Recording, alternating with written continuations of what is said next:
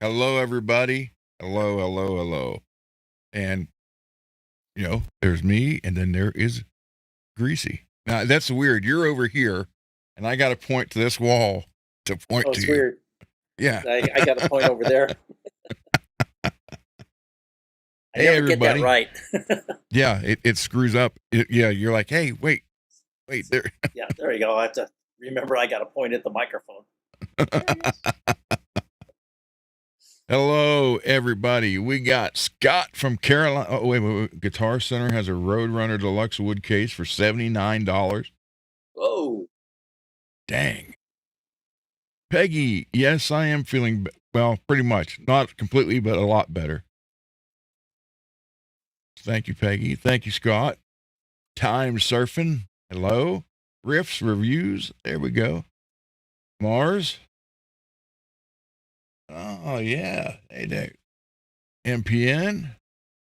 There he is. Yeah. Billy Ray. There's Billy Ray. There he is. Wait a minute. I got to see Riff's thumbnail here. What is this? See a green guitar.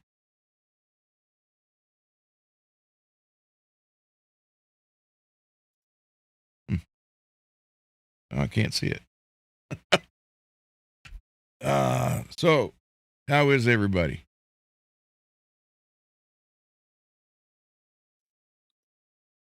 It's Saturday. I, yeah.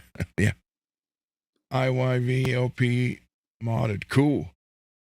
Oh, there James Stahl. Hey, man. What's up? you go. Oh, Trying to. Hold on. And Greasy, you're doing okay, I assume, right? yeah. I got to remember to point there. Yeah, it's been like 90 degrees here, and it's going to be 90 all week long. Yeah. About time you guys got our weather. No, I don't want your weather. I like our weather. That's why I live here in Well, California. we had massive thunderstorms a little bit ago again. Just what we need. More flooding for everything. Yeah, more flooding and more humidity so you can't paint. Oh, that's just awesome. Although Monday, it says a high of 72 with low humidity. Monday and Tuesday. I was like, yes, Really? guess where I'll be? Out in the paint, Nice. out in the garage. Sweet. Mars, you guys got any flooding out there? I mean, I-70 by Buckeye Lake is completely covered. Wow. And I-70 goes from the east, from all the way from east to California. Yeah. If it keeps if it gets any hotter, I'm just gonna start I'm gonna go on Amazon and buy me a couple moo-moos. I'll be Hey, wearing the Zach. moo and then I'll have the straw hat and then the stuff on my face. I'll be looking like Marlon Brando in the Island of Dr. Moreau. Hey Zach. Baron. Barrett. Cool. Glad to see everybody here. Thank you all. Dang it, I just can't. Thank you all for hanging out for the giveaway. And sorry you guys didn't win. Yeah, Billy, I gave it to him. Yes.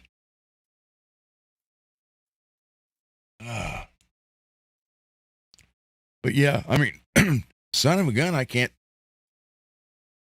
Yeah, it was fun. And I think it turned out, really fair that way. Yeah. Because it just wasn't one spin and that was it. I mean, everybody had 5 chances, really.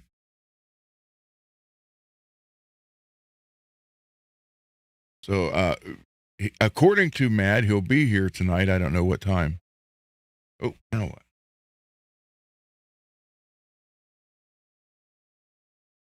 Oh, speaking of Mad, that's him right there. There you go. I'm about to jump in your live stream. I'm going to stay for a wee bit, so I'll keep it short.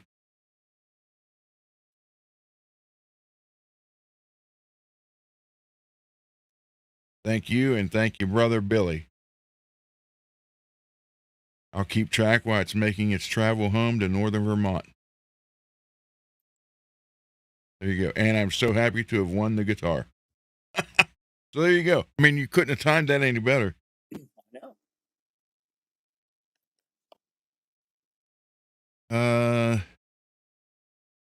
Oh, I got your reply. I just saw your reply for the Strat. Scott, I'm gonna put another Strat together. Hey, True. And it's a beautiful Strat. So right now it's a combination of your body, the loaded pick guard from Tees, and a part from Greasy. And I'll show you here real quick. We're not going to go over to the bench today. Hey, True. There it is. Hey, Peggy. A pink Strat. Now the parts are just set in it for right now, but the pink pickup covers came from Greasy. Yes, they did. And I thought, you know what? I need to put that together so I can get it out of here. Hey, any kind of motivation's good motivation. Hey, There you go.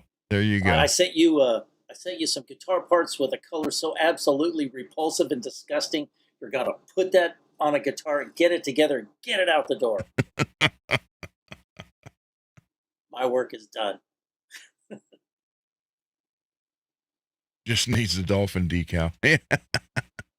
And I got a line, not for sure, but there may be a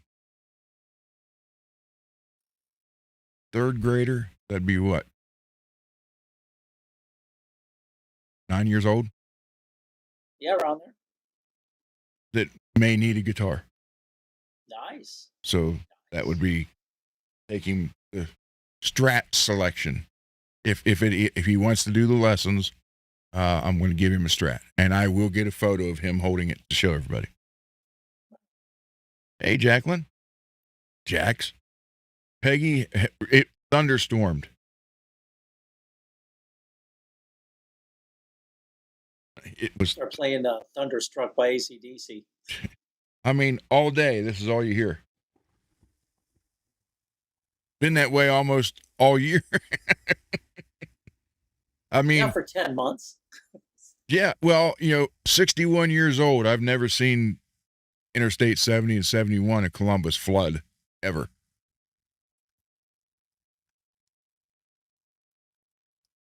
I've seen it flood by Buckeye Lake, but never, no, that's crazy. Ah, there we go. Hey, Jax. Yeah, all of August anyway, it's been down. Yes, it has been. Storm chasers in Ohio today. Got news for him. There's a or did I erase it? I deleted it. So we're supposed to have some rain or something tomorrow and then clear up for Monday. So that's pretty cool because 72 and low humidity for Monday and Tuesday. Yep.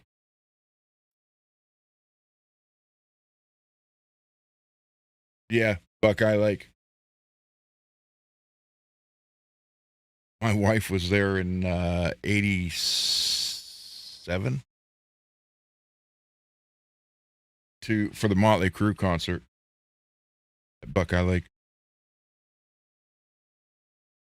Can you send the rain here? Jax, I'm telling you, I wish you could have it. Yeah, well, with any luck, Peggy, 48 hours and I'll have it. Because I got to get the last coat of clear on Dane's guitar. I mean, that's what makes me mad. I'm so freaking close. One more coat of clear, sand and buff it, and that can go off to Dane. I have to sand the red down. There was as I looking through Marshall guitar, it's up, sitting straight up on a pole right over here on the table, the back table behind the bench, and I'm able to spin it. And as I was spinning it, I noticed a dent in one of the things. So I fixed that with that green glaze.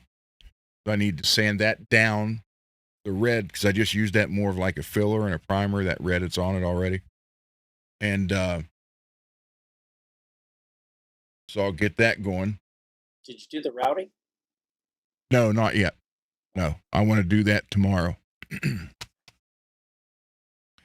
And again, the body is not the issue. The issue is the pick guard. That's the one I'm scared to death of, because there's so many ways. I mean, obviously, sticking a router to it, that's it. My luck, it hit it and be like a piece of glass, just shatter. Oh. So, there is. I can block a Dremel tool with a cutting wheel on it this way, and run the pick guard, cut it like that. I'm not sure, or I can take the saw you sent and start on it, get it that way. Because man, it just, if that breaks, there is no other one. Well, I sent that saw to you. I figured if anything, the weirdest tool I could possibly send you, I think that might be it, and you may find a use for it. And there it is. Yeah, that's the only thing that's got me worried about that, is because if that breaks, I can't order another one for it. I know. There isn't. It's one off. So, yeah, I know. On investing into a CNC machine, and then a bigger one, so you could do those big pick guards, and then you get some red perloid material and just kind of, melt it all together and make one big thick one. And yeah, it's it's a little scary for that, to do that one. And that's a real brittle material too. It's not like regular soft plastic pick guard. No, it's like glass almost. Yeah. And that's why I kept saying the whole thing was like a stained glass setup with all of, even though it's not glass, it sure as hell feels like it. Yeah. And it's that stiff. Yeah. It's got that hardness to it. Hey, John. Hey, John. It's I was on Reverb, my favorite porn site, and I was looking at some Gretches. I've always wanted a Gretsch penguin, and they've got some beautiful ones out there. Black paisley. They had a gold paisley recently. The white one that was all-time classic. You can't go wrong with the white, penguin. And then they had the black penguin, and now they've got a blue pearl top on it for this year. It looks sick. It's like, oh, it's so pretty. I wonder why I'm not seeing everybody. It's on Top Chat, not Live Chat. There we go. I'm seeing people say hi and stuff to people I don't see here. I'm like, okay. I know. Oh, and Geiger has some new knobs out. They are acrylic, and they look like old man candies. The red and white ones. Oh, the stripes? Yeah, the striped kind of candies that you see in old people's candy dishes and stuff. Yeah, ones we should be buying shortly. Yeah. It's god-awful things. They have some in red, and some blue, and some black and white. Blue and white. Well, let's look real quick. Check it out on the Geiger. They look cool as hell. Explore new arrivals. Oh, it's taking me to CNC. Hold on. Yeah, they're really promoting all the CNC products. Yeah, you can unlock a mystery discount. The stuff looks good, though. Yeah, well, I'm telling you, they have really stepped up their game. God, several levels. Yes. New knob switches and caps.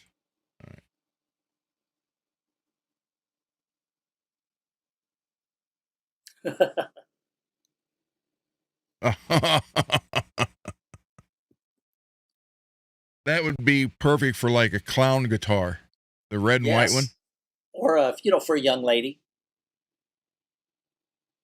Oh, where, okay, share screen. Hold on here. Yeah, you should show. This is this. Imagine this on like a clown guitar, Yeah. like the big top. Like click the picture with all three. Yeah, that right there. So you got the three varieties. They look good though. 6mm shaft, so you have to use import pots. Yeah, the red and white one go good for like a clown circus theme. The black and white one go great on like a black and white Strat. Yeah. This one, I don't know. Put that on the pink guitar for dolphin colors. Yeah.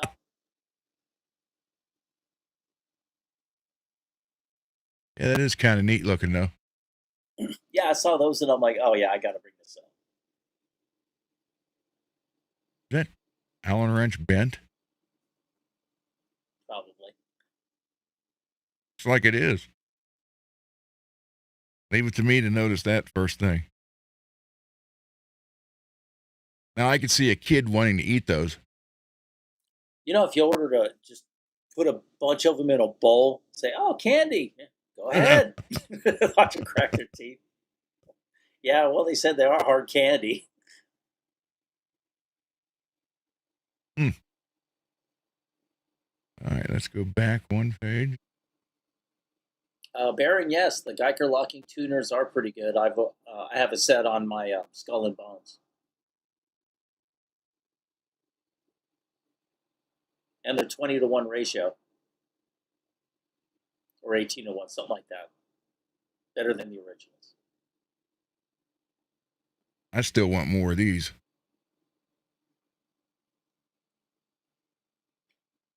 But not for this price.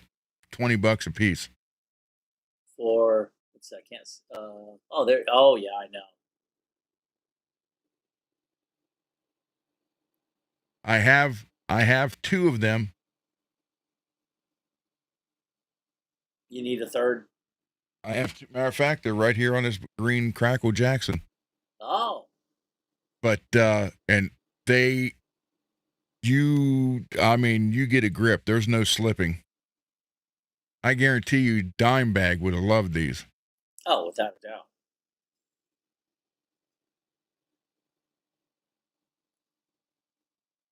But they're 60 or 60 some dollars for three.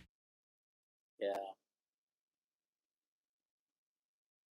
They look like metal pineapples or something. Yeah. But they're so aggressive, but they don't cut. They don't cut into you. It's a brilliant design.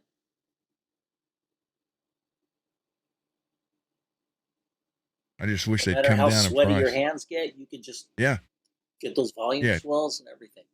$22.49 a piece. And they're aluminum, so they're not big, heavy ones like brass. Yep. If weight is a concern.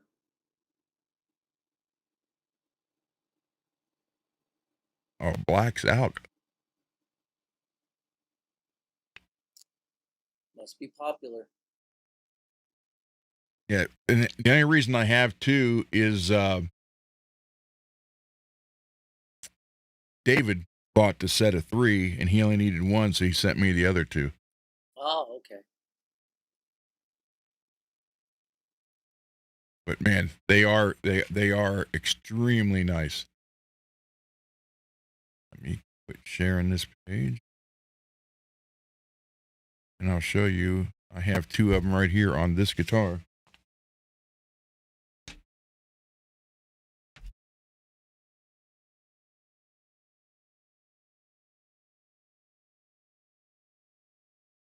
Wow, they look great.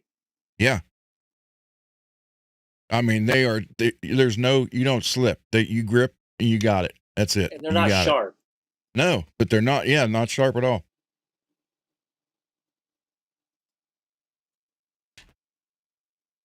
I love them. If they just didn't cost so much, I'd have them on all of them. Yeah. I'm getting another message.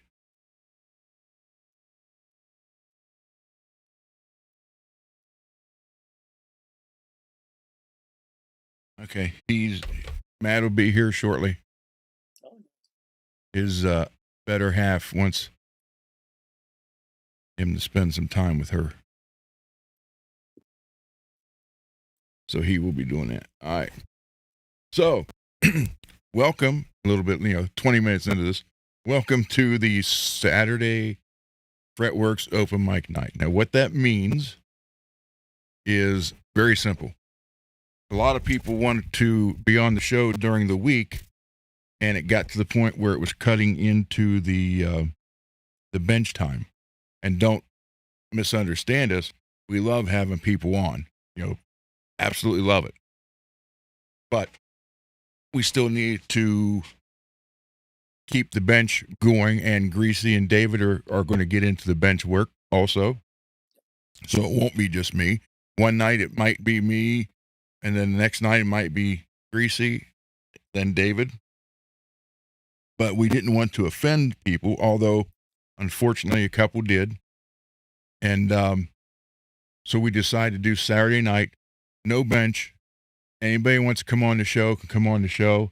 Talk about your guitars, what you've done to them, what you want to do to them, if you paint them, whatever. And if you want to play for a minute or two, just run a few little riffs or something like that, that's fine. Just no backing track, because I'm getting slammed with copyright claims now like crazy. Richard, yes. Excuse me. I can, and I have. Here's one right here.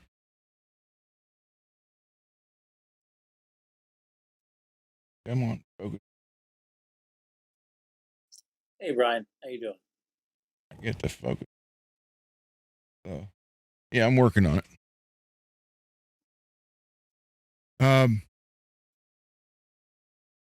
So, you guys want to come on, or if you just want to come on and hang out and, have a chat with everybody, you're more welcome. Tonight's the night to do it. I had, Puppy did the 8-minute backing track that didn't work. And then, oh my God.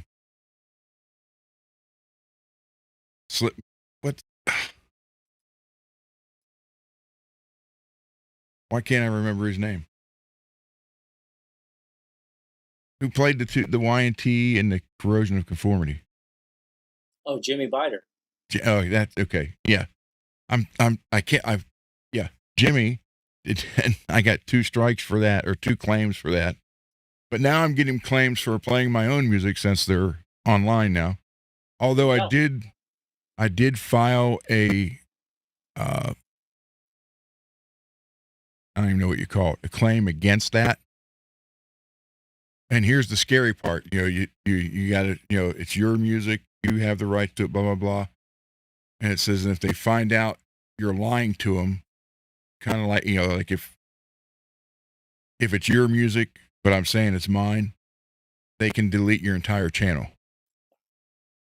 for that. So, I did put in a claim letting them know that's mine and showed them everything and all that. So it said it could take up to 30 days. Yeah. So.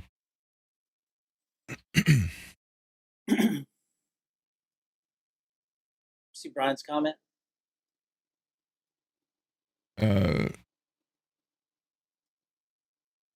He's asking you a question. Which one? Searching for tone.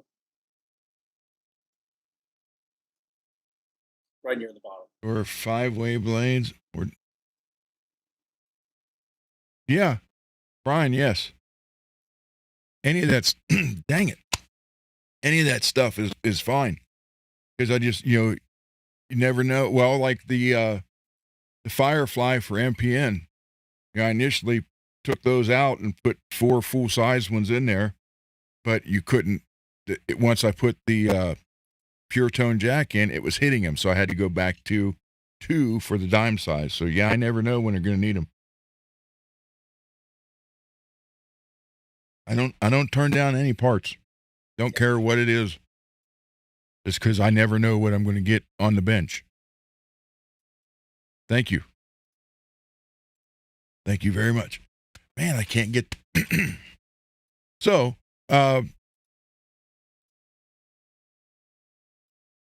Riff, you want to come in?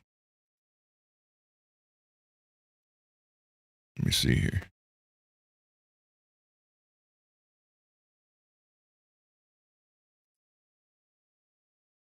Hold on. I'm working on it. Right on, Brian. He said he'll send you a whole bunch of stuff. Okay. Thank you. That's great.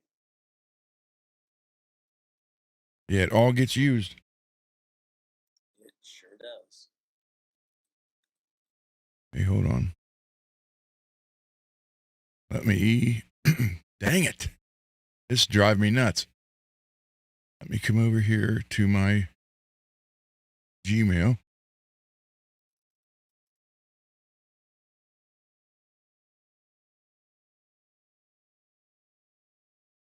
Oh, and Scott needs a link. Okay.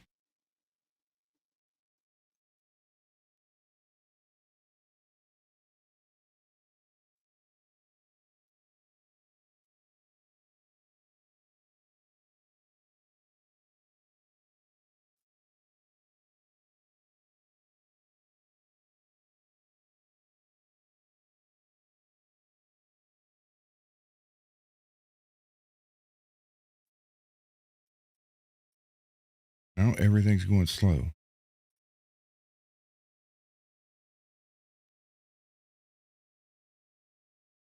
Okay.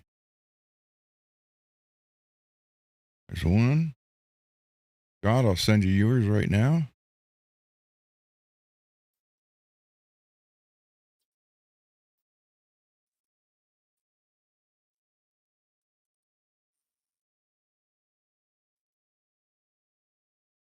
Okay, it is sending. And I'll send one to Mad too, just in case. Apparently he's checking his email.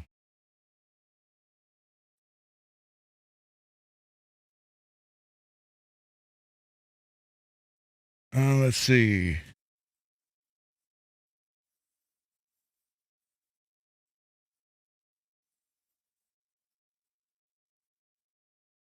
Anybody else want to come on? He said pink knob.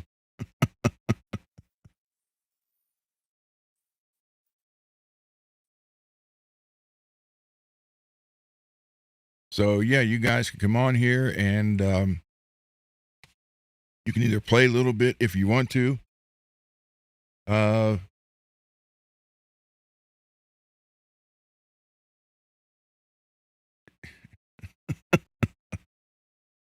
You guys can play if you want to, a little bit.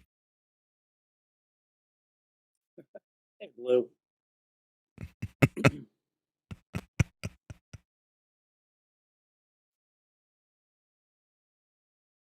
Well, with the weather being the way it is, I hope Blue's keeping Sugar Tush all supplied with ice cream sandwiches. I mentioned that one time, and she's like, "Now I have to have ice cream sandwiches." Hey, hold on.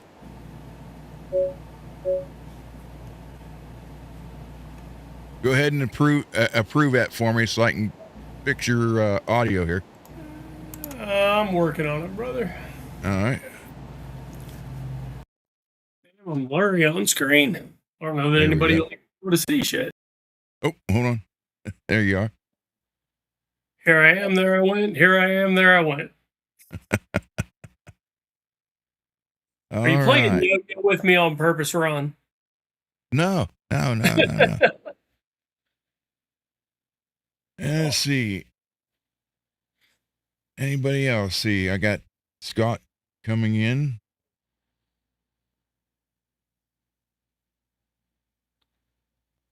All right. I think that's it for now. So what show us your guitar. Oh, this is what I built for Keith. Cool. Put a Jackson logo on it just because. I had one laying around, but I put a full-size brass block in it and locked it down anyway. Put an There you go. authentic Jimi Hendrix thing on it just to make it Fender Jackson. Yeah. It's got a Fender top on it, but 3 basic humbuckers all split for him. Titanium nut. That looks nice. Oh. Keith really wanted a relic guitar, and he's kind of on a fixed income, so I figured why not? Yep, that's the way to do it. There's Scott. Hey, Hey, Scott. Hey, Scott. Hey, Scott. How you doing? Good. So yeah, I mean that's the best way, Riff. Help people out when you can. Like I said, I got stuff I'm sending you too, Ron. 3.5 hours is just too far to drive for the acoustic. Yeah. The truss rod is maxed out, like I said. I don't have the equipment to do it, or I would, and I will get it done. If you can do it, I will make plans to come up and see you and get it done. But right now, I just can't jump and go. Yeah, I understand that. And we all sound like this from Ohio right now. It's called rain. Yes. It's the weather. But yeah, that you did a great job on that guitar. That looks great. I've been doing it since I was like 12 or 13. I started messing with guitars and computers. That's my thing. There you go. I don't have all the equipment you have, which is why I asked you about the acoustic. Yeah, like I said, I can look at it. I had to learn acoustics during, when I was studying with the luthier. Oh, for sure. But I just don't work on that many because, I don't know why. I mean, I get it maybe one or two a year. Yeah, few and far between. I get it. I do. The neck literally, like I said, the truss rod is maxed out. So if you've got to heat press the neck and turn it back the other way, you can drive a damn Hot Wheel under the strings at this point. I've just cranked it to its tightest. And I play with like 11s or less on most of my acoustics.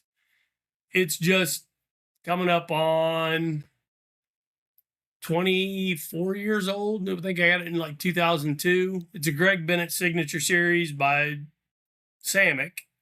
When Greg left Washburn and went to Samick, met him at the 2002 NAMM show in Nashville. Sold my Gibson. I had a Les Paul Studio with P90s. Sold it, bought 3 electrics and an acoustic for the price I sold that Gibson for. And they're fantastic guitars. But that's kind of special to me. I've held onto it through all the years. So. There you go. Yeah, I'll gladly take a look at it. Is there a way to loosen up the truss rod and just clamp it and just straighten it out that way, or with steam? You'd have to weight press it and heat it, and short of reset, like pulling the neck off and redoing it. Like I said, I just don't have the tools, or I live in a studio apartment, man. I don't have. You don't have a big workshop. I've got like 20 guitars over there, but no, literally, like here's another little project that started out as a groat that I got for like $70. That I put Baron Geiger locking tuners on, and a Geiger trim, Wilkinson overwound, 2 ceramic minis. They're all split right here now. They're all single coils. And just to appease Birdman, I put top hat Gibson switches on it, or Gibson or volume knobs. Cool. I dabble. We'll say that. Well, I think we all do. Yeah, for sure. I mean, you look in the background of all of us, you pretty much guess it. Yeah. But Scott's got the warehouse. He's got us all beat. I don't have a warehouse. Just a few. Yes, Scott's got the warehouse on parts, and Rock Daddy's got the warehouse on amps. He does. He's got I don't know how big it is, but he's got full PA systems and probably 30 or 40 some stacks. He's got everything. I was like, man. Wow. No, I'm not quite that bad. I do have 2 katanas. I've got a 100 combo. I've got a 100 head. I've got a Spark Mini with the accompanying cabinet that turns it into a 120 watt that I can play live with. I've done it. I've seen me do it a few times. Cool. But beyond that, Amplitude and my Valaton are what I play through when I'm doing lives. I don't mess with any of the other stuff. It's just too complicated to try to mic and do all that shit. Yep. Yeah. So yeah, you can definitely tell that Riffs and I are in Ohio. Yeah. This is crazy. I've never seen this much like this the last 10, 11 months like this. I'm 55 years old. I've lived in Ohio at least 40 of those years, was born here. I have never seen this much rain this late in the summer in my life. Exactly. Like I said, Jimmy and I are building an arc, Ron. You're welcome to jump on. He's just south of Columbus. I know you're a little northeast of Columbus. Just we'll kind of meet somewhere up. Actually, I'm dead center. If you take 70 out of Columbus and runs right, I'm right there. I'm like 10 minutes away from Wheeling, West Virginia.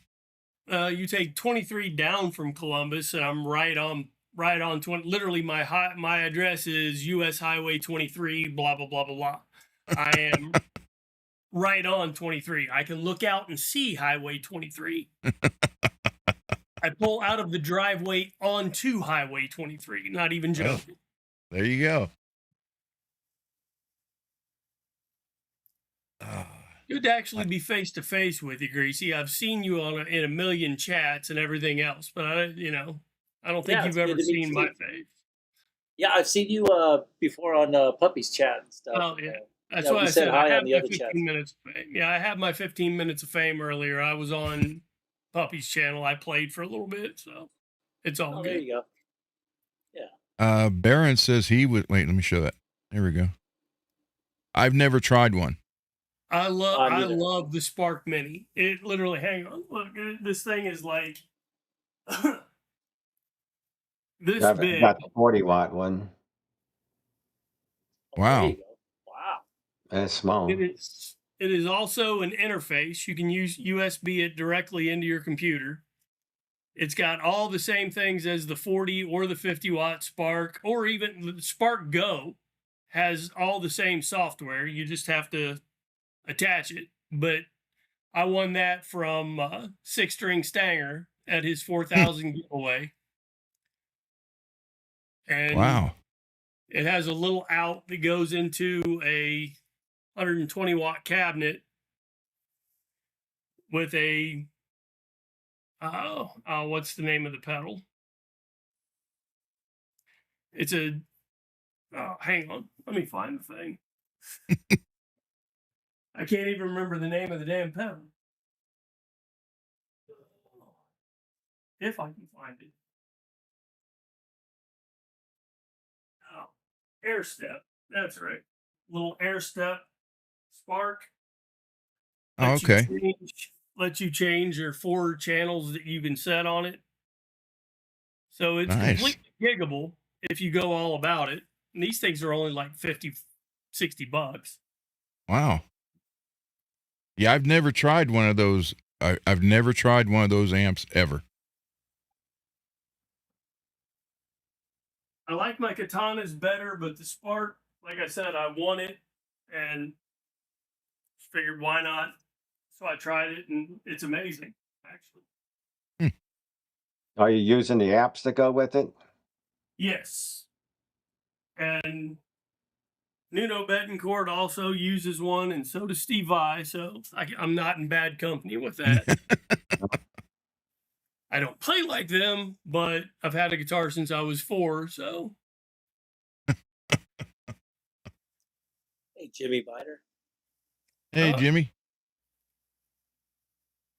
Oh, Oh, Chris, don't be telling lies about me in the chat. That's wrong. There you go. That's because we're in Ohio. It's been nothing but wet. Yeah, I've talked to Chris a few different times in some other chats, and my voice is definitely screwed. Jimmy made an appearance on Ed's show tonight and was amazing, by the way. There you go. His new channel. He and Randy are doing their thing. Yep. Yeah, that's going to be awesome. Looking forward to seeing that. I escaped from Ohio a while back. I escaped and I came back home to take care of my mom until she passed away, and I have not broken out again yet. Yeah, I'm from Cleveland, and then I went to Mansfield and Columbus, and then I went to Indianapolis and Maryland, and now South Carolina. Well, see, I went south. I was in Memphis. I was in Little Rock, Arkansas. I was just south of Oklahoma City. Did time in Columbus, Georgia on Fort Benning when I was in the military. I've been a few different places, but I got sucked back into this pit called Ohio.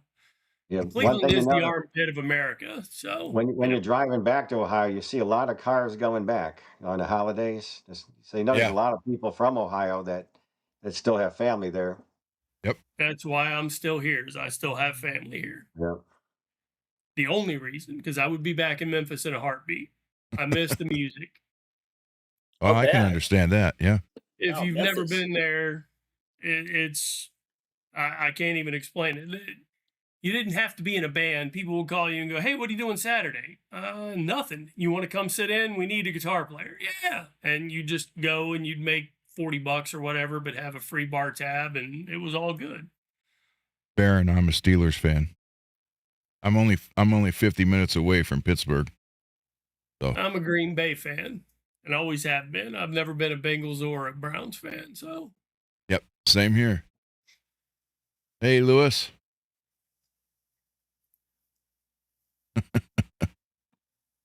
Lewis, how you feeling? Yeah.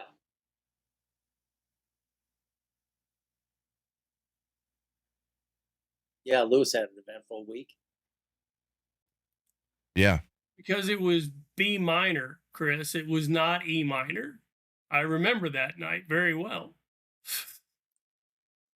He put up a backing track. He's like, "It's E minor." I'm like, "No, it's not. No, it's not. No, it's not."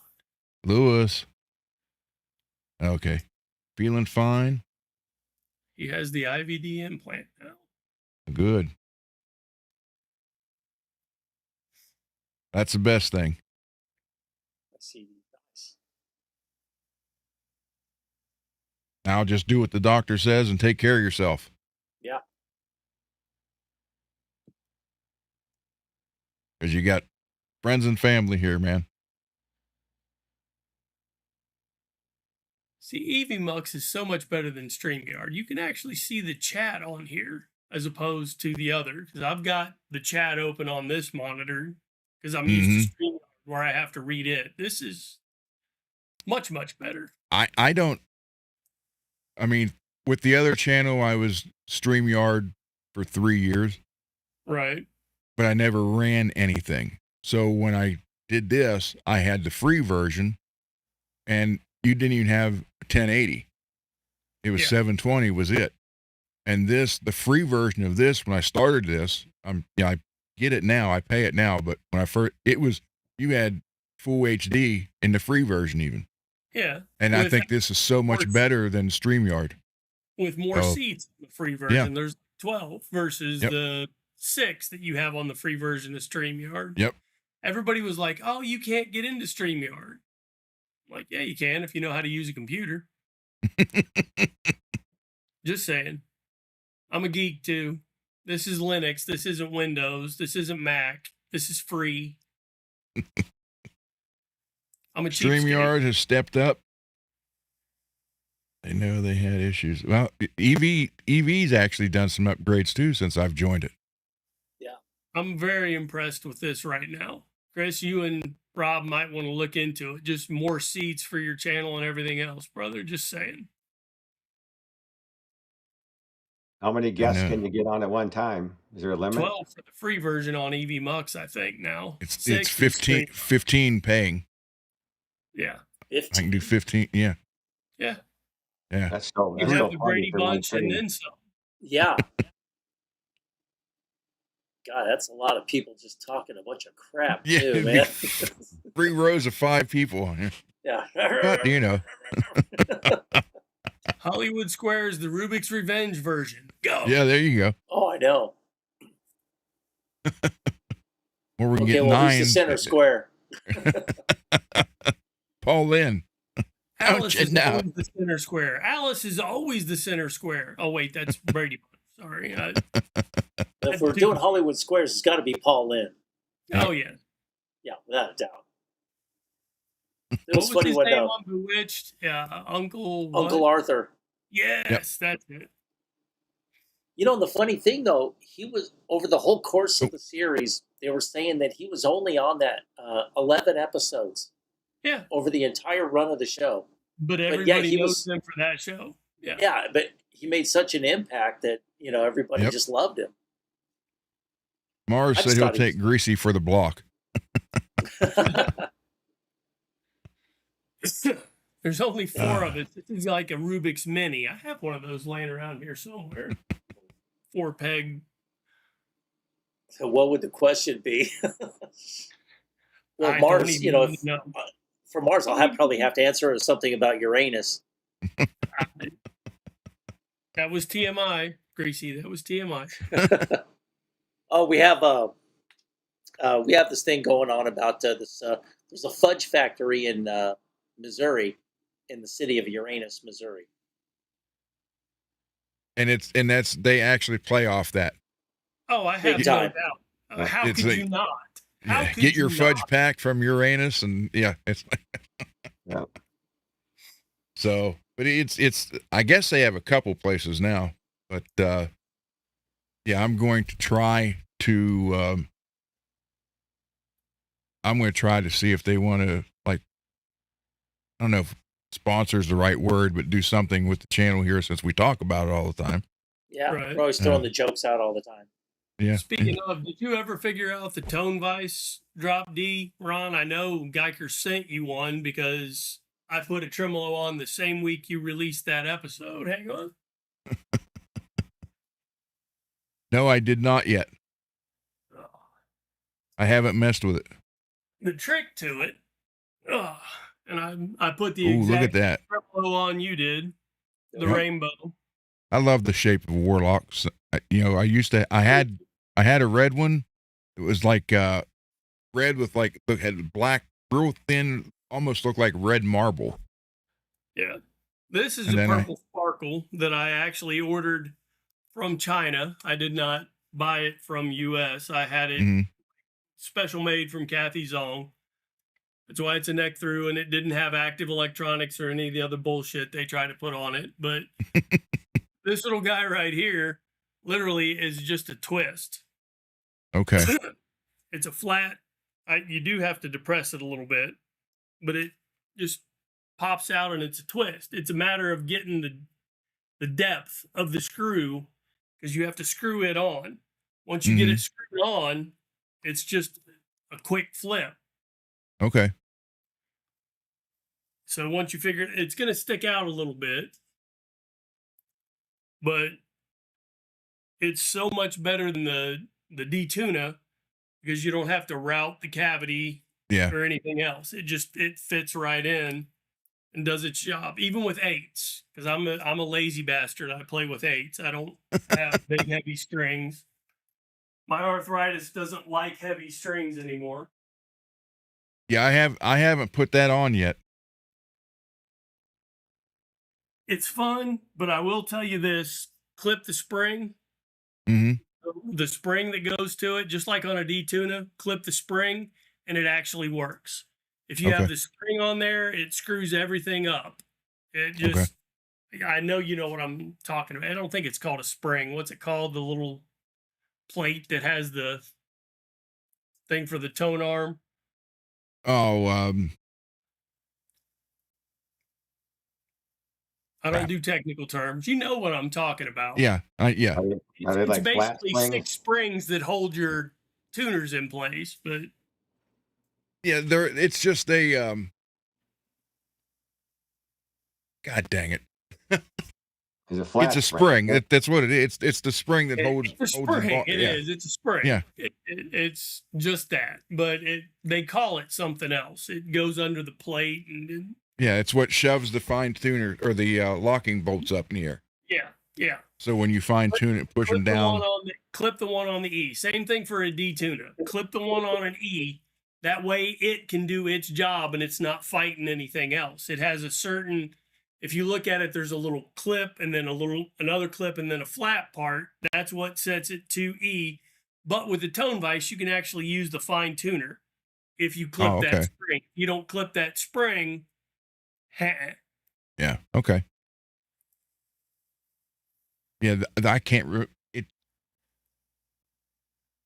son of a gun. Now you want now I got to look. Do I have that? What are you looking at? You're scaring me. What are you looking at? What that's called?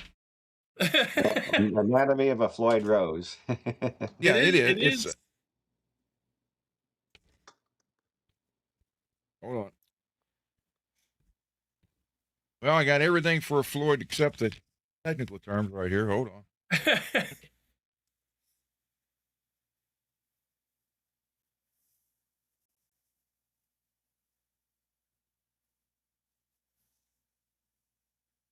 Fine tuner tension plate.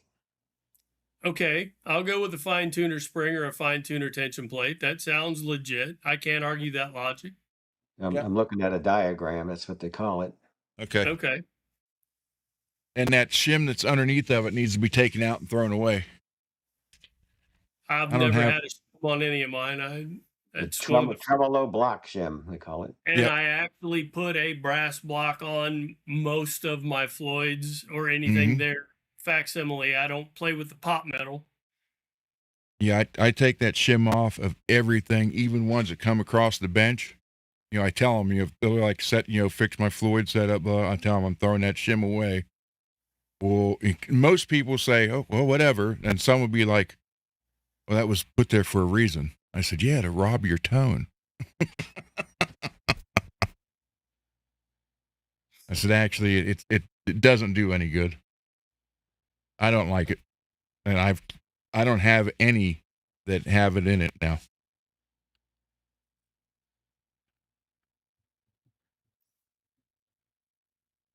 Yeah, I think one guy called that I think he just called it a fine tuner spring.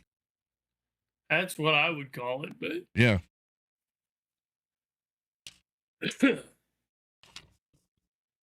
Well, it's time for me to pop off and let Malachi or some of the other folks come up. I've had my 15 minutes of fame for the night, like I said, and I'll be happy to jump back in next Saturday or whatever. But for now, I will relinquish my seat to the next carrier.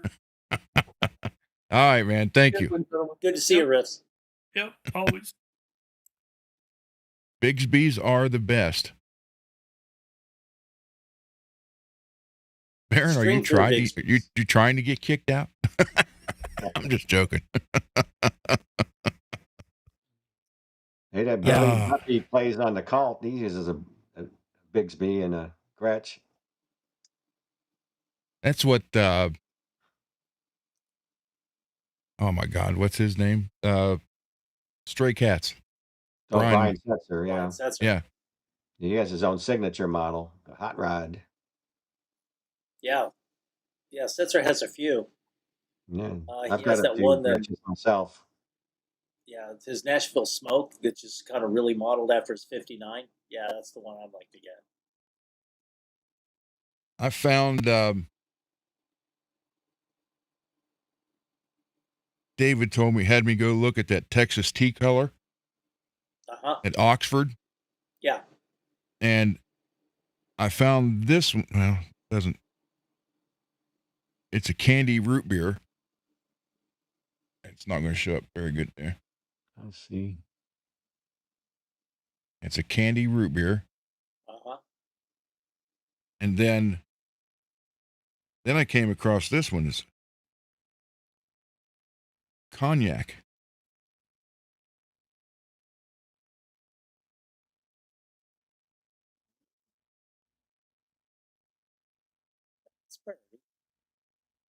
It's real close to root beer, but it's got like some hint of another color in it, though. Yeah. But it's yeah,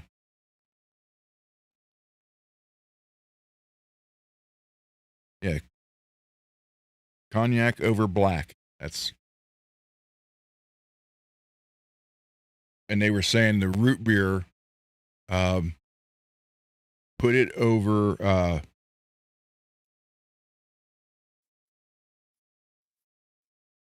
black for a real deep, rich color to it, or silver metallic. So I'm like, well, okay. Hey, Mr. Mick has a question. Hey, Mr. Mick, let's see. Oh.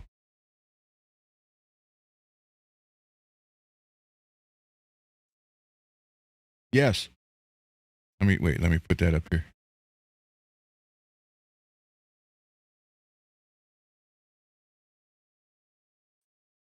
Yes, they do. And Perfect also, example. if you're direct mounted to the body, it seemed like that could affect it as well. Yeah. My Charvel Pro Mods, the ash one that is the sunburn color, the yellow and red. I took the two DiMarzios that were in it out and put in two Seymours, which were the same two Seymours that were in the green one that I have the Lawlers in now. And they sounded a lot different between both guitars, although they were the same exact pickups. Because you're going from the swamp ash of the rain or the sunburned color one. So yes, it does make a difference. And Scott's right also if it's direct mounted too. Hey, Martian. There he is. Hey. Robbie. So, yeah, it does make a difference. I go hide that one. Okay. Scott, how was your week? It's pretty good. But you said you were sending pickups. When I saw it was a 31-pound box, I was like, what in the world? I thought you either added something or you sent about 1,000 pickups, one of the two. If I'm going to UPS, I'm going to UPS. There you go. I'm going to go there with that little tissue-sized box. Yeah. So that was great. And that was definitely a surprise. And the funny part is that black Ibanez, I have the neck MPN gave to me that he had bought for his Ibanez, and it fits right in that. Yeah, I think I sent you one that might fit in there too. Yep. It has the offset bolt on it. So, but it's like, wow. I mean, I was definitely surprised. Let's see. Are those good Charvel pickups? I don't think they had any markings on the back. Yes, the bridge output is about 17 on that one. Oh, that's high. And the neck was 7, close to 8. Okay, so that'll work. Yeah. So thank you for that, sir. Nice. I sent you some P90 stuff so you could make something different. You can make a P90 stuff. What, did you see the pink one? Yeah. Let me show this again. I sent you a couple single humbucker pickups too. Or pick guards, I mean. Yep. So yeah, that looks good. I didn't realize that body was that pink. Yeah, it is. A maple neck on that would look sweet. Yeah. Well, that I don't know. I might. But yeah, that one's going to get done. About this. And that Squire body, I think you just throw a neck on it and you're good to go. Yeah. Yep. That'd be perfect for a little girl. Well, that's I heard about this one kid today or yesterday. He's in 3rd grade and he's interested in guitar, but single parent, just a mom. And got a little younger brother and an older sister, so they can't really afford a guitar. And they called me about, and I say, hey, I got 4, soon to have 5 Strats right here, ready to go. Yep. So they just want to make sure he runs to learn it, take the lessons and learn it first. Then they'll get a hold of me. I said, well, don't, like he can pick one here. I got 4 or 5 of them he can pick from. So, and I said, should put something on there. It says, if you ever give it up, call me, pass it on to the next person. Yeah. The only part about doing this that scares me, and I never know if it's ever happened, if they take the guitars and sell them. Yep. You just don't know. Yeah. And I know there was one, I can't think the program. It was over in Little Washington, Pennsylvania, where they did that. And it stopped the program initially because they were, getting guitars and they were just taking them. The parents were taking them from the kid and taking them and selling them to a pawn shop to get the money. So now they reissued that program, but the people are lending the guitars to them. Mm-hmm. And that way they can't, if they do, they're in trouble for getting rid of them. But right. Make up a neck plate that says not for sale. Yeah, exactly. For sale or trade. Yeah. Hey, Steve Brandt. Puppy's here. Hey, Puppy. Hey, Steve. Well, I saw someone else. Sent hi to Robbie. So, yeah, so that's the only thing, you never know. And I don't know. They may have, from what I've done in the past. I don't know. I sent you some Sir pickups too. I didn't know anything about those, but I know Sir is a real expensive guitar. So yeah, I saw those. Yeah, did I test those yet? I don't think I did. I don't believe so. I do have one Sir pickup in here. I've had about a year or so.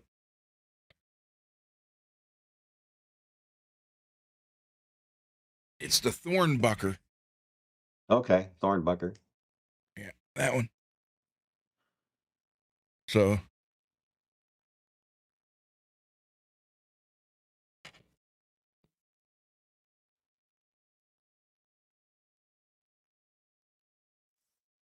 say where I got that one. Oh, see, Rev does he? Rev plays Sir now. Cool. Hi, babe. Hi. If it thunders, she'll come in here. No, I don't like thunder, huh? Yeah, my dog lays under my desk when it's bad weather. Yep. It's not that bad, but a 98-pound German Shepherd's not that easy to. No. Come here. It cuts into your leg room there. Yep. Come here. Come up here. You gotta go outside. Gotta go outside.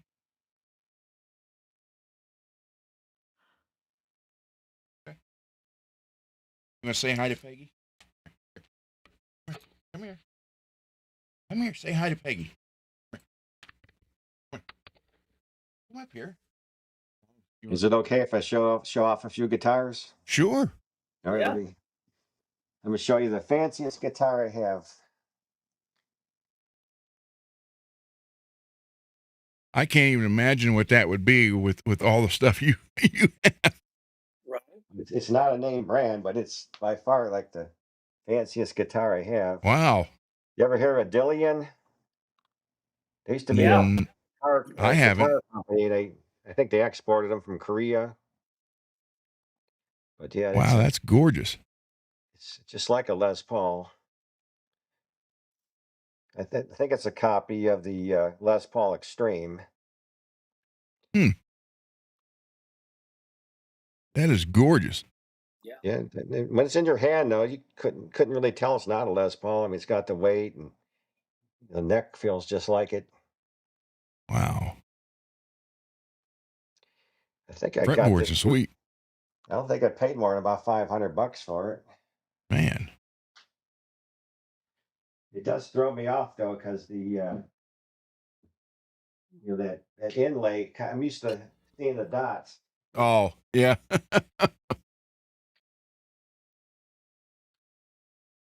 Steve Brand saying Dylan's a subdivision of Tokai. Oh, okay. It's a Les Paul, but it has a custom paint job on it.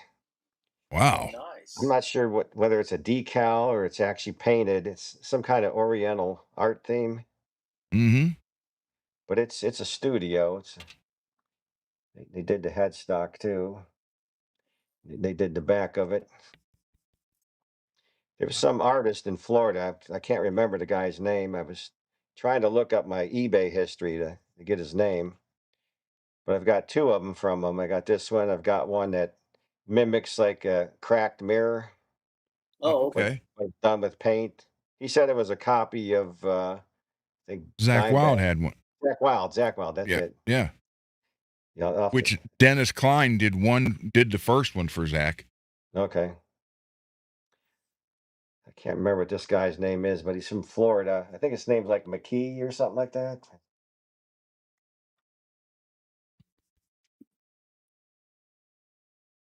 Blue Box is saying it doesn't have a broken headstock. It's very questionable.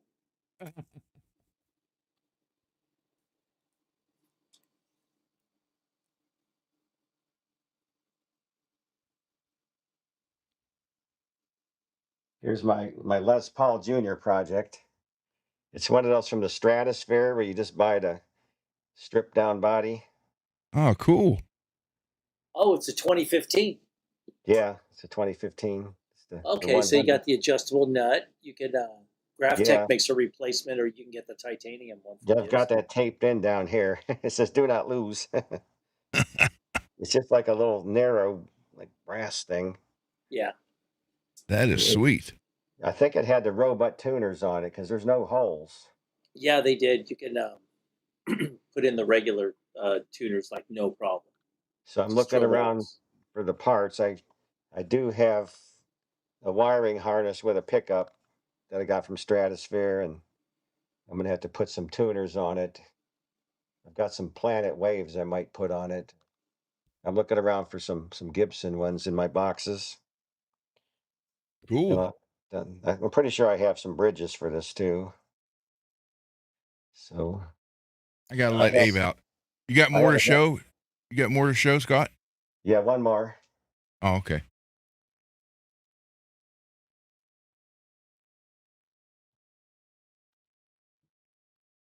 Let's say if you had like a few more, I'll just leave you on there. And Oh, if you got to take her out, go ahead. I'm pretty sure you said you had one of these, yeah, I do. the coffin case. Yep. What guitar was that for inside? Well, I got it empty. I have my 550 in here. Okay. Because the one I got came from Starving Musician in Santa Clara, but it wasn't a Strat style shape. So I had to take all the foam out and recut it. Yeah, this is what I have in there. I got my Ibanez 550. Ooh. MPN, you here? Yeah, I got this at I think Guitar Center. They had it on sale for like $7.99. I got this probably about 5 years ago. But it's got a nice thin neck. It's actually thinner than my Jackson Pro. A Hmm. little bit thinner. This is the yellow. I think they've come out with a purple one now too. Cool. The Yes, Jit, Richard, they are. the Jit Boy's got the purple one. Hmm. That's All right, cool. that's all I had for now. You can take your dog out. Okay. Be right back. Come on, babe. Let's go outside.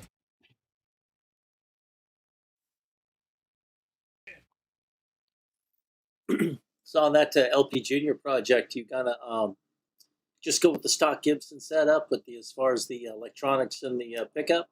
Yeah, I probably will initially because that's what I got. I got a harness that's all together. It's got the pickup and the two knobs. Oh, right on. I do have That's a a bunch nice. of I do have a bunch of P90 pickups though in a box here. Oh, okay. Yeah, I've got like Lindy Fralins and I've got some Gibsons. Oh, man, cool. I've got some custom wound ones. You know, when Y- I get into something, I get into something. Yeah. Hey, nothing wrong with that. I do the same Yeah. thing. I do have a Les Paul with P90s in it. It's just like it's not a studio. I think it's called a classic or something, or but it's Okay. kind of like a budget one. I think I paid like $7.99 for it. But Oh, I okay. wanted a Les Paul with P90s, and I got it.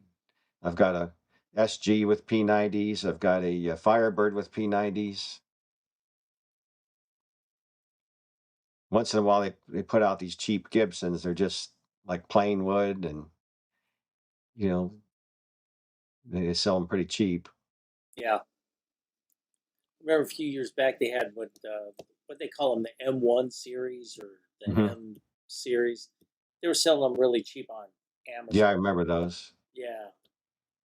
Some people sunk a lot of money into them, but I don't know. They just the neck angle was kind of wrong on them for the bridge, and they had some problems. Yeah, the SG I have with the P90s, it's really thin, and it's like the input jack hits the other side of the body. You know when you plug it in. Yeah, it's like the SG, the control layout. It's just a little busy for me. If they would have it Mhm. in the standard Les Paul that configuration, but have one master tone and then the three-way switch, like in the neck tone position, Mhm. and then a side jack, and that'll clean up, the SG that whole control area Yeah, because I don't know why they put the input up on top and the switch right there. I guess they wanted to yeah, make it it's quick. just all crammed together. Even like the double cut, Les Paul specials. Mhm. That just it's a little busy. Yeah, I had a Les Paul double cut, and I got it from a pawn shop real cheap. But the neck, I can never straighten the neck out, so Mm, that's why I was trying to clamp it and do things with it. And Stu Mack had some kind of a truss rod rescue kit I was thinking about getting, where you take the nut off and then you use like a tool to dig out a little bit more wood so it'll go in a little farther. yeah, But I ended up just selling it. I tried hanging it and clamping it. And, I'd loosen the truss rod as loose as it'd go, and I just couldn't yeah. get it straight. I have I got it from the Gibson demo shop. It's a custom shop Les Paul Junior. It's a Mhm. 57 version. It's the big neck and everything. It's got a bad truss rod, and the truss rod sticks out from the truss rod nut about yay that much, Wow. and you loosen it all the way up. You still have 5 thousandths relief, but the nuts and I'm probably gonna sell it. I don't want to mess with it, but Mhm. I'll put it up on Reverb. But whoever Yeah, buys it, I bought this like it's a big straight bar, like, and it comes with a bunch of clamps where you can yeah, clamp the neck to try to straighten it. And I'm sure there's a way to fix it. yeah. But I, that's for I've read, somebody else. I'm just I've gonna read say, some people actually put like oil in there so it'll soften the wood, and they just crank it down a little more. yeah. It's like there's something up with the. I'm thinking the fingerboard's got to come off. You got to pull out the truss rod where it anchors into the where the neck meets the body. Because I Hmm. mean, it's just sticking way too much from the truss rod nut. So Is that it, doesn't Gibson have a lifetime warranty though? no, no. No.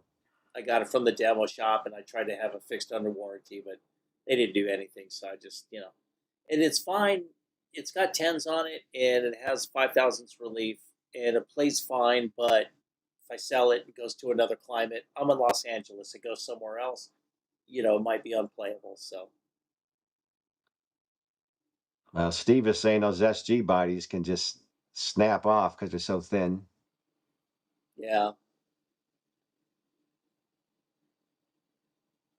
That'd be alarming. Hmm.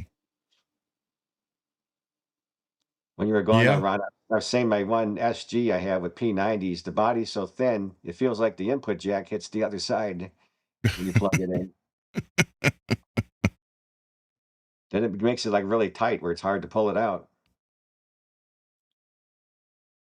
Yeah, there's SG. I've seen a lot of well, I can't say a lot. I'm going to say probably in 42 plus years working on guitars, I've probably fixed 8 SGs for various reasons. 2 or 3 of them were headstock break off. Ending the night short. Oh, good night, Jacqueline. good night. I thought you meant you wanted me to end the night short.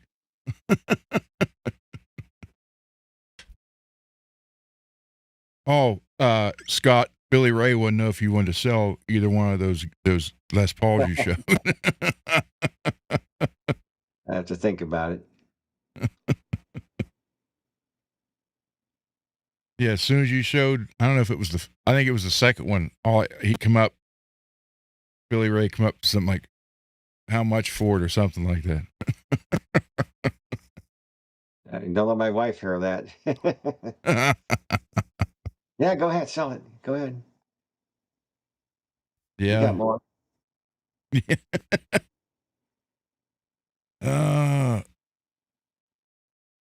Let's see. I said hi to Puppy. Yep.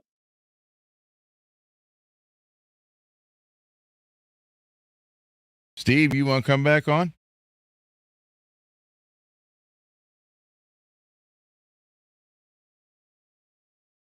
Hey, Billy, which one was you interested in? The first one or the second one with the Oriental? Probably, I'm going to say the Oriental.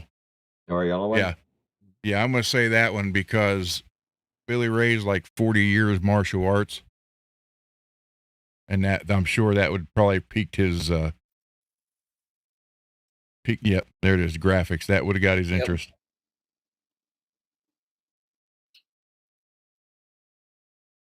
All right, Steve.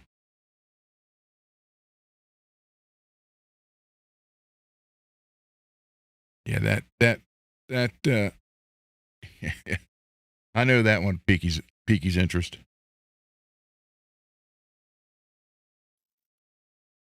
I think it has some type of writing in it, Oriental writing.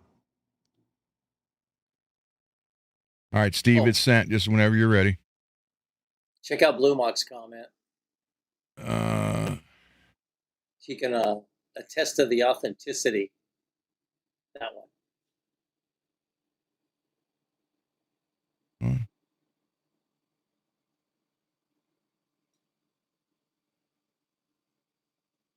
I remember when that happened. That was a drag. That's a Sweetwater, right?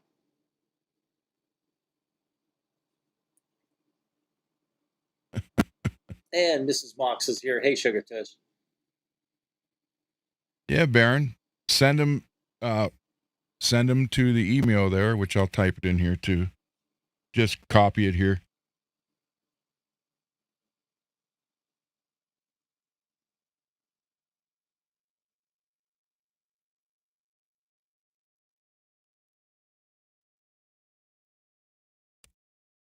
There we go.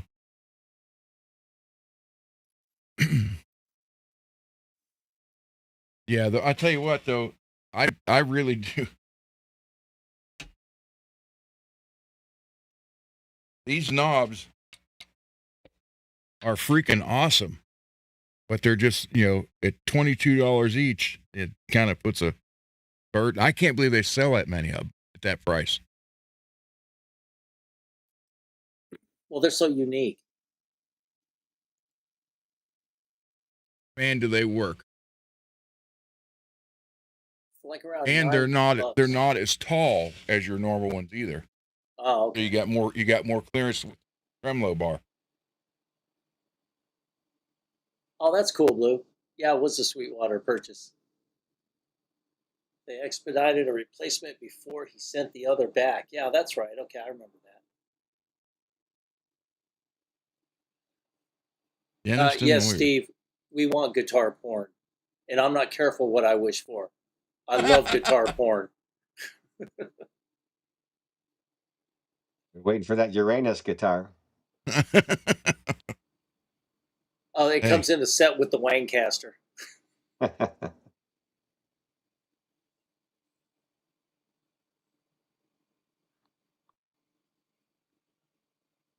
On Uranus guitar, you know where that's plugging in. Yeah. And Riff said Denison lawyers buy most of them.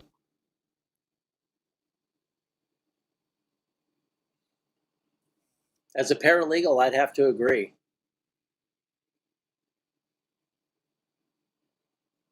Paralegal what? Hey, lawyer bands are fun.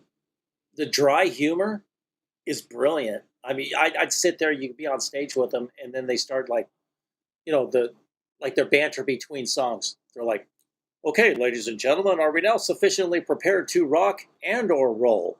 Very well, let us proceed. And I'm just like sitting there like, oh my God. And then they start in, and it's always that dry. Yeah, Steve, there are rings around Uranus.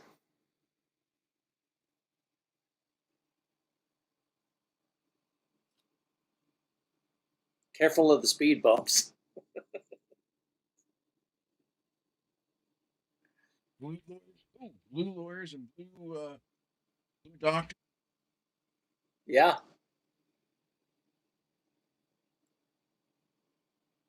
Hey, if they're out there stimulating the economy, keeping Yeah. these Come here. guitar companies in business, more power to them. Come here, say hi to Peggy. Oh, you're a butthead.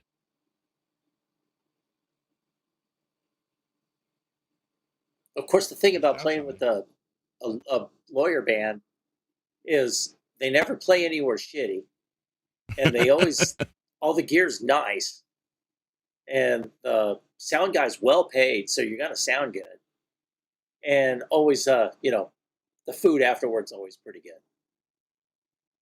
So yeah, it has its perks. Yeah. As corny and cheesy as it is, yeah, hey, what the hell? I've seen worse. Yeah, I used to go watch a band. They were tax lawyers. Oh, okay. I actually used one of them because they were having a trouble with our 401k plan at work, and I needed some advice. Oh, there you go. What's everybody think of this color root beer? Although it's not going to show that good in here. Well, it might. That's pretty badass. Yeah, it's cool. Nice Makes me thirsty. sparkly. I can just put on the headstock Barks.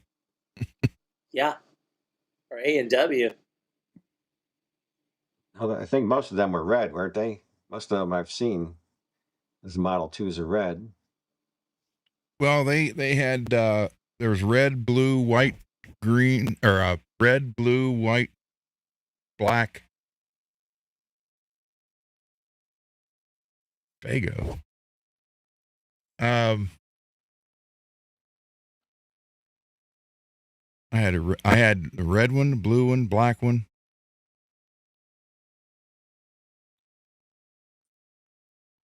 I didn't have a white one. Let's see, I might have. I think I got the pictures of.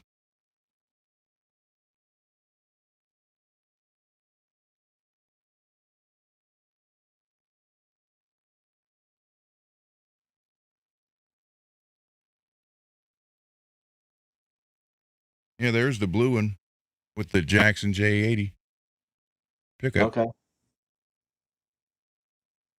Can't. I guess you can see the color, the blue metallic. Then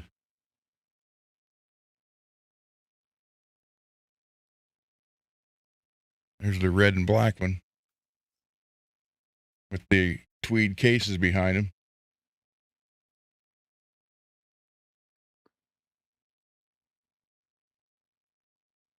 Yeah, they all look great. Yeah, Riff's IBC does make a pretty awesome root beer.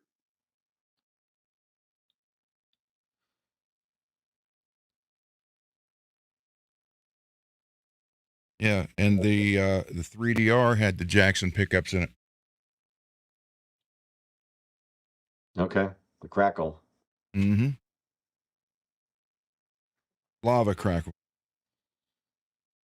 You gonna get Mr. Mick to make the shirts with the stripes? That'd be funny. Yeah. Cole said he's up for that photo. Oh, we did. That's awesome. Yeah. He said, sure, I'll do it. Right on. And I can show you, this is the shirt I was wearing in that photo too, but I don't have that anymore either. I Life can't in the quite read fast lane. it.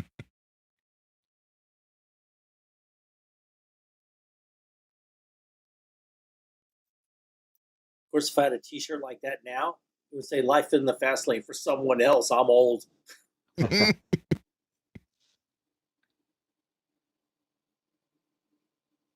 right, let's see.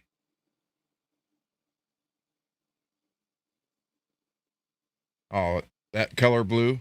Yeah, let me see if there's a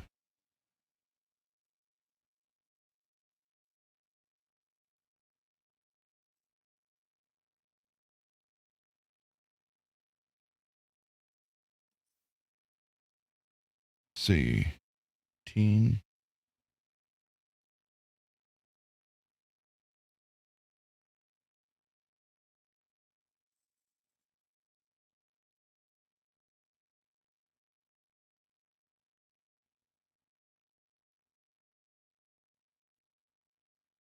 And do this. Share this with us to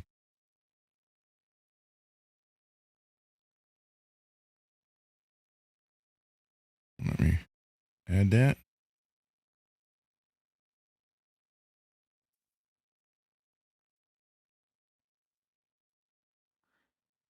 So let's just look at images here. Yeah, there it is. That's the actual color of it right there.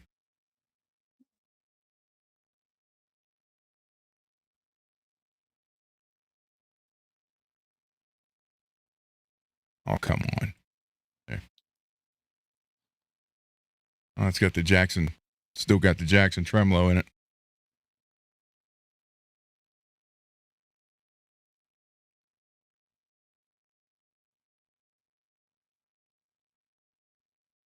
And then obviously the red one right here. More true to the color.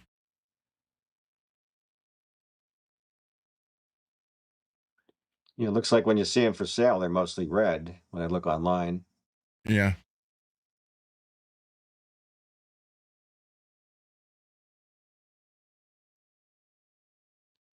So that one's kind of beat up.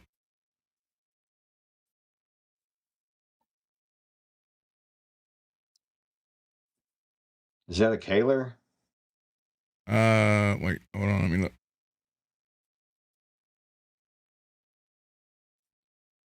Oh, come on, dang it.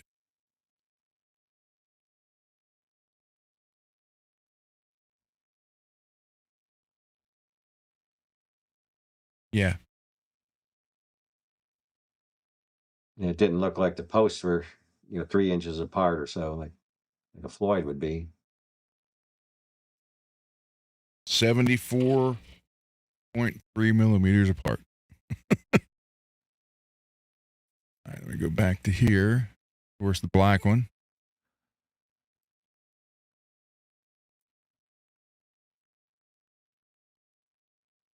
Sold.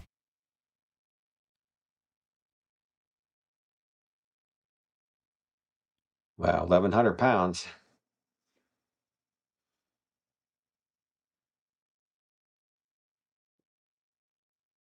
I hated that case. What do they call it? The chainsaw? Yeah. Those broke like crazy all the time. I think Peavy used those too.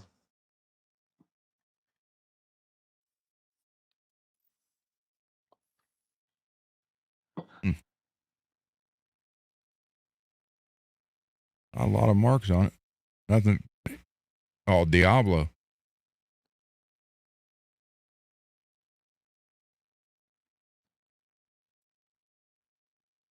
All right, let's go back here. Yeah,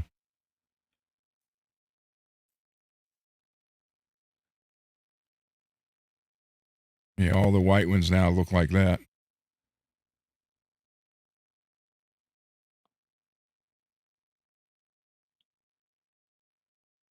They're all yellowed. Yeah, Riff's Reviews and Mods said he had a Charvet Orange Crackle. He misses There you it. go.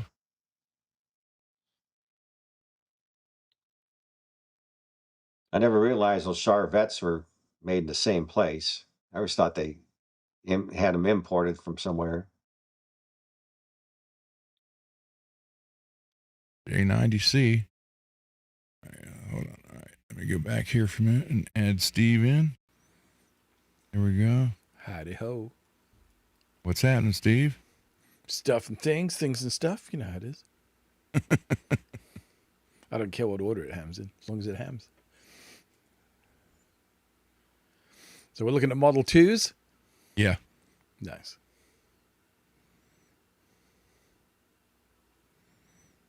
Let's see. Wait a minute. I saw a mint red Model 1. I think it was in $100 for it. How much? 5. 500. Okay. Yeah, a lot of them are like $900 when you see them online. Or more, you know. Or kind more, of yep. thing, you know. Wait a minute. And of course, I have to do the math in comedian dollars, so yeah, that's $1,500 right there.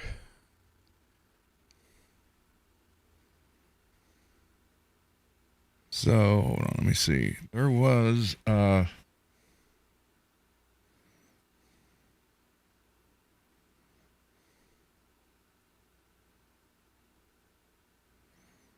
I see the Model 88 there.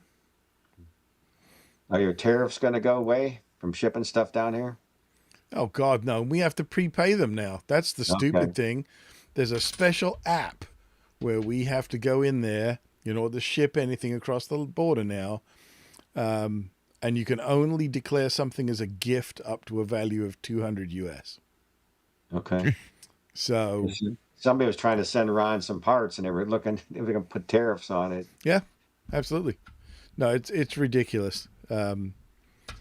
So yeah. I think this one is gorgeous. Yeah, it's the 88, right? Yeah. Does it have a slanted pickup? Yeah.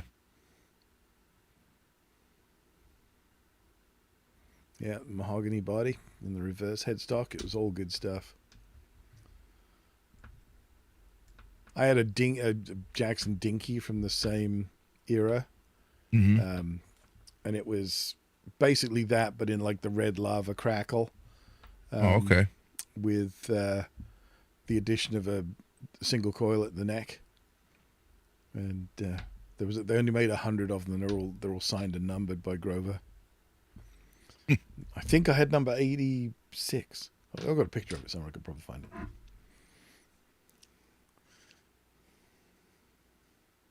Always wanted one of those. Was never able to get that. My co-host on GTU, he had one. Oh, and those are gorgeous guitars. Regrets getting rid of it. Yeah, I bet.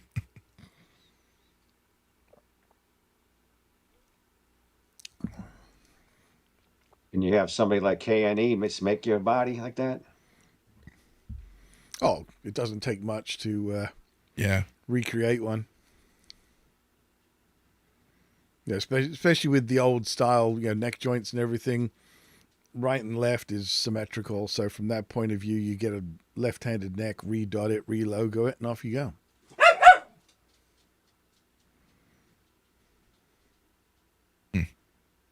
Looks like you're on there twice, Ron. I see you in two places. Huh? The one says no connection, Ron Gunner. Oh, wait a minute. No, it's There you go. gone now. All right, hold on.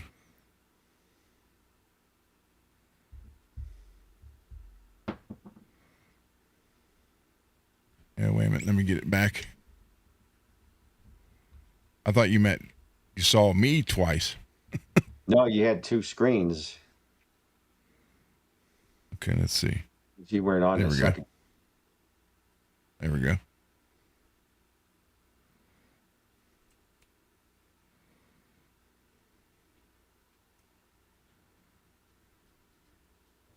I like that purple.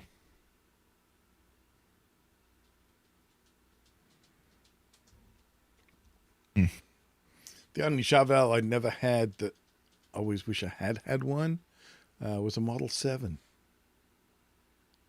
Yeah, I Is that never the had neck- one of is that those the either. neck- Yeah. Was it the 6 and 7? Are they neck through? No, the 7 was the telly-shaped one with the reverse Okay. headstock. Yeah.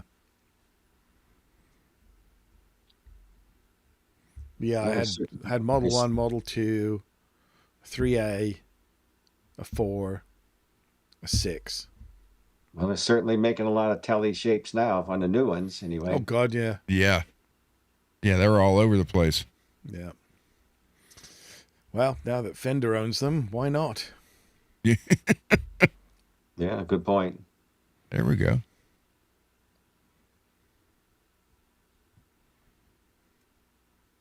I don't know. I got to make this.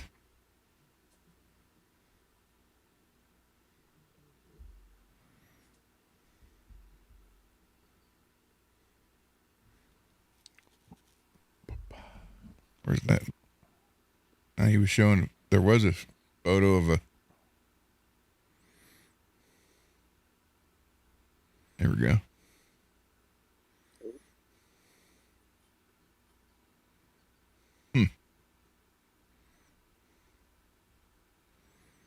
Let's see if I got a picture of my old Jackson on here. Yeah, that's nice. Oh, well. Gotta love the crackles. Yep. Oh, yeah. Crack-a-lackin'. Hey, look here. Ding dong.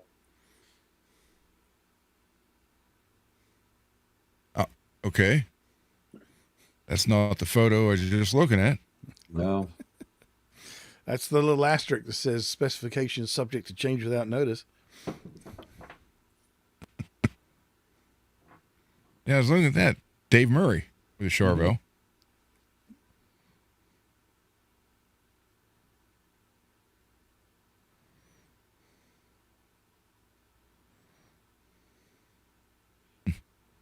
And now Steel Panther has those with the stripes. Yeah. Mm-hmm. Yeah, last time I saw them live, Satchel was playing one where it was the Tiger, the Bengal pattern, but done in hollow flash. Oh, Looked okay. amazing. I know they have a purple one too that they sell. Mhm. I think this one was red. If the lights were being honest, if you know what I mean.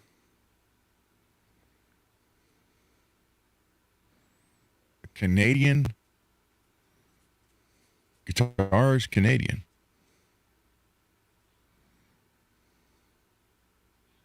Those Godins are Canadian. Yep. I've got a bunch of those.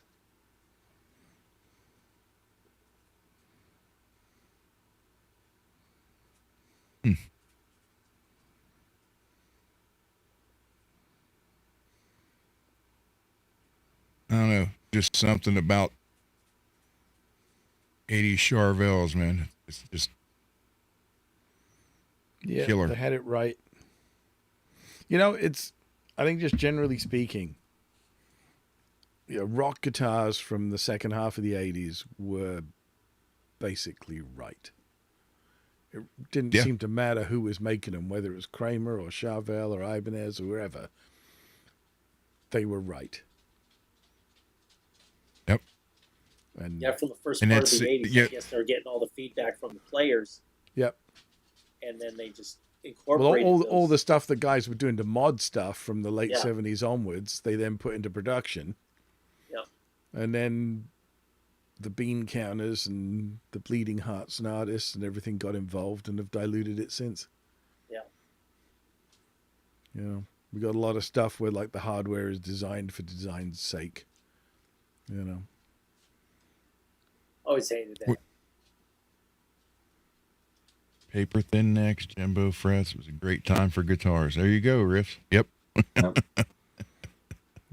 And if you're smart, you've still got some. Yep. I've got a bunch of Ibanez necks and bodies back here, a bunch of Japanese necks. I've got 3 of the 550 necks, the real thin ones, the ones that have the overhang. Yep. I think I've got 2 Fender heel, wizard neck, nice. Yeah, I've got 2 bodies, I think, to go with them.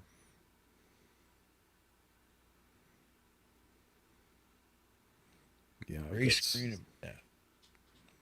so many guitars built around. I think it'd be cool to have a clear pickguard and put some lights underneath of it. Yep. Yep, for sure. When I saw Billy Ray's light up telly, I got gave you some ideas. Yeah. Of course, you won't have light up frets unless you. Oh, that would be cool though. Imagine playing that, live on stage and it's dark with the fret, illuminated fret markers. Yeah, and you push the applause button. Yeah. Well, no, I've got one that I did, and it's you can now get the LEDs with. Well, I say now, in the last 10, 15 years. Each LED has its own color cycling chip in it. So once they power up, they go through all the obvious color combinations on their own cycle. So if you do a whole neck with them, when you first put when I first power mine up, they go red. So they all start at red, and then they go through the sequence. And once it's been on for about 2 minutes, the chips all go at different rates. So you've now got a fretboard that is changing color all over the place. It's amazing. It's tons of fun. That's pretty neat. Yeah, and what I do is I put fiber optic rods as the side markers, so through to the LED, so the side lights up as well. So yeah, that's cool. I must have a picture of that somewhere.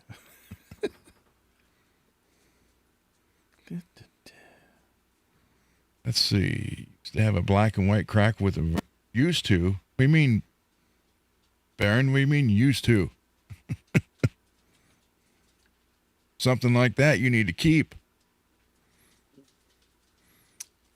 I used to have a Charvel Spectrum that was what they called the desert crackle.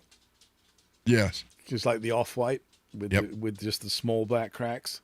Yep. Was it black with white crackle or was it white with black crackle? The one that I had, that was off-white with the thin black cracks. No, I'm starting to Baron now. Sorry. No, it's all right. Sold it, yeah.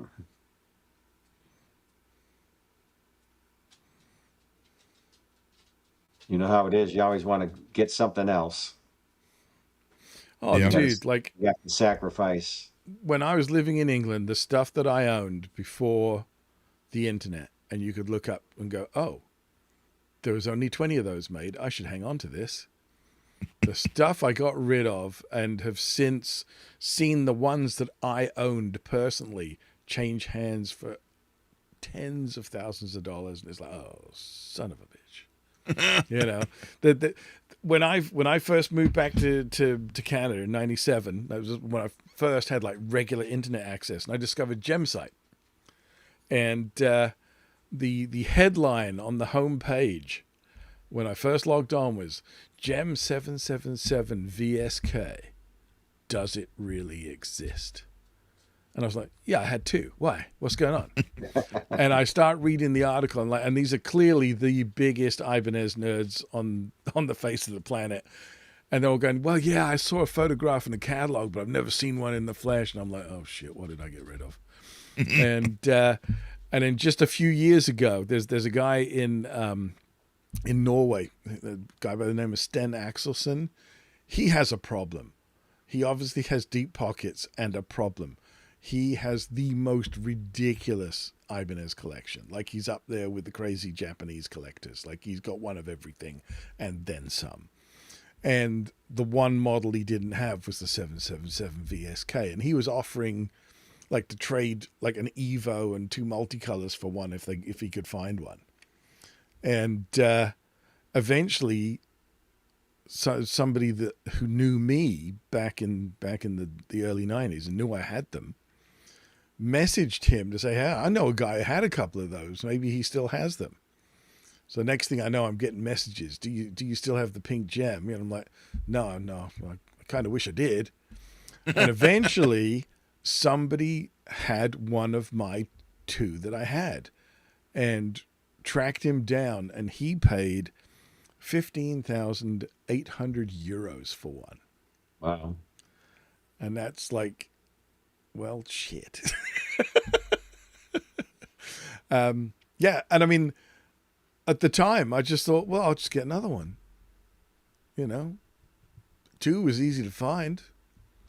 The fact that I think that they reckon it was maybe single digits, and I had two of them. Wow. Right? You know, so, yeah, crazy. You know. Yeah, that's it. You know, you don't want to get rid of stuff like that.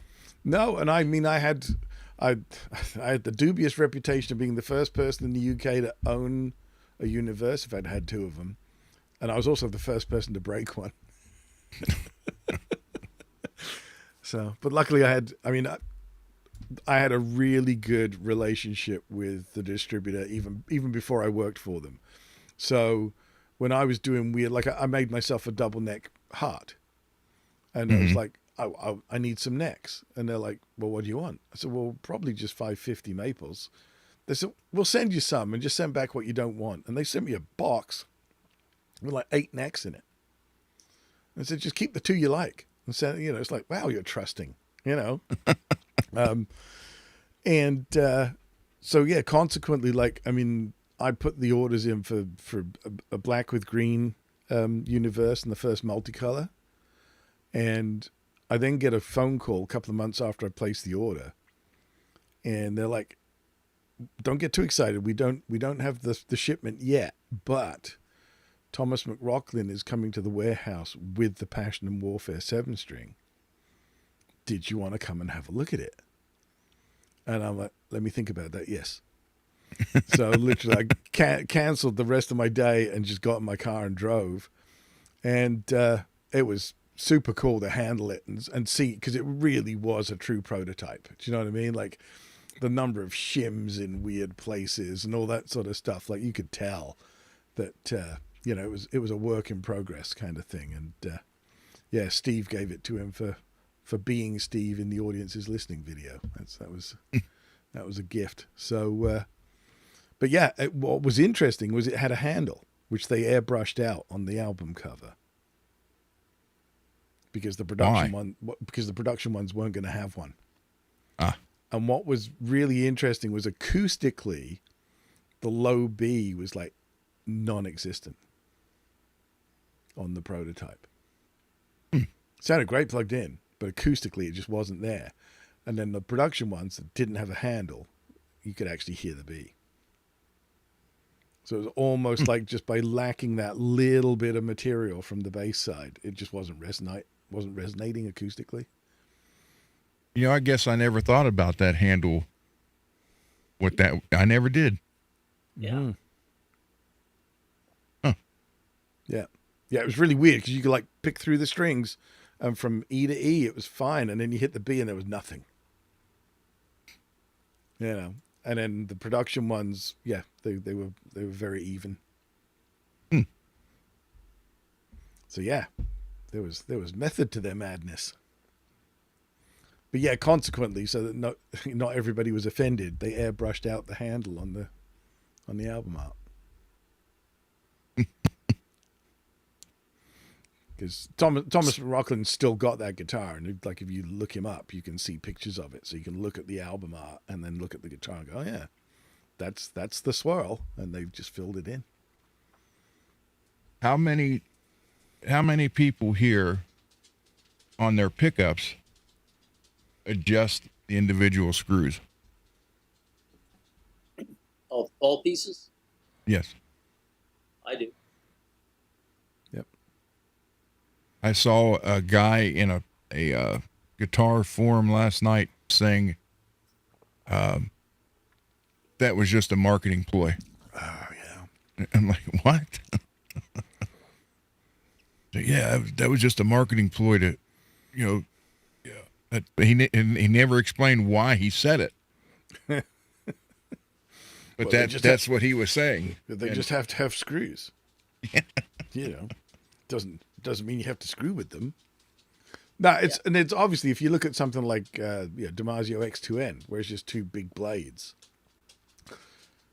Obviously, you can't adjust it individually, but you can very much dial in the bass and the treble by how high or low you want each end of the pickup to be. Yeah. That's like the slug I have in the Warrior.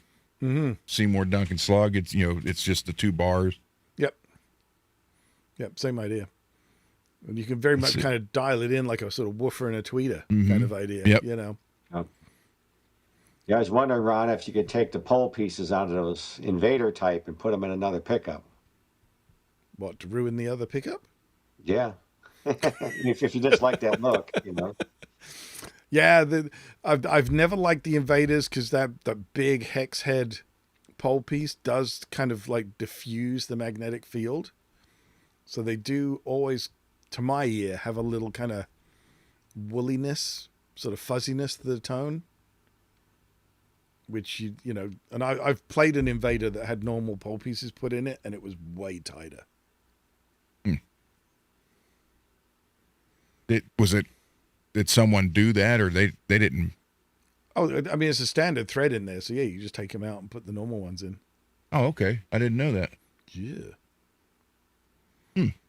Make it more gooder, to use a technical term.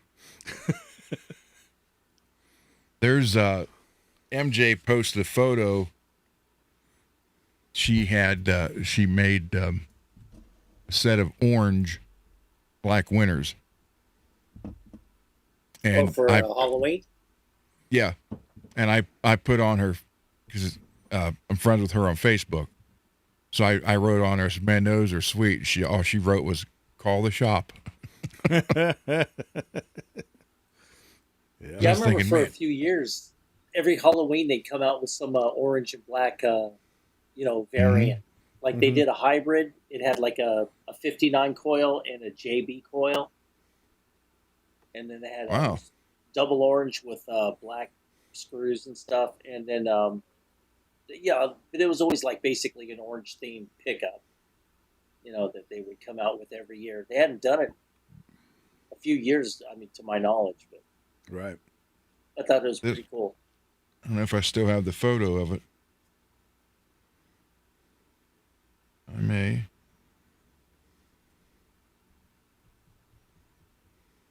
But because even Squid Music, you don't see orange ones. No, Seymour. Not at all. I think they said they had to specially dye them or something like that. Damn it! I probably got rid of the photos because I went. No, it didn't. Jimmy Biter saying, "Don't upset Q with comments about the Invader, Steve." Oh, Q knows. I've said to him. He doesn't like the Invader. To his face, I don't care. Oh, he likes the Invader. Yeah. He's got one in. Is it his Strat? Maybe he's got one. I don't know. He's got one somewhere. I don't care.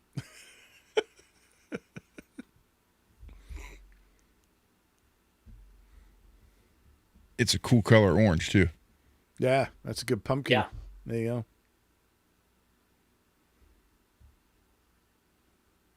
And she's just like, call the shop. I think it's great that they do that. Just these limited runs are fan-freaking-tastic. I love them. Well, what if you look on Reverb now with rumors of her retiring here before too long? Yeah. You see a bunch with, her her MJ, and they're like double prices of what they were just last year. Yeah. So she's an institution. She's a legend. Oh, I would like to have her wire strippers. Right. Absorb some of the mojo. Yeah, just like have a life-size cardboard stand-up, just in the corner. Hey, I'm telling you, she's on my bench. Most guys have girls in bikinis. I got MJ on my bench. There you go. Nice. Yeah, she signed that card for me. Yeah. Cool. She does killer work. Yep. Yeah, I should pull that 78 that's in that Explorer thing that I have. Because now that we're talking about MJ, I'm like, I think that's one of hers. I should cash in. There you go. Hey, Ken. Yeah, it's just like with my one of my tellies. I have a set of Abby's in. Right. And she's been there. Well, until she retired. She started working there at like 58 at Fender. And so many famous guitars have her initials on the pickups. And when I got mine, I was just like kind of going through it, and I'm like, oh my God, there's her initials right there. And then I got the spec sheet from Fender and hand wound by Abby, and I'm like, yes, was not expecting that at all. You have that green telly handy? Yeah, it's in the I can go get it. I'll be right back. I love this Telecaster he's got. Right on. I still want to put a Floyd on a telly. Hey, no reason why not to. I've put Floyds on tellies. I put Evertunes in tellies. Yeah. Have router, will travel. Yeah, there you go. Yeah, I'd like to get.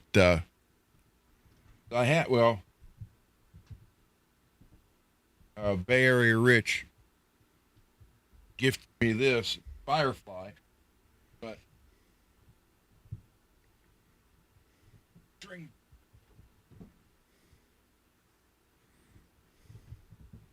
Oh, cool. Oh, the old Buck Owens? Yeah. All right. Nice. So it actually plays really nice, feels nice. And I thought, man, put a Floyd on it. You can just put a Fender neck on it. Yeah, pretty much. Yeah, no reason not to put a Floyd on it. I always liked that style, the Buck Owens. Oh, yeah. I mean, it I was wouldn't look watching that some way if you videos. didn't want a Floyd in It's it. like there's some sparkle material you put in the paint and mix it in there and then you spray it. Yep, some flake. But what a lot of people don't, people who's new to flake, the mistake they make is they won't have the proper size nozzle. Yeah. Okay. And they'll like, why is it all messed up? Yeah. Well, especially when you're getting into stuff like the old 70s beach buggy flake. Yeah. That's they're big pieces in there, so yeah. Well, how I do that is I have a like a sifter. Yep. And I'll pour the flake in the sifter and just shake it over the body, then clear over top of it. Right. Because, I mean, you can only go so big with... Oh, yeah, through a nozzle? Absolutely. Yeah. Yep. Now, do you lay down a wet coat first and then... Yes. Right. Yeah. Yeah, I'll put a wet coat down, then sprinkle that over it, just shake it, pour it in there and shake it over. And, you obviously you're trying to make sure it's not all in one area, and you then hit it with the clear. But I use that Auto HQ wet show car clear. Okay. So it's real thick and super, super shiny. Right. Let's see. Oh, Zach. Okay. Well, thank you, Peggy. So, yeah, it's weird watching another with metallics, how I do it. And I see people, they're like, well, I'm getting runs in the metallic. Yeah. And it's like, you watch them and they're painting it like you would a regular paint. Mm-hmm. It's like you go one way, then you got to go the other way. So you get them blended, and you just got to watch what you're doing and not get in there and get that far away from the body and then try to. Yeah. And it's weird how they do it. Yeah. Because one guy was on a car. He called me over and was like, "Will you please paint this for me?" So I ended up painting the whole car for him. After he stripped it all back down and reprimed it, because I went over there and it's like it was all good, then coming down behind the rear side window, it was on a 69 Camaro, 68 or 69. And right where the rear window is, right where it comes to the point, it was like metallic, then it just looked like a metallic funnel. Yep. Going down. I was like, ooh, and it went clear down about halfway down the quarter panel. Yep. Laid it on too thick. Yep, too thick. Mm-hmm. Yeah, and like you say, the only way to describe it is it's with that amount of pearl in it, it's heavy. Mm-hmm. So yep. Yeah. A lot of people don't realize that. Yeah. Well, a lot of people don't realize how much paint actually weighs. Mm-hmm. They're like, a perfect example, I can't remember his name, but he was a dragster, an NHRA, drove top fuel dragster. Right. And he never painted his car because it saved like 30 some pounds. Yeah. I can So he always just ran the bare aluminum with the decals on it. Yep. Closer to the strings, it will shine. Oh, here we go. Okay. I love this telly. Oh, cool. Reed Paisley. That thing is gorgeous. It looks even better in person. Yeah. Yeah, and then the glare and stuff. But yeah. Well, see, now I know why you're all excited when he had that Rhodes or whatever it was. And I was like, that needs green paisley with those yellow bevels. Yeah. 100%. Yeah. Does that have a clear pickguard on it? It looks like it does. Oh, sure does. Okay. Yeah, they do a little shading around the neck pickup, just so you don't see the bigger route. Yeah, the gaping hole. The gaping hole, the big gaping hole. Yeah, the chasm. But that does look good. I love that color. Yeah, that is good. Yeah. But yeah, it's nice and lightweight. Sounds good. Plays good. Feels good. It is good. I haven't seen the headstock. Who's it made by? Oh, it's a. Oh, those guys. I've heard of them. Yeah, he's got the logo on the back of Antigua telly too. Oh, that's a Strat. Oh, it's a Strat. Okay. Yeah, Antigua Strat. Yeah, that one's made in Mexico. It's pretty nice. I like that thing. Yeah. It's funny how there's a couple of finishes that in the day when they were out, people had mixed feelings about them. So like the Antigua, and like from Gibson, the Silver Burst. Yeah. And then now it's like, oh, yeah, I need a Silver Burst. I need an Antigua. It's like, they've become cool with age. Yeah. Well, we all do. Right? Like fine wine, baby. Yeah. So remember Green I was light. telling you about my Narval? Yeah. This is it. This is the one that got run over by a Volkswagen. Amongst other things that have happened to it over the years. Really? Wow. Oh, it was a rock and roll moment. It was like, when was it? 1992?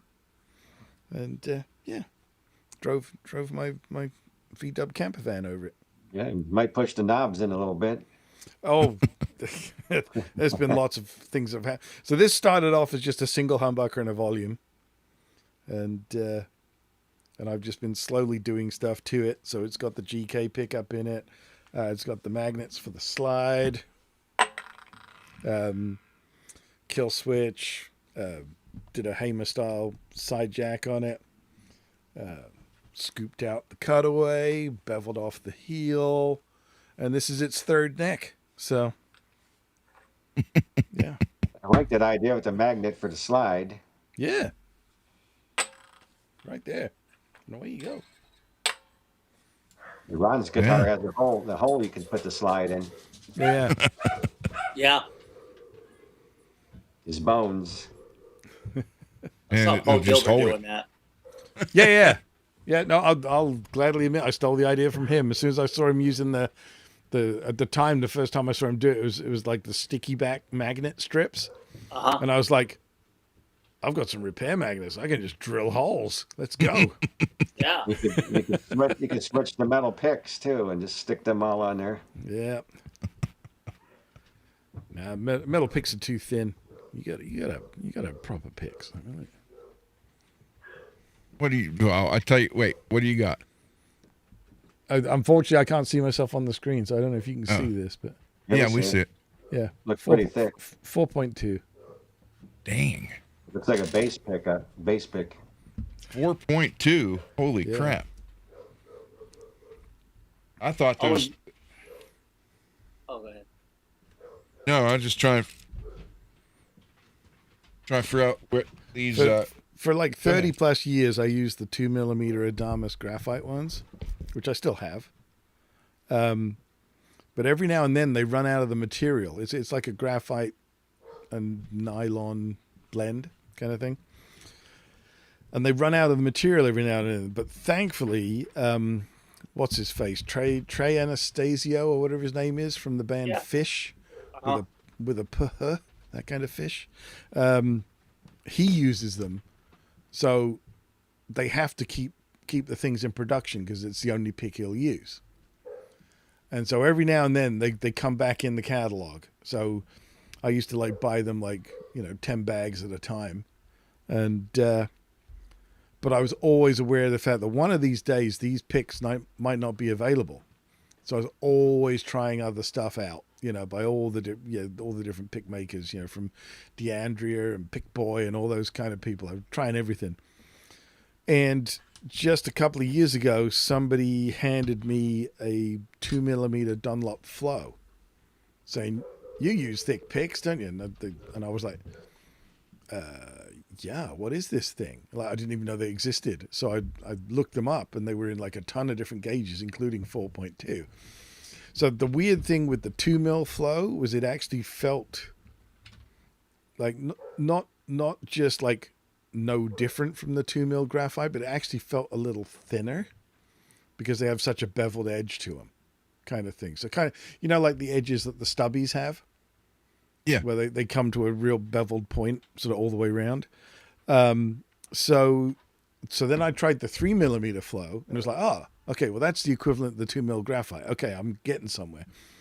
So then I ordered just like a 2-pack, a Shakur of the 4.2s, and as soon as I like touched strings with it, it was like, oh my god, this is it.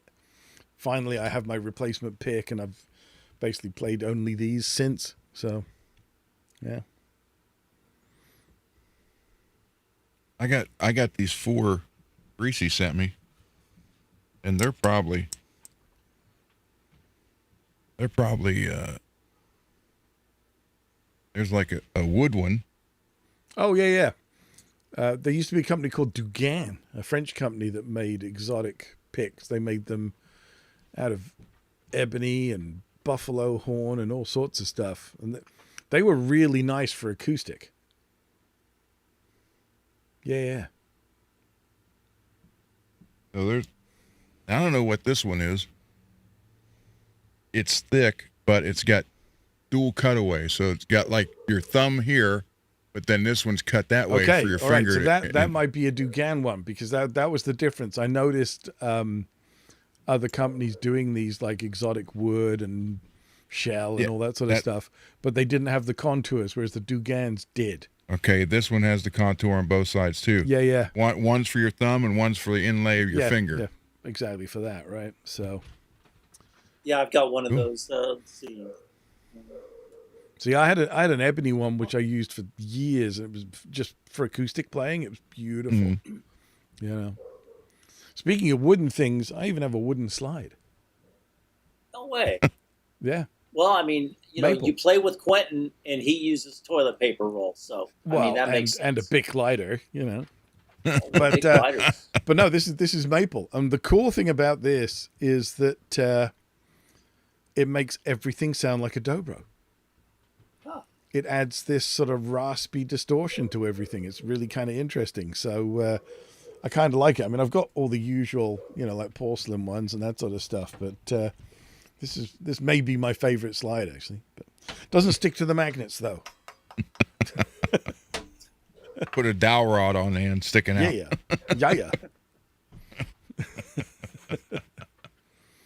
Yeah, I've got this one. It's I guess it was from basically the same people that I gave Ron these picks. I kept this one, and it's a stone. Okay. It's kind of got a weird Wait a kind minute. of curve to it. You can see. Oh yeah. It's not symmetrical, is it? Yeah, it's kind of weird. Once you hold it, it kind of gets in the right angle. And then I've been using these blue chips. I don't know if you've seen those. Okay, they kind of looks a bit like a Jazz 3, that sort of size. Yeah, it's a jazz size. I have a 100 and a 40. Yep. And they work really good. I like them. They're really fast. I mean, it's some space age polymer. Mm-hmm. And well, that was the first thing that, like I say, when I first tried these 4.2s, it was the bevel of the tip that was like, oh, the release on this is just perfect. With like, if you couldn't sweep pick before, now you can, kind of thing. Yeah. Like it just the way they connect with the strings and just it's beautiful. remember those big old triangle Fender picks? Yep. Jesus. Yeah, What the hell did anybody ever use those for? I Well, never when you figured wear it one out. corner out, you turn it around. No, Go, Mars. There you go. That's a big pick. we I was the dummy who we did Still of the Night. Right. It didn't occur to me that wasn't a real, it was a keyboard. Yes. So Yeah. I go out to the music store and buy a bow, Yeah. and then I had a West Tone guitar Yeah. that I was able to get. So I set it up like a violin. Right. So I'm the dummy that do do do do do do with. Like, okay. Then I realized it was keyboards. Like, oh, okay. Yeah. There you go. It looked good on video, though. Yeah. Well, Well, you proved it could be done, right? yeah. But that's like the only thing you could play on that guitar the way it was set up. Yeah. Everybody's like, it's man, nice. what are you I doing mean, that everybody for? should just get a bow and just try it once. Get the rosin, Yeah. though. You need the rosin, Oh otherwise. yeah. Yep. Yeah. Well, I Definitely. got one of the. Have you seen those? They call it pick bow. So it's like a little short, like 5-inch bow. No. And the idea is you can actually put it in, like on an acoustic, you can put it in between the strings. Oh, wow. Yeah. There's some reasonably cool demo videos of it, by guys who have obviously spent a lot of time, because it is a pain in the ass. It really is. I mean, I'm all for new gadgets and stuff, but I put that thing away pretty quickly. Yeah. Because, like I say, it really only works for acoustic, because you really do need to be able to put it between the strings to get it to work. So, yeah, unless you want to start. I mean, I could just start making Tries getting nail big circular files, holes same in the thing. middle of everything I own, but but it wasn't worth it. So, Baron is a finger picker. Huh? Saves money on picks. Oh, yeah. Big time. Yeah, I haven't tried these I yet. wonder if he's also a nose picker. I was just thinking that. I mean, I used to play by ear, but like it got so chafed, Then- Yeah. Dad jokes are plenty. Oh, man, The dad one, jokes are the best. one guy does a lot of guitar demos. He he just like holds his fingers together like a pick. Mm-hmm. And he uses, I guess he must use his fingernails, but he strums just like he has a pick in his hand. Yeah. It's like I will Jared James do that. Nichols. Yeah. Well, yeah. I mean, and there's some guys like, Mark Knopfler and everybody. Like, I mean, you wouldn't know that they didn't have a pick, But yeah, I will do that. Like I said, kind of just squeezing your thumb and fingertip together. Like if I'm doing a lot of tapping, and then I want to just do a little picked thing, then I will just like say, finger and thumb. Yeah. Mm-hmm. Hard to lose your fingers. Not really, Martian. Depends Work what at a job you stamping have. plant. I was going to say, Work at a stamping plant. I've seen a lot of with guys. a bandsaw. Off you go. Yeah. No. If you don't My want to be brother counting the lost fingers his, you haven't got. Yeah. the tip of his thumb on a grinder. Mm-hmm. When I got on the first aid down at Navistar, well, it was International Harvester then. First aid team. There was they called them Worko. They were 100-ton presses, and they worked like a camshaft, and just roll over and run the press down like that. Right. And it would always go up almost to the top, and that's where it would stop. That's how it was supposed to be. But every now and then it would roll over a little bit, and there was a guy standing there, and he just stopped, break time, and he laid his hand on the plate, turned around, lit a cigarette, and that thing come down and took it off Right. from there up. Yep. Oh shit! Like that. That And I had to go scrape with a putty knife what was left because it was just smashed. Mm. There was no repair, there was no nothing to sew back reattaching them. on. Yep. He got some partial disability, I'm sure. Yeah, he did, but he stayed where he ended up being. He drove the big forklift for the die setters to bring the dies in and out of the plant. Mm-hmm. And I'm talking, this thing was big enough to where it could pick up 2 trucks. So that's what he ended up transferring to that because, he didn't have to really use that hand that much. So. Right. Well, yeah. How is the weather? Have that knob on the wheel, didn't they? Mm-hmm. No. No, this thing, the forks on it were 17 feet long, 3 feet wide, and 1.5 feet deep.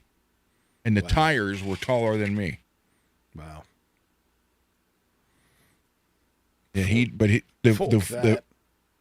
didn't even feel it. Right.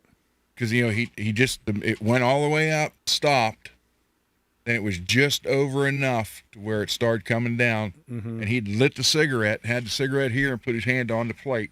Yep. And it just come down, and it just went pam, and it stayed there because he wasn't running. It was just the weight of it brought it down. Yep. Just stopped And at the bottom. he pulled his hand away, and there was nothing. Like, Yep. ugh. Rich isn't listening. You didn't have to clean it up. I did.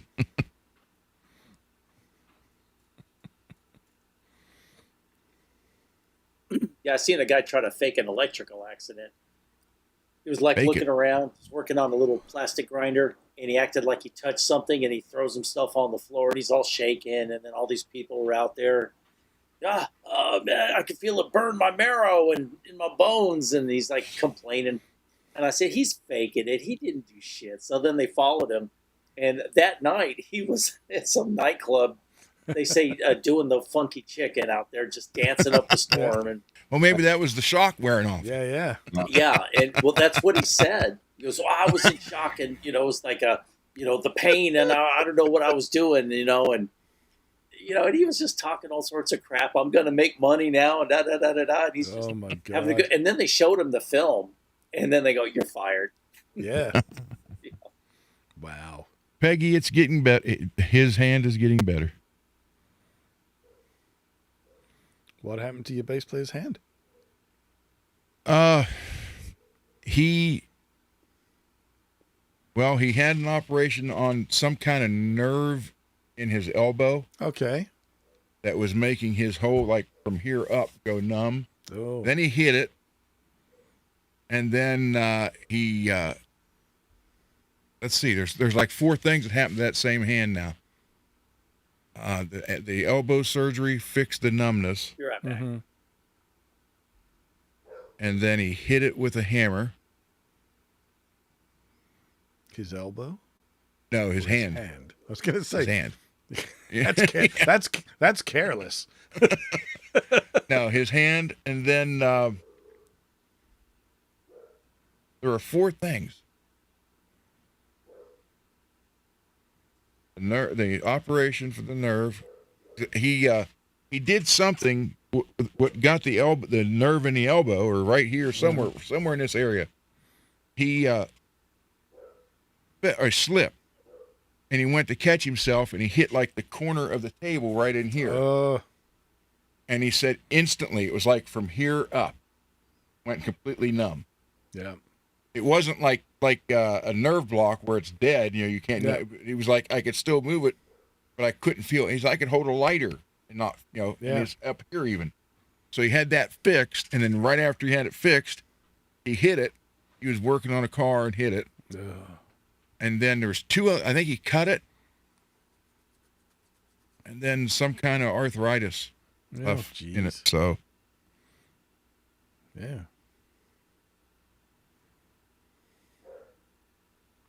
Yeah, you want me to show the picture? Sure. No. Yeah, Peggy, I don't know how. He still never told me. This is all that one hand. He still never told me what all he did to have that happen. But he was a trooper. The following weekend, he played bass.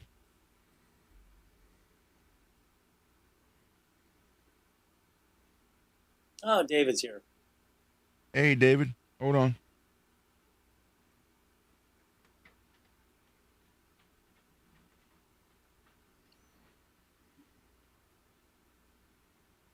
Yeah,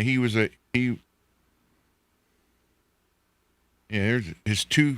These were these 2 fingers, the ring finger and the middle finger. Hold on, David. You don't want to see this. Oh, that's from the hammer? I think it is. Oh, man. Yeah, he crushed those good. Whoa. And that's before, you can see the stitches in the middle of the Yeah. That's before the operation on the fingers. And then the following weekend, he wasn't about to miss the show. Look. Come on. There we go. There you go. Yeah. Well, he said it sucks sitting there. Bass players only use 2 strings, so you can do that with one finger. He was he was a lot like Steve Harris. Right. He's just, everywhere. And he's like, that was very awkward to sit there and just with my index finger done. Yep. Yeah, we always razz my one of my bass player buddies. We're like, so look, you only ever play 2 strings, so why don't you like have it strung up so it's like E and A and then E and A, and then you got a spare set that you never use, but they're right there, And he was like, "Oh yeah, you're hilarious, yeah." And then he broke an E string, and we just looked and went, "See." Because now you don't know where to find those notes, do you? Come on, admit it. How are you doing, David? Great. How are y'all doing? Good, man. Hello, all sweetness. Here, all alive. And Steve Brand. Yep. Yeah, I answered to both of those. Oh, I was talking to your guitar. That's pretty cool. The Narvel. Why would you call it a Narvel? Because it's gnarly and it's a Charvel. Oh, yeah. Right on. Hey, Scott. Hi, David. Yeah. It's an 84. Well, I mean, I got it in 84.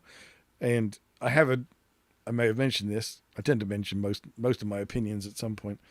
But I have a great disdain for black guitars. But at the time in England, this was the only thing I could get. I wanted a Charvel, and this was the only one available. So I sucked it up and bought a black one. And this is, I ran it over with my Volkswagen camper van, in a rock and roll moment, and used to let my drummer hit it as part of his solos. And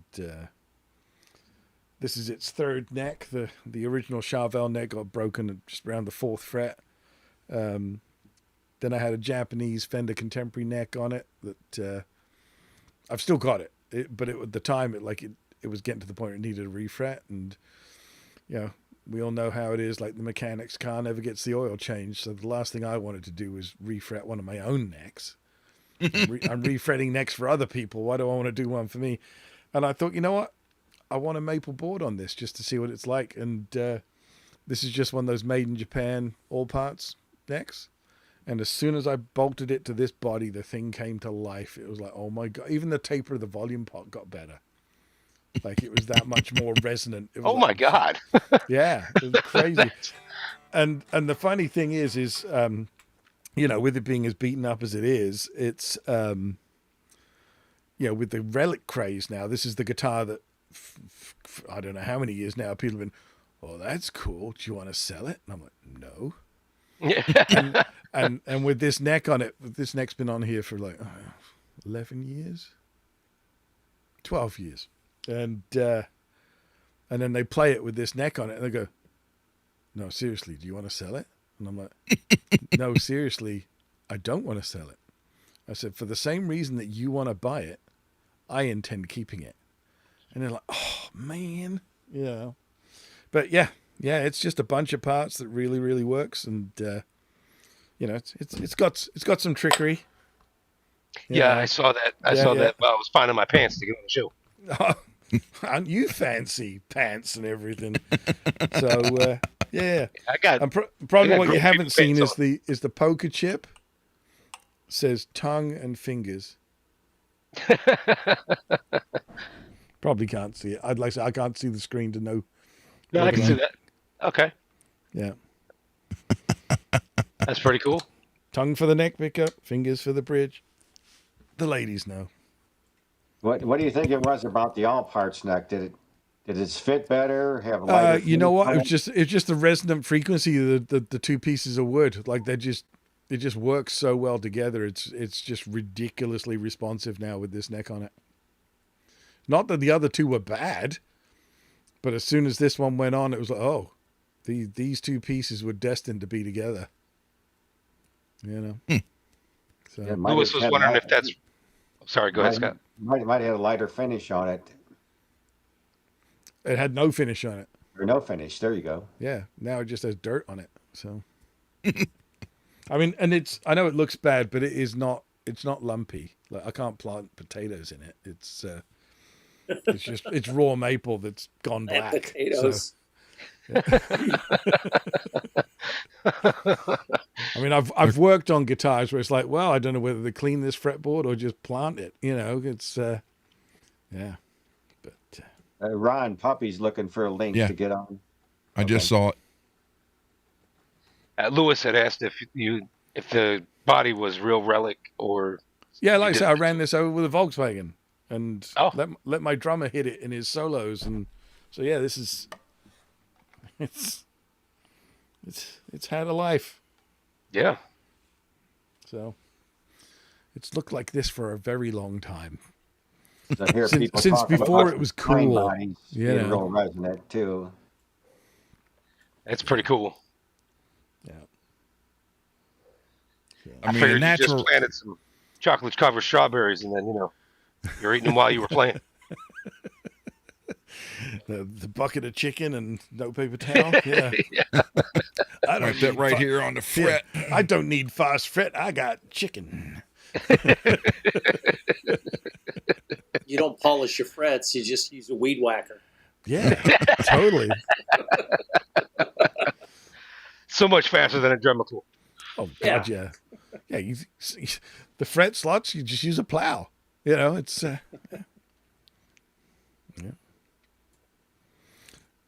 Anybody wants to come up with a hoe joke right now? Carry on.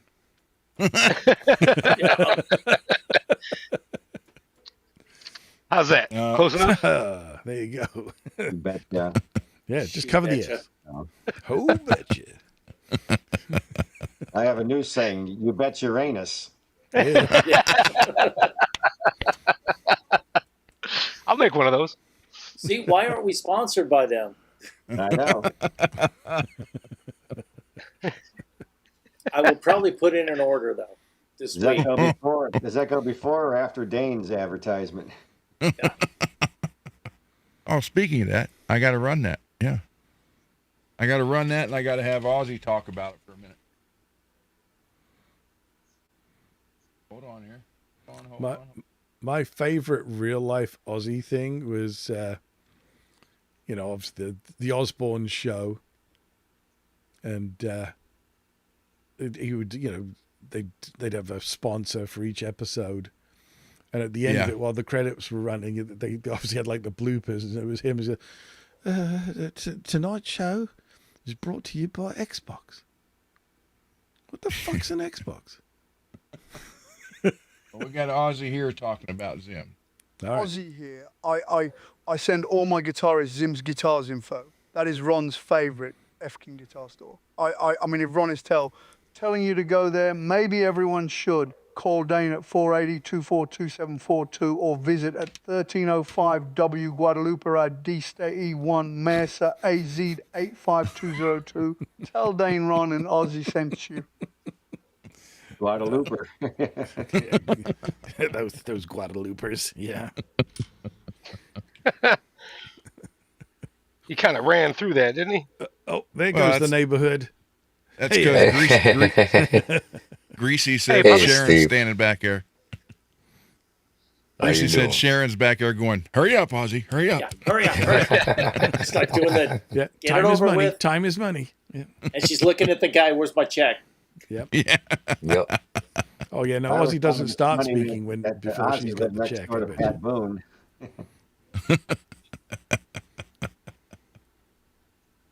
Floss the nut slots.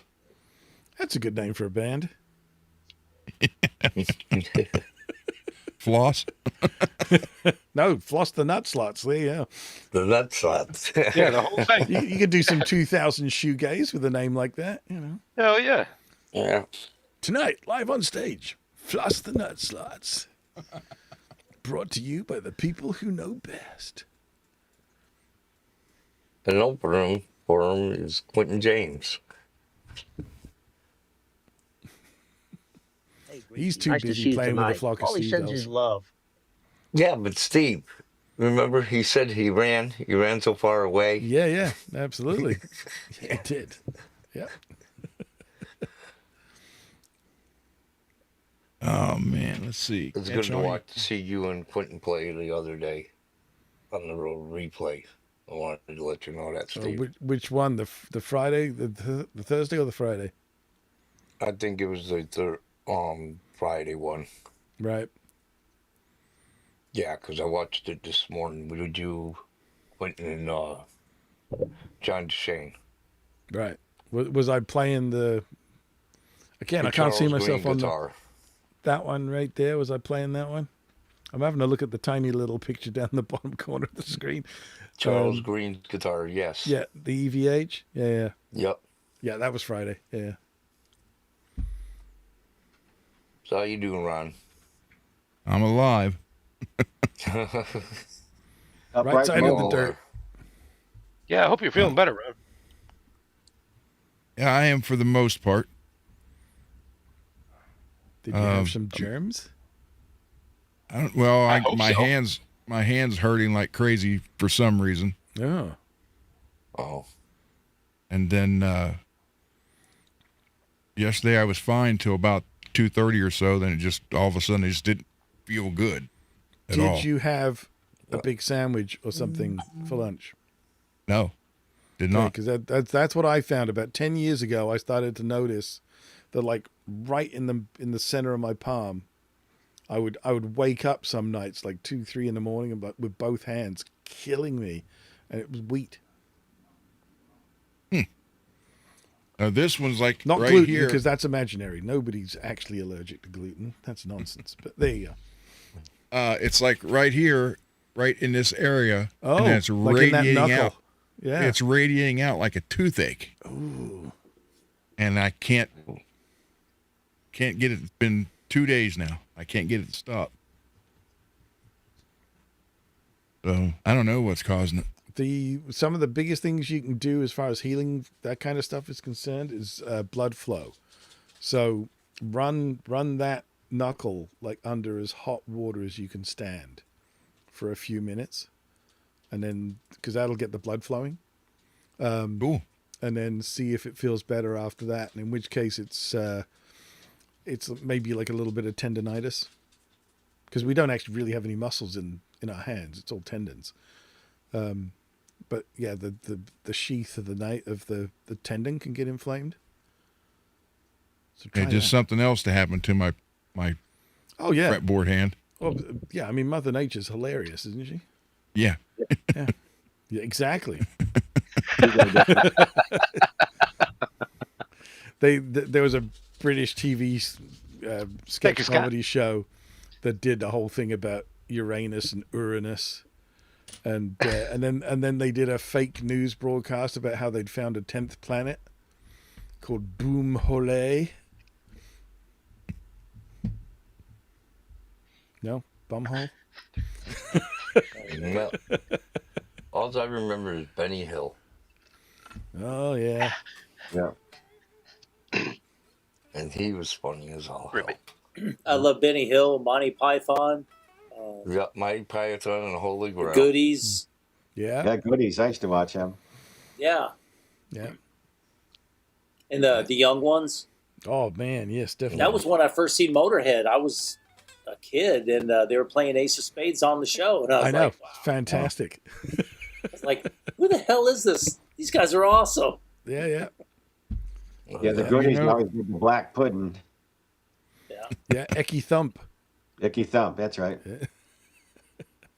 The Northern martial art, yeah. Ozzy likes fudge. Listen. What the hell, man? King Fudge from whose anus? Uranus. Fucking batshit crazy. But after I snorted it, fucking hell, I love this shit from Uranus. Everybody get your packed fudge from Uranus. I would eat fudge Uranus. See, and that's the thing. So British slang, in case you didn't know, what a fudge packer is. Him talking about packed fudge. Well, British version, I have no idea. You're gonna tell us? You know when somebody says, "Hey, can I push your stool in?" Yeah. Yeah. Okay. Fudge packer. That's the same thing here then. Yes. Yeah.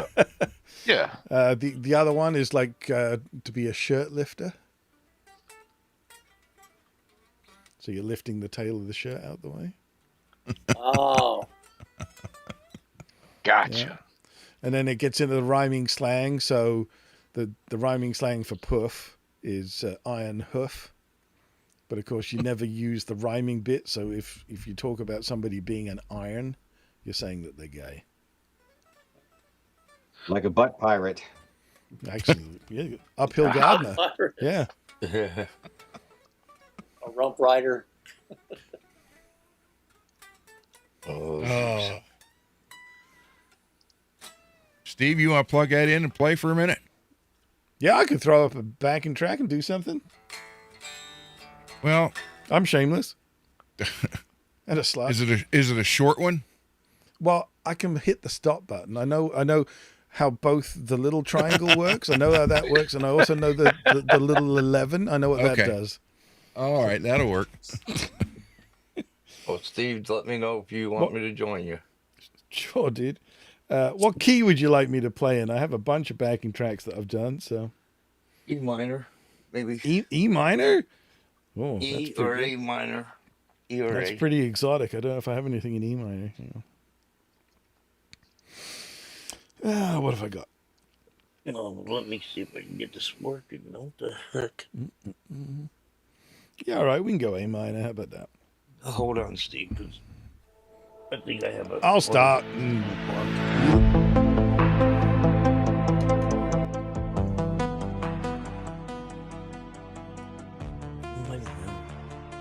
Not power enough.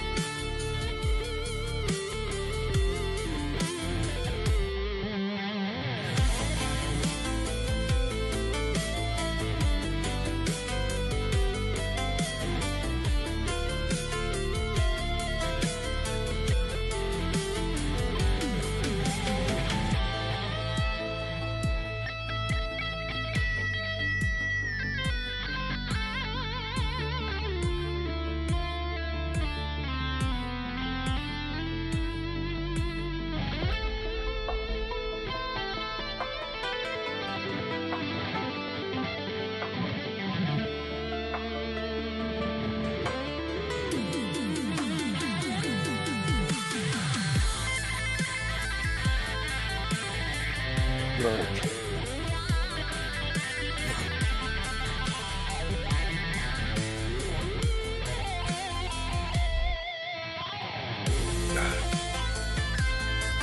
Oh, Jesus. Ultimate Premium.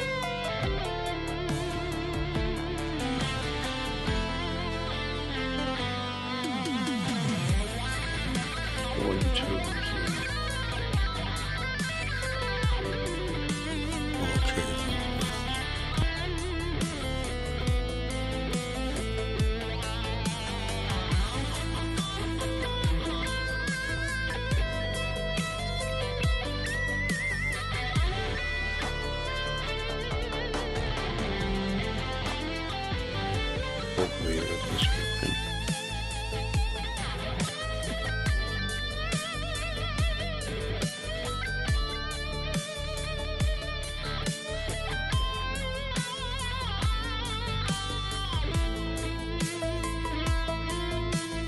One, two, one, two.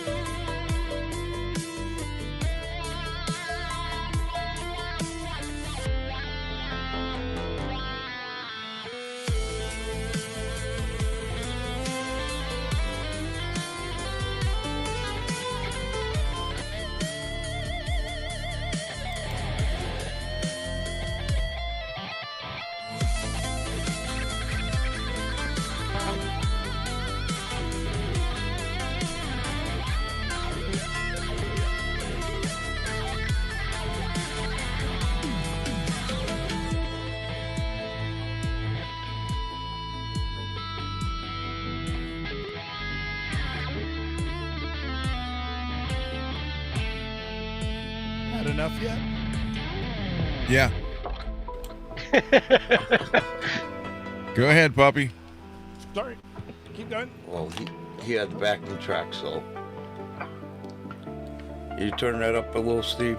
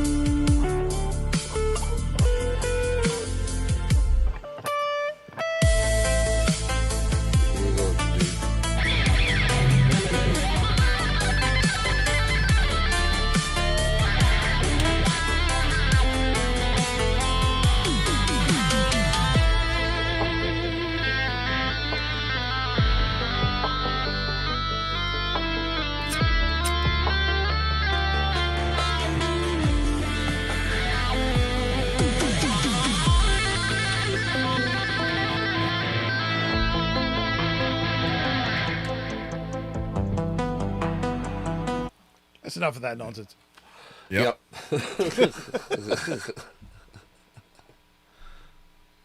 Yeah, if Thank you, anybody guys. wants backing tracks to jam over, these are all stuff I did. It's on my channel, so no copyright, none of that nonsense. Just help yourself. Yeah, because I'm getting it. Hell, I'm getting copyright on my own songs. Right? Yeah. With Matt McCullen had the same problem, Ron. Mm-hmm. They screwed him up really bad with his copyrights on his own songs. He's still trying to get that resolved. Yep. Yeah, I posted an instrumental. It was a two-handed tapping thing, kind of reminiscent of like Midnight by Satriani. And I got a copyright strike because it apparently sounded like In the Air Tonight by Phil Collins. I'm like, oh, come on. But it still took a month to resolve it because it's like you appeal, and if they just ignore it, then it just goes 30 days, and then it goes away. But it's like, what utter garbage. Yeah, it was making me mad because the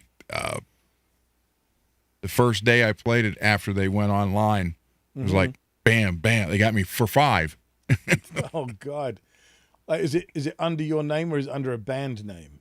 It's under the band name, but it's my band. Right. Yeah. But so I did appeal it. Yeah. And told them all about it, and so we'll see how it happens or how it goes. Wow. Well, I hope it all works out for you, Ron. I really do. Well, it's. I think the problem is like the whole copyright thing is all monitored by bots, right? So it's not, sentient beings going, well, hang on a second, it's under the same name, so it's probably the same guy. Yeah. Yeah. Right. So, yeah. Yeah, I guess if I just type in chat, you'll be able to track me down. Let me just quickly do that. Let me type in chat. Now, Steve. Yes, Ed. You were in my chat earlier today, right? Yes, briefly. Show? Yeah. Did you like the blues tracks we were playing? Oh, I was working while I was like in and out, so. Yep.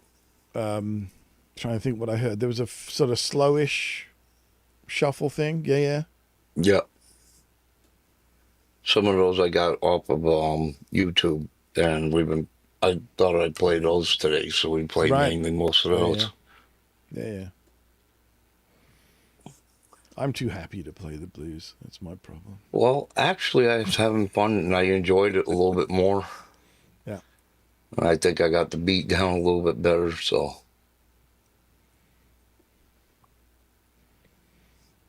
So by me typing that in, you can track me down? Oh. So Baron can't see the chat, or I can't see the chat? I don't see anything. Yeah. Can people see I don't see anything either. Can you see my comment where it just says, this is my channel, just to give people the link? Yeah, this is my channel. It's in the regular chat. I switched over to the other screen. Yeah. So people should be able to track down my channel from there, right? Yeah. Well, let me check up. Right now, what I see is the 3 dots, and on that other side it says report. It doesn't show your channel. It just says, this is my channel. It doesn't have anything after that, Steve. Okay. Yeah, all right. Let me actually put the actual link in. Let me see. Yeah, you got to put the link in. Oh, it's so technical. That's the one with you and Quentin, right? Hey, Mechanic no, Jams the backing tracks live on my personal channel. Oh, your personal. I mean, you can find them on Guitar Talk Universe as well, but let me just checking. Do this. Here we go. Share. Copy link. There we go. Now let's come back to here. This is so easy. All right, let's try this. See if it actually posts. I'm picking.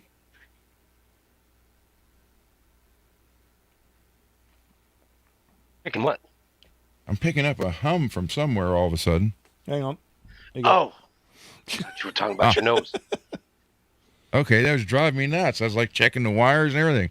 No, that's just me turning noise gates off because I much prefer the ungated response.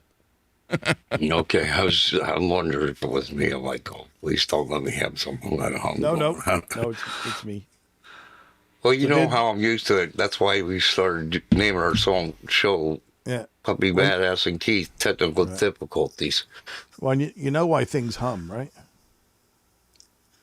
I'm afraid to ask. It's because they don't know the words. Mechanics, you got to email me. Email me, then I'll have your email, and I can send you the link.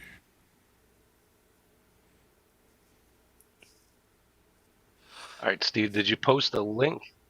I did. I don't know if maybe I should email it to Ron, and then because does your chat allow me to post a link? You should be able. Well, I don't know. Well, I'll email it to you, Ron, and then that way, because it's not working. Yeah. Yeah, because the one thing is I can read the link. I can read your channel from in here, the chat, but I can't post anything in here. All right, I've emailed it to you, Ron. So let's see. Okay. It's in a reply to the one you sent me with the link. Okay.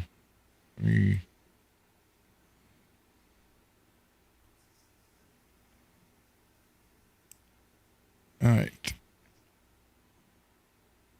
Yeah, speaking of these backing tracks, like I said, we've used them a lot. The OU812 guys, we use them on and off.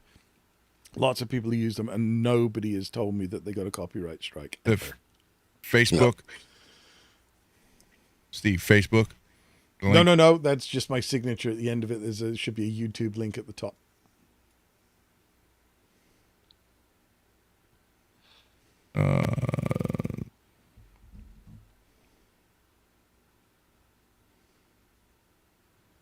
Not there. So it's in reply to your join my broadcast. Yeah. And it says, so you've got regards, Steve Brand, and then the Facebook link. Yeah. Above that should be the YouTube one. Oh, okay. It's the photo. Yes. Oh, yeah. Put a pretty link in it for you. Okay. That threw me off. I was looking for I went to Specsavers, and that's what they bloody gave me. Okay. Yeah, I was looking for a link. I'm like, there's no link here. Yeah. It's a pretty link. It's a picture of me because I'm pretty. No. There you go. There you go. There it is. You're very pretty, Steve. Yeah, pretty awful.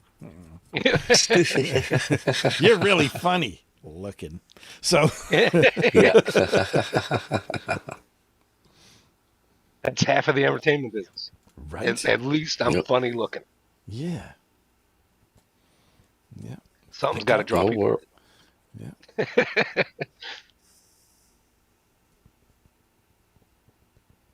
Let's see. Hold on here. And I even created a playlist with all the backing tracks in it, so it's super easy to find them. Right on. Yeah. And then I caused myself technical difficulties by then creating another couple of backing tracks. Like, well, how do I add them to the playlist? So it was the mystery of the dots again. Yeah, it's like, where's the one that says add this to a playlist? There we go. Thank you, people.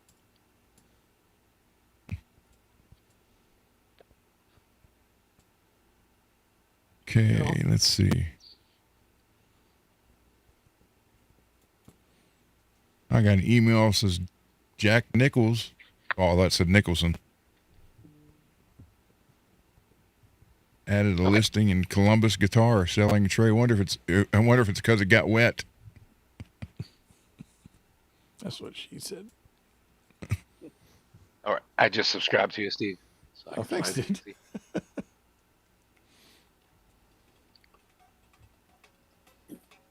Uh-oh, Ken's here. All right. Oh, yep. How you doing, buddy?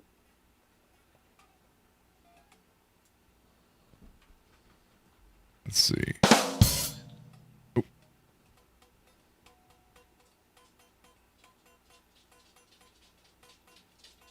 All right, everybody. So, anybody got another guitar they want to show off? Well, you did say you want a guitar porn, right? Yeah. Let me send you something. Well, I believe I showed you my brother's guitar that he made for me. Yeah. Yep. I think so. I do have If you this want to new. show it again, you can. If you want to show it again, Steve's got his stuff getting ready. Yeah, well, I got this T Strat that really plays very well too.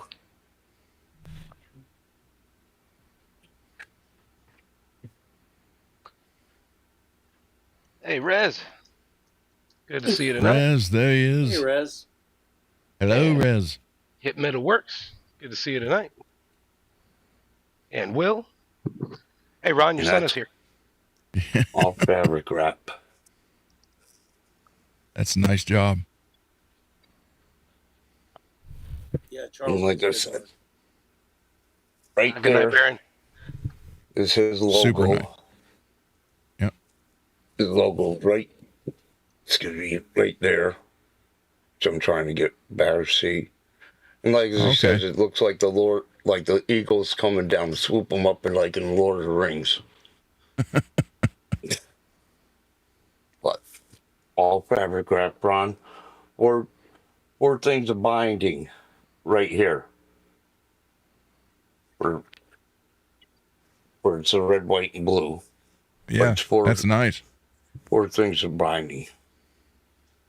Oh yeah, Goto Bridge.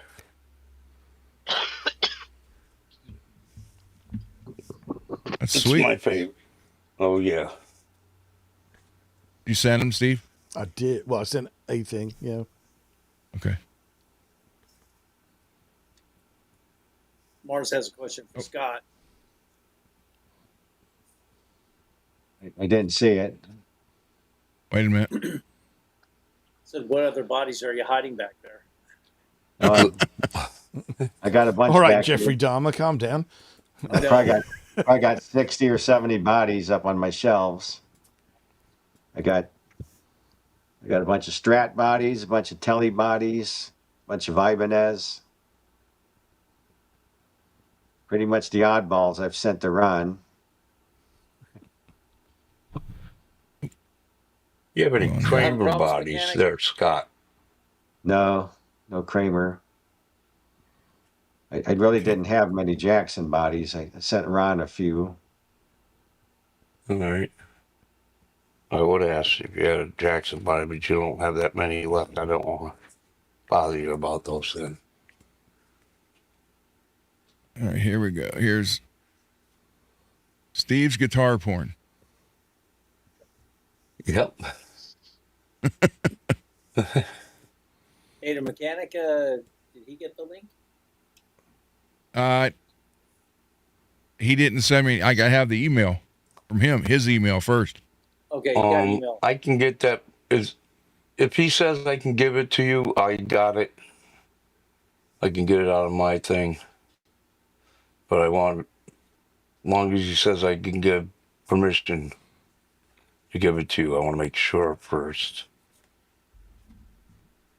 That is a few Ibanez guitars there. Yeah, you ain't Yeah, kidding. there's about a third of them. Studio here. Now, what's up with the one with triple pickups? A lot of them have triple pickups. You mean the one with the triple coils? That one? That one there, yeah. Well, that's that was a yellow gem, but it's now a purple and white glow in the dark crackle. Oh, cool. Yeah, and then the God, one don't tell the that. one next Don't to tell. it, the red one to the right of it, that is another super rare one. That's a 540 power TC. So that's actually a triple coil pickup in there. Oh, cool. That one? Yeah. And Joe signed it for me when I was doing some little extras for his Super Colossal album. I've got a Fender pickup. It's like a triple rail. Mm-hmm. Ooh. In fact, I've probably got a better picture of that guitar so you can see the pickup better. Hang on. Hang on, Sloopy. Mechanic Jam says, "Do you have any guitars for sale, Steve?" Always. I will tell you, not the one he's holding. No. Not that one. Well, I mean, everything's got a price. So if it gets stupid enough, I'll go. You're all right then. I said the same thing about my Deadpool guitar. Yeah, I will pay off my mortgage, and you can have this guitar. There we go. All right. Ron, I'm putting it in a private chat for you. Okay. There's it should be GML.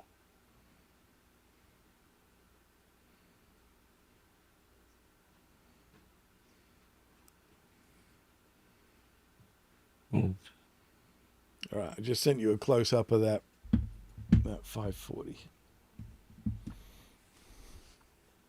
Okay. Hold on. Did it say GML on the end of that, Ron, when you posted it? I just want to make sure. Just says G, but I know what it was. So. All right. Hold on here. Will said $1 is a stupid price. Can I buy that, please? Was it Kentucky Fried Movie that was, I'll buy that for $1?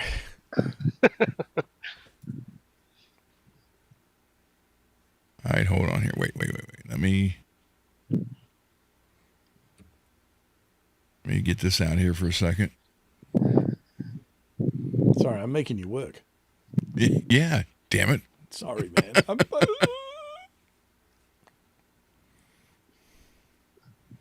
I will offer you humble apologies. Steve, I almost got that neck done. Oh, right on. And all it wanted to do was chip. Nice. Like, I took the frets out. I'm like prepping the fretboard, everything. And as I'm going, it's just chipping. I swear to God, it was chipping because I looked at it. All right, It was let's put it back in absolutely horrible. this time. Oh, it's There you go. too.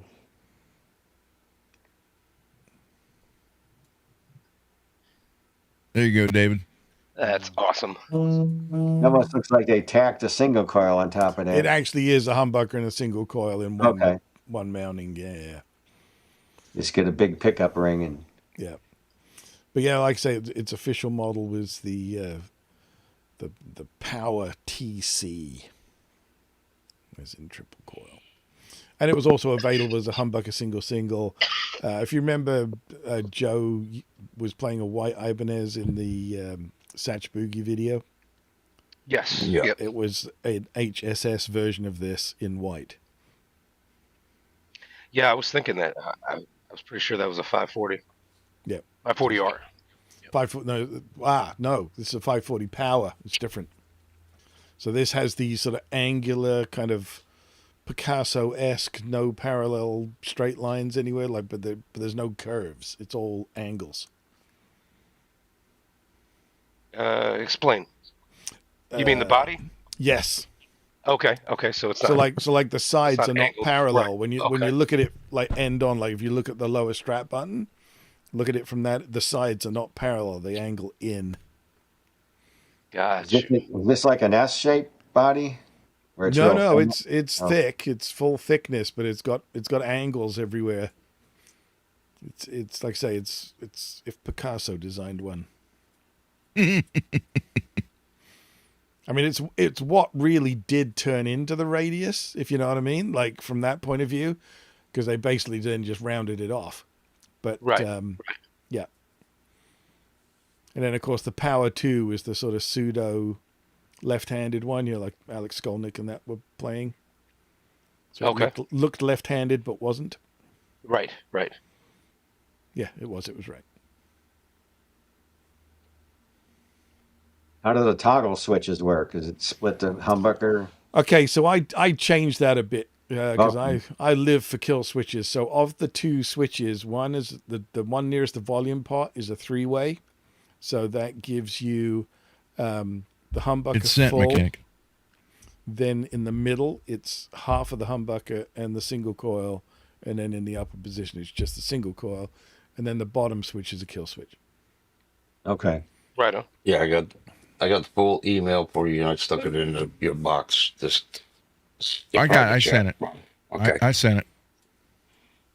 Now, Steve, is that knob that is almost like a dome? But And with it's the got O-rings on it? Yeah, Yes. Well, I love those. I can never find one. and that one still has all its O-rings fully intact as well, which is a rare thing. But yeah, we used to call them the beehive knob. It was the only, Yeah. yeah. I seen that Yeah, on I a didn't 7-string one time, and that was just pretty cool. I want to get one. Yeah. I mean, most of them, the little O-rings perish and fall off at some point. And I'm fully expecting, I've got a couple of guitars with those on it, and I'm fully expecting at some point that they will perish and let go. You can get those little O-rings. Oh, yeah. If you just buy one of those O-ring kits off of Amazon, the 3 sizes are in there. Yeah, It's right. Super Yeah. easy to do. I got a kit with something like 10 or 15 different sizes. Yeah. Half of them I can't even use, but whatever. Yeah, exactly. Then if you want a really rare Ibanez, like if you want to get really rare. Actually, what I want to say is real quick, if you throw one of those O-rings, so if you get some of those and you throw one of those O-rings under, say, a tone knob, it makes it a lot harder to turn. Yeah. So if you kind of want to keep that in a certain position, just a thought. Yep. I've punched out the center of strap button felts to do that as well, and I think it's Diodario make a thing called the brake knob or something, and it's a felt washer to go under the knobs to add some drag. Yeah. Yeah. Hey, Mechanic James. Hey, howdy. Good to meet you, man. What up, Steve? Hey, I'm interested in that Ibanez, that natural wood looking one. What you want to? What are you asking for that one? Which one? Which I'm gonna say I'm really stupid now. Which one? The one that was in the picture. That you showed. The natural wood. I like the group photo. Yeah. Let me see which one you're talking about. Hey, Ron, you'll have to put a little commission that goes to the Gunner project every time we. Are you talking about the 7-string right in the front, in the foreground? Yeah. Yeah. Nope, you can't have that one. Sorry. I'm liking that one. Yeah, I know. So do I. It's got a piezo Floyd on it, so it's actually nice to have a 7-string acoustic, which is kind of fun. That was the one that really caught my eye. Was that one? So. Right. What the hell was I looking for? Oh yeah, super rare Ibanez's. Here we go. You should see the. I have a picture of the build of the Kiesel on my channel. I'm not sure on how I would share it on here, but it's sick. It's a 7-string. Cool. Is that the one you're having built now? Is that you? Yes, that's the one I'm. Yes. Nice. 18 weeks before I get it. Yeah.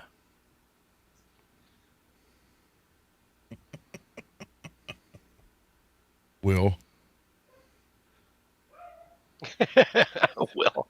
Another chap asked me to turn on the oven. I just looked at the oven and said, "Hey, what you doing?" That's the best way to turn on an oven, I'll tell you. Like when your wife tells you to flick off the light switch? Yep. Yep. Got it. Yeah. So how are you guys doing tonight? I woke up from a nap with my dogs. That happens. I ran away from my dogs. They were deciding to all 4 of them have the zoomies at the same time, and they decided that clearly what I wanted was the canine equivalent of WWE in my lap. So I was like, you know what? I'm leaving. You guys can, yeah. Well, it's like the photo where you showed us where they took over the living room. Yep. That one time. Yeah. No, they parkour across my head half the time. It's like, oh, come on. I'm I trying to only drink a got one, coffee. but I got a pillow specially stationed. I can get that right on my nuts when I need to. Right. Oh, okay. So you can have a look at this thing. Now it again really has had a bit of a life. It's got some pieces missing here and there, you know. Yeah. But don't we all?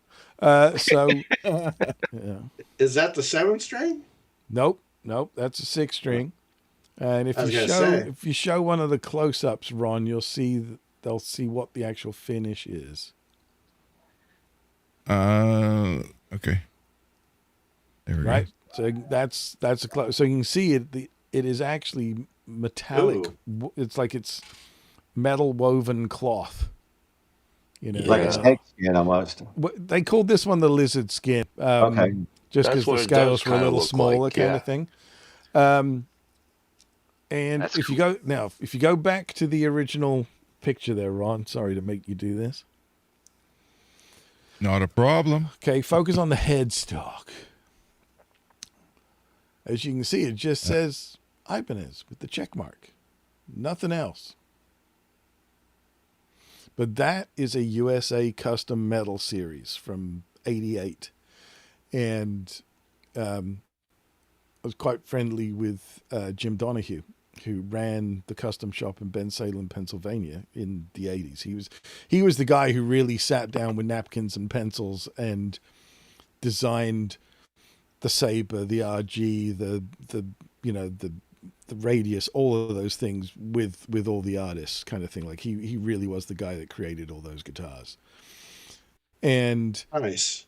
so I'd always heard a rumor, because back in the day you literally had like a check sheet, like an order menu, and you just checked the options you wanted and they put the guitar together for you. But it's supposed to have USA Custom on the tip of the headstock. And when I was working for Ibanez UK in the mid-90s, we had always heard a rumor that there was some that didn't have the USA Custom on the tip of the headstock. So I sent pictures of like the handwritten order numbers and everything that are in the neck pocket and on the neck heel and all that sort of thing, and sent it to Jim, and he was like, "Oh yeah, that's so and so's handwriting. He worked for us, 87 or 89, blah blah blah blah blah. The serial number makes it an 88. Yeah, that's really cool. That's So he runs down again. Notice the beehive knob with all the intact O-rings, which is good. Yeah. So then I said, well, the thing that I have a question about is it true that there was a very small number of guitars that you guys completed and shipped out before you received the silk screen for the USA Custom? And he went, yeah, there was like 4 or 5 that got out. And I said, here's a picture of the headstock. And he went, oh, you've got one of them. So there you go. So this is one of like literally a handful of USA Customs that escaped without the USA Custom logo on the end of the headstock. Logo on it. Yeah. Is that a DiMarzio Hot Rails? That's the X2N.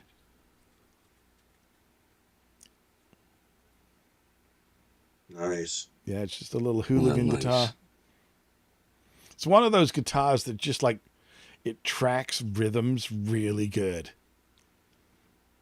Like it's just got a really sort of tight focused tone to it. So I mean it'll shred quite happily. But interestingly enough, if you go back to the full picture of it, Ron, you'll see that there's lots of fretwear in the first few frets, and that's it.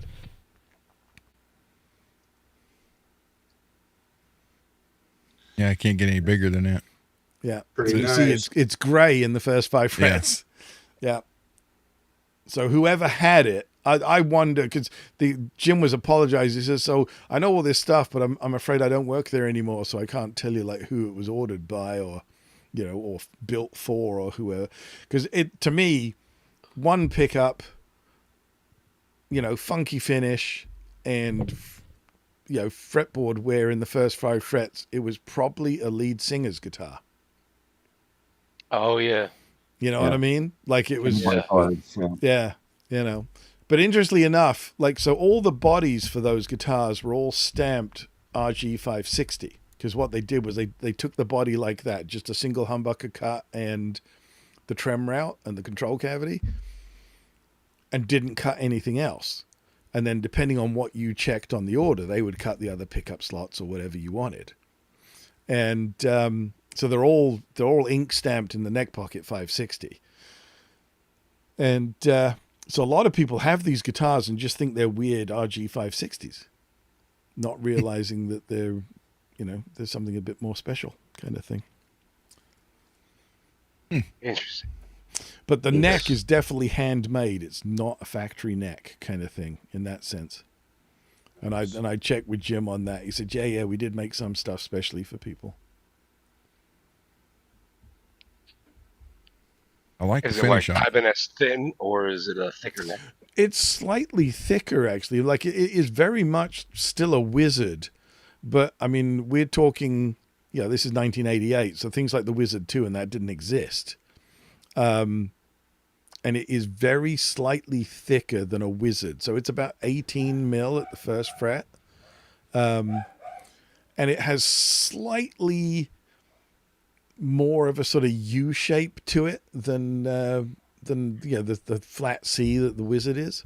So it has a very subtly different profile to it. And like I say, and everything about it, you just look at it, it looks handmade, it looks hand shaped kind of thing. Like it's you can tell when it's CNC and when it's not kind of thing. Right. Yeah. Steve, do you have any of the Ibanez Universal? Oh, I used to. Yeah, like I say, I was I was I was the first person in the UK to own a Universe, and I was also the first person to break one. Ooh. Ouch. That was a good claim to fame. The very first run that they did, because they didn't actually have 7-string magnets, they were using 6-string magnets and a cutoff of another piece of magnet. And I went to do the trem warble where you punch the body and the bar warbles. Well, my knuckle caught the corner of the neck humbucker on my black Universe, and it instantly went microphonic. And it was like I dislodged the small piece of magnet was what happened. And so the very next day, like I said, I had such a good relationship with the distributor, like I said, before I even worked there.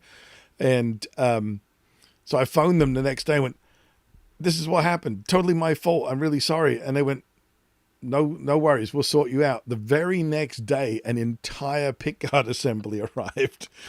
And they were like, yeah, just send the other one back at your leisure, kind of thing. I'm like, holy shit, thanks, guys. So, yeah, they took a Universe apart and gave me the entire pickguard assembly. Wow. Nice. Yeah. Before I pulled the trigger on this build, I was going back and forth in between that and the new Ibanez that they have out, the J Custom Vision. Mm-hmm. I can't justify $9,000. Right. I just can't do it. I mean, because for $9,000 I can get two badass Kiesel Customs for the price of that one, and they're using basically the same wood that I ordered through Kiesel.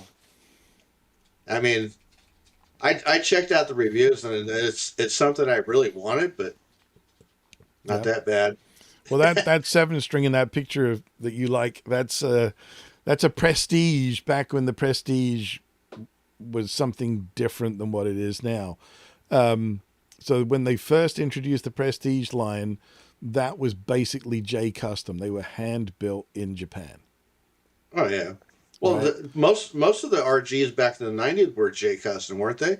I mean, that was on the a lot of them had Prestige written on them, but they became just nicer appointed production guitars. They weren't hand built in that sense. J-Craft was what then became like the very high end, real sort of custom shoppy stuff, if you know what I mean. Right. But I mean, Ibanez was a weird company though. So like, you know, during my brief tenure in the warehouse in England, like they would put in an order for, let's say, 10 black sound gear 5-string basses. And the shipment would arrive and there would be 10 boxes with, you know, the appropriate model numbers on the end of the box, and we'd open them up and 9 of them would be black sound gear 5-string basses, and then one of them wouldn't be. One of them would be bird's eye maple with a wangy neck and all, and like, so where did this come from? And clearly they would just let guys in the factory try stuff out, and if they liked it, they would just ship it out in a regular shipping box. So I mean, I had one of the Power One bodies, so like that one that I showed you with the triple coil. It was a single humbucker model and just a volume up. It was flame maple that was like 3/4 of an inch thick, and then mahogany. And like, that doesn't exist in a catalog anywhere, but it just showed up, you know? So yeah, I mean, then those of us that work there would be like, can I buy that? Right. You know, but yeah, they're like, nearly every shipment that we got would have something weird in it, but it would be labeled, be shipping in a shipping box. It was just labeled a regular model that we'd ordered. But there would be something totally bizarre in the box. Garguts, So I'll send you a link. Which is probably funny, right? Because somebody had to place the order to get it to that warehouse. Well, I think what it was like I say, they would let guys like try stuff out. Like they would make prototypes and that sort of thing. Okay. And, you know, or try different finishes or what have you. If it passed QC, they would then just stuff it in a box. Ron, I'll be right back. You know, I got to run to the bathroom. So, you know, you would think you were, you know, going to open up a box with a black 5-string bass in it, and it would still be a 5-string sound gear, but it would be all exotic woods. Yeah, right. And not anything that was from a catalog. Like, you couldn't go, oh, they accidentally sent us a so-and-so. So clearly it was just a one-off, and they shoved it in a box and shipped it. That's wild. Yeah, it was awesome, some of the stuff that showed up. Oh, I can imagine. Yeah. You know. Garguts and Alex, I sent you guys links. Awesome. My buddy, he's given me a 93 RG 550. Mm-hmm. Yeah. So 93 is the crossover year from original square heel to all access. Do you know whether it's the square joint or the rounded one? That I don't know. I think it. You didn't know there was going to be a quiz, did you? Yeah, no. I think it's a square one, but this one, it's like really, the fretboard is like really flat. Yep. It's pretty cool. It's fast. Well, it's like the it's got a real fast neck. So the necks that I have on a couple of my gems. So everybody talks about, you know, the wizard neck being the thinnest thing they ever made. It actually wasn't.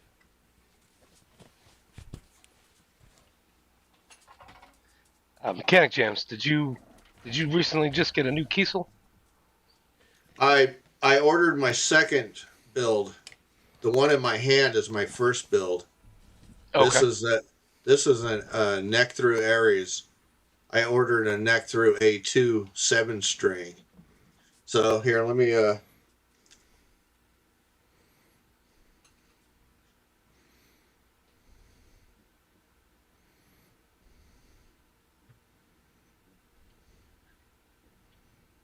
Oh, that's cool. Very cool. All the way through. Yeah. Nice. Very nice. So it's got a wood binding? Is that a no, it's probably just the no binding. Okay. I got you.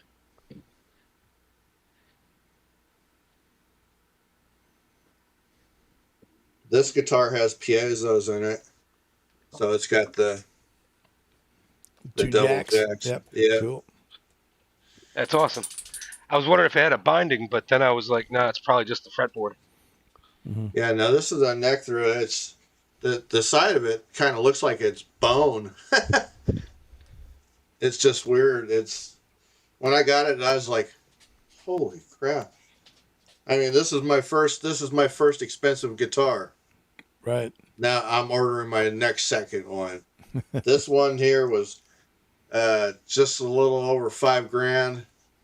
And then my next build that I just got done paying for is like $5,800. And this is my birthday present. My birthday is the day before Cover It Up launches. So my birthday is Friday. Right on. This coming Friday. Well, happy Ooh. birthday if we don't see you again. Yeah, Happy early birthday. Yeah. That sounded terminal. No, I mean, like, we don't see you before this. Well, Yeah, happy Yeah, birthday. if we don't Well, see you hope again, you make it. yeah, if you make it to Friday, know what I mean? On Ibanez, how can you tell the year from the serial numbers? Is it the last two numbers? Or? Ibanez. So the Japanese ones will have, the majority of them will have an F prefix for the Fujigen factory. Okay. And then starting in 87, so Japanese are pretty smart, but sometimes they're slightly less smart. So in 87, it was F7.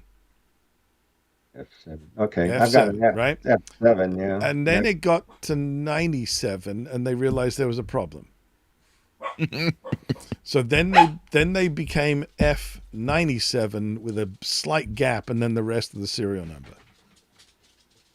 Right on. So the very first numbers are just like 6 digits with an F in front of it, and the first digit is the year. Yeah, I've got an F728587. Yeah, so that's an 87. Now, Okay. they printed a lot more 87 serial number decals than they made guitars. So the 87 numbers go through 88 as well. That's when they actually have it on a sticker, the serial numbers. It's like a silver sticker. Yeah, they like I said, they overestimated the production numbers. So This has the square heel and the the overhang, like. Yeah, and the nice thing is you can cut those last 2 frets off and bolt that to a Strat, and away you go. Yeah, you could, yeah. Oh, we do. I've got 3 of these. Yeah. I got one of them is fully scalloped. Right. They're wonderful necks. And I've got some bodies to go with it too.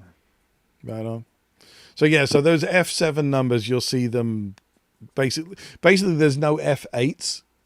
So you see F7s and then F9s. So and it was just because they printed so many F7 serial number decals that they just kept using them.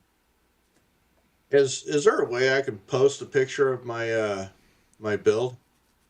You have to email it to me. Okay. Email it to me, then I'll share the page. I'll share it. Okay. All right. So the wizard neck, the original wizard that everybody goes on about, is 17 mil thick at the first fret. Some gem necks, the gem neck dimensions vary from model to model, but some of them have a neck that is literally 16.5 mil at the first fret. So it's actually thinner than a wizard neck. And it's probably, like I said, I can't see myself on screen to know if I'm even getting the angle right to see it is. You got it. How thin it is. But I mean, if I put my thumb behind it, you'll see what I mean. Yeah. Yeah. So it's a fretboard with a truss rod hidden behind it. So, which is just the way a neck should be. None of this nonsense, Louisville slugger nonsense. Nobody needs that.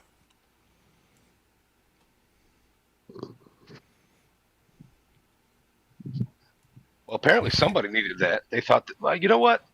This Les Paul isn't thick enough. Let's put a bed on it. Oh, dude. A buddy of mine back in England. I mean, now luckily he was a guy with huge hands and was really into playing like solo jazz guitar kind of thing. And, sort of Herb Ellis kind of idea. And he had an 81 custom that when you looked at it face on, you saw the binding curve out, and you saw you saw the wood of the neck, and then it disappeared around the back. The neck was so big, it was wider than the fretboard. Damn. And he thought it was amazing. He loved it. And he said, like, I've only ever seen this one. I had to buy it, kind of thing. And I said, that's like the weirdest shit I've ever seen. Like, that you can actually see the neck wood past the binding kind of thing. It's like, yeah. Here's a What do you got there, Scott? 550 neck. It's a scallop 550 neck. Right on. This one looks like somebody peeled the serial number off the back, the sticker. It's gone. Mm-hmm. Yep. But it's obviously an old neck, though. It's got the overhang on it. Yep. Somebody did a great scallop job.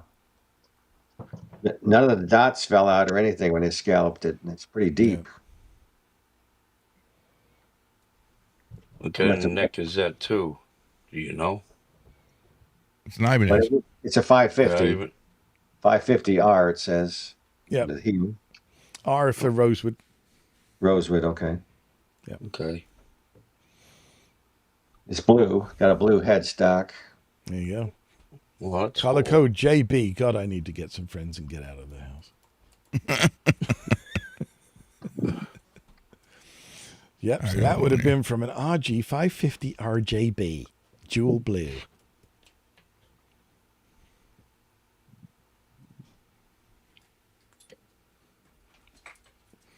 And I have my. I think I sent it to you, Ron. Yeah, you did. Extra pickups, then there you go. There should be a front and back available on there. Yeah, I'm not getting the whole. I've got a custom 550 body for this one. Oh, wait a minute, Scott. That's Hold nice. on. So like ghost flames on there? Yeah, I love that body. That is gorgeous. That is Oh, that's nice. Yeah. Mm-hmm. Very nice. They did the back too on it. That's freaking amazing. Now, I'm just going to say something about flames, the hot rod flames and everything. When I go to a car show and I see like, a Chevy 2 with the whole front end orange and seemingly on fire, it's like, well, nope. If the front of your Chevy 2 is on fire, there's something wrong with it. Because it doesn't go fast enough to get the re-entry speed. It's got some spark on it. Yeah. That's beautiful. That's the only hot rod I've seen with the flames that actually made sense was I saw a Pinto where the flames went from the back to the front. Yeah. And if you know the reputation of Pintos, yeah, well, I'm just saying, younger people in here is not going to know that. Yeah. I do. Yeah, the gas tank was behind the rear bumper, and if you got rear-ended, it was likely Thank you for sharing that, Scott. Yeah, that's tasty. Yeah. Oh, so you got the moon inlay and everything. Cool. Yeah, that's awesome. That is awesome. So I'm guessing by the standard nut, it's a hardtail? No, it's going to be a hip shot. Oh, okay. It's their hip shot trim. Right. And they got the Fishman influences. Right on. And I'm doing the push pull voicing. So you got all the voicings. Yeah. Yeah. Sweet. And that looks really nice. Is this going to be your first 7-string, or have you had one before? Yeah. No, that's going to be my first. Okay. A lot of people get kind of bent out of shape or sort of overthink the whole, like, I can't even play 6. How the hell are you going to play 7? It's really simple. I'm sorry. You've got an E and a B both sides of the neck now. Yeah. So anything you can play on the treble 2 strings, you can now transfer it onto the bass. Yeah. I'm doing standard. Yeah, so B standard. Yeah, okay. So the top of that string on that guitar, the low would be a B. Yeah. Which is what you're saying on the very top. Yeah. So you've got E, B, G, D, A, E, B. Okay. So and basically, E and a B when over here, and E and a B over here. So basically, when you play like an E chord, You can you're gonna leave get that. like You a can leave the you're- B open. It's a fifth. Yeah. yeah, you can just get a whole full E chord, or it's kind of cool. So Yeah. that's why I'm doing it, Yeah. because No, it adds that extra. yeah, I've been playing 7 strings for donkey's years, and it's a lot of fun.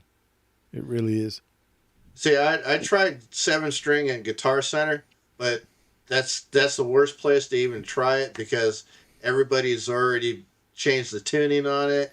It's not set up for people to, oh man, this is cool. It's all, with the different type of music, it's all about the flub and the deep chug. You know what I mean? I'm going a different route with it. And I mean, if I ever want to do some of that, deep chug stuff, I could always just drop tuner or whatever, Well, I mean, basically, if you want to do Korn, they're still sort of in the same relative tuning, just starting from A instead of B. They're just down a whole step. Yeah. Oh yeah. I see what you got there, Scott. That's a got the swirl body. Yeah, swirl. That's a gem body on Ibanez gem.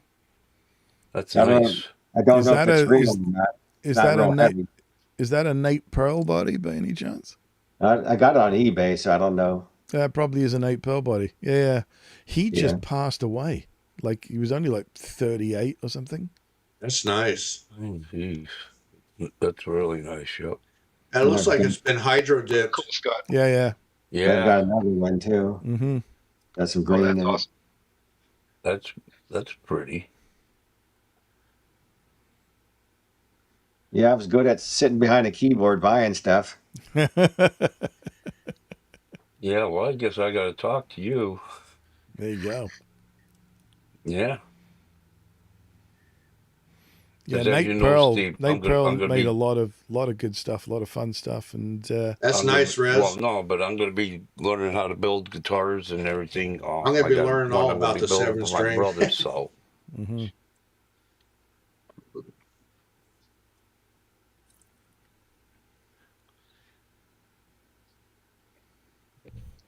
Matter of fact, I sent a guitar to BBM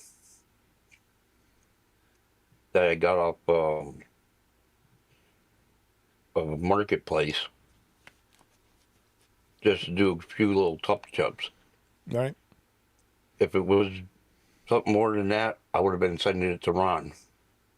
But BBM's a good friend. He wanted to do collaboration, so. But what I found is a Gibson Baldwin guitar with black on the outside and like a bluish green, almost like an aqua on the inside. Cool. I got it for $80. Like a burst, you mean? Yep. Yep, blue to black. Very cool.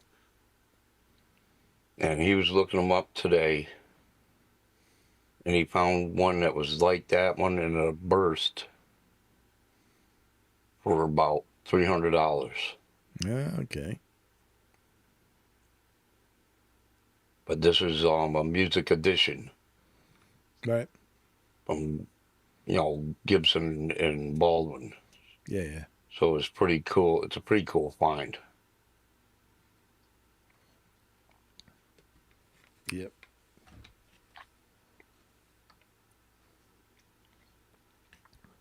What guitar is that you have there, Steve? This is another old 550. So speaking of blues, this is not the JB, this is the LB. This is laser blue. Nice. And David, here's pickup configuration for you. Yeah. Oh, That's yeah. pretty cool. That's and, wild. I'm liking that. So, and again, it's had a life. It's got stories to tell. So That's pretty sweet.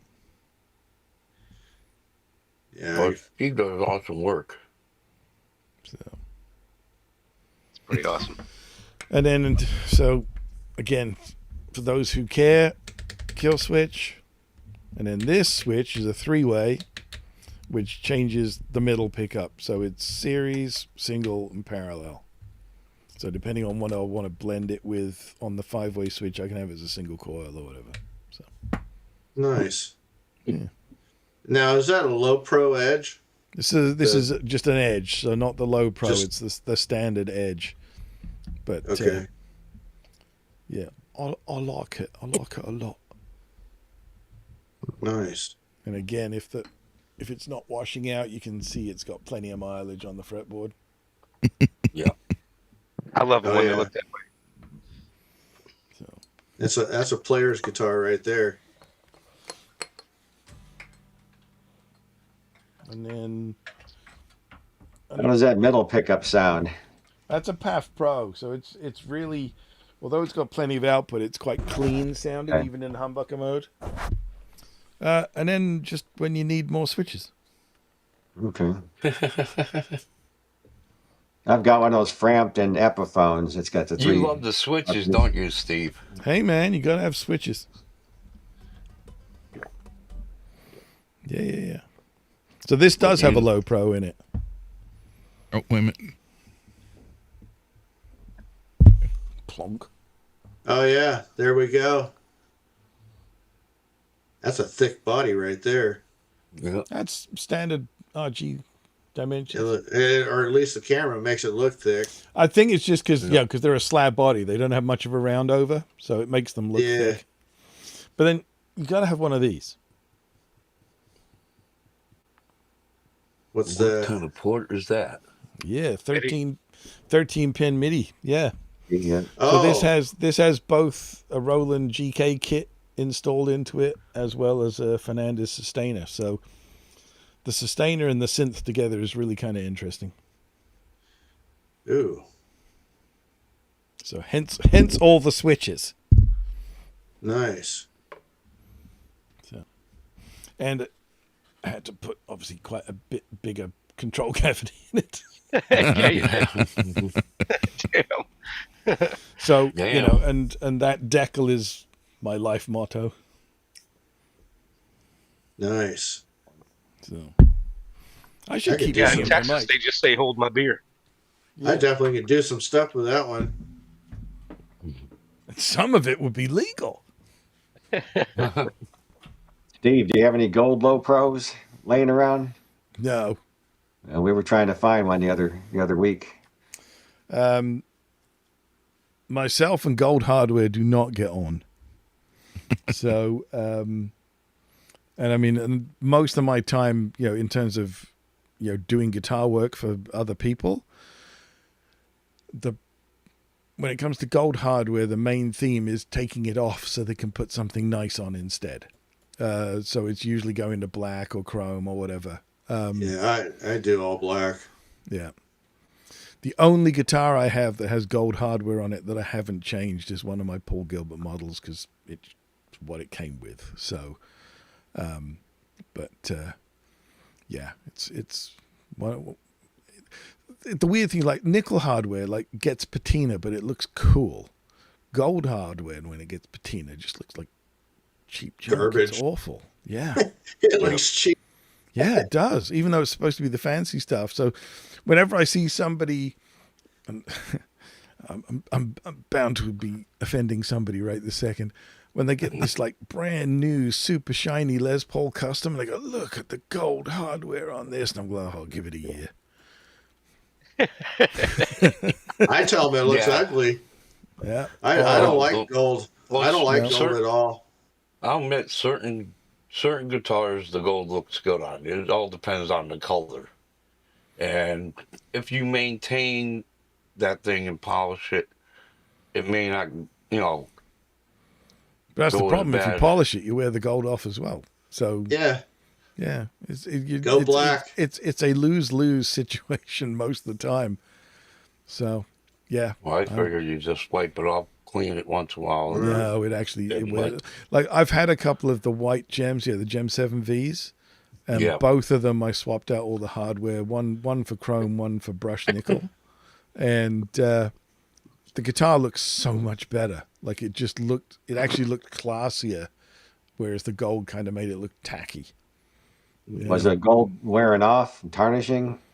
Well, yeah, they all do. So as soon as I got those guitars, I just swapped all the gold hardware out. Okay. Yeah. That's exactly what I'd do. Yeah. Right away. Yeah. It's more good. One of the guitars I'm going to be building, I'm going to be putting gold on it. But see, I knew I was offending somebody. But it don't. No, you ain't offend me, Steve. Because the one thing is, I learned something, and it helps me to try to figure out how to maintain it. That's all. Yeah. Well, you can imagine. So the thing with decent. gold is soft, right? That it's a malleable metal. That's why we like it. It's pretty, and we can make it into funky stuff.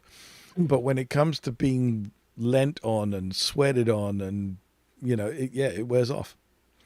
And unfortunately, like I say, nickel, when it wears off, it looks cool. But gold, when it wears off, just looks, cheap. Gold is about as terrible as nylon tuning pegs. The nylon are those plastic tuning pegs. Oh, like they used to have on the old Ovations and stuff? Yeah. Well, there's one thing I could do is I could play as long as it stays gold, and when the gold starts wearing down, swap it out for chrome. Yep. That's all. Yeah, exactly. Ron, on Marshall's guitar, did you decide to find a low pro or just end up routing it out? He wants it routed out and use the new one. The full size, okay. Mm-hmm. Yeah, I got to route. I'm going to actually probably do that. Probably do the routing tomorrow on the body, and then. Then you got to do that plate. Yeah, the pick guard. Yep. Yeah. You're just going to try to sand it down slowly? I don't know. Greasy sent me a nice saw that might work. Yeah. But then I thought, well, I mean, if I hit it with the router, it's going to be dust. I know that. Yeah.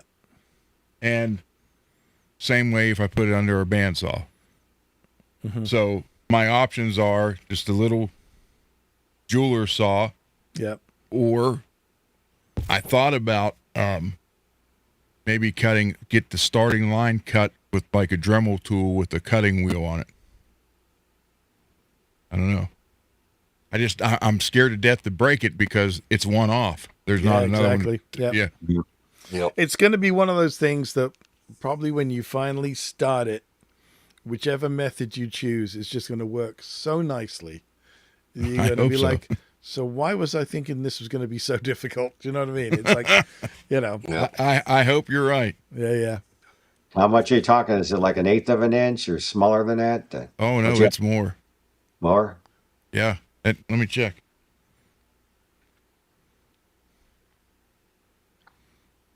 Now, incidentally, one night only, you get a set of Lawler pickups for $234. Right? 34, let me guess. Hang on. Ron, It's coming to me. Is it? Are they chrome with no visible pole pieces? Now there's visible pole pieces. Like standard Gibson. Okay. $234 if you want. They were so shiny I couldn't even see the pole pieces. Oh no, they're on there. Yeah. Or I'm 90% sure there's pole pieces on there. I could have swore they look like regular Gibson. Yeah, it does. Yeah. That's do you have? Oh, sorry. That's the Imperial pickups, and it's the hot wind, I think. Mm-hmm. Yep. Hey, do you have experience with the FRX Floyd trim system? Yeah, sure do. 5.5. What do you want to know, Mike? 5.5 thick. Okay. How much do you have to take off? About 1/8 of an inch this way. Okay. And right here, just this side. Just the back and this bottom piece. That's it. Well, top piece, actually. Is that too much just to sand off? Or?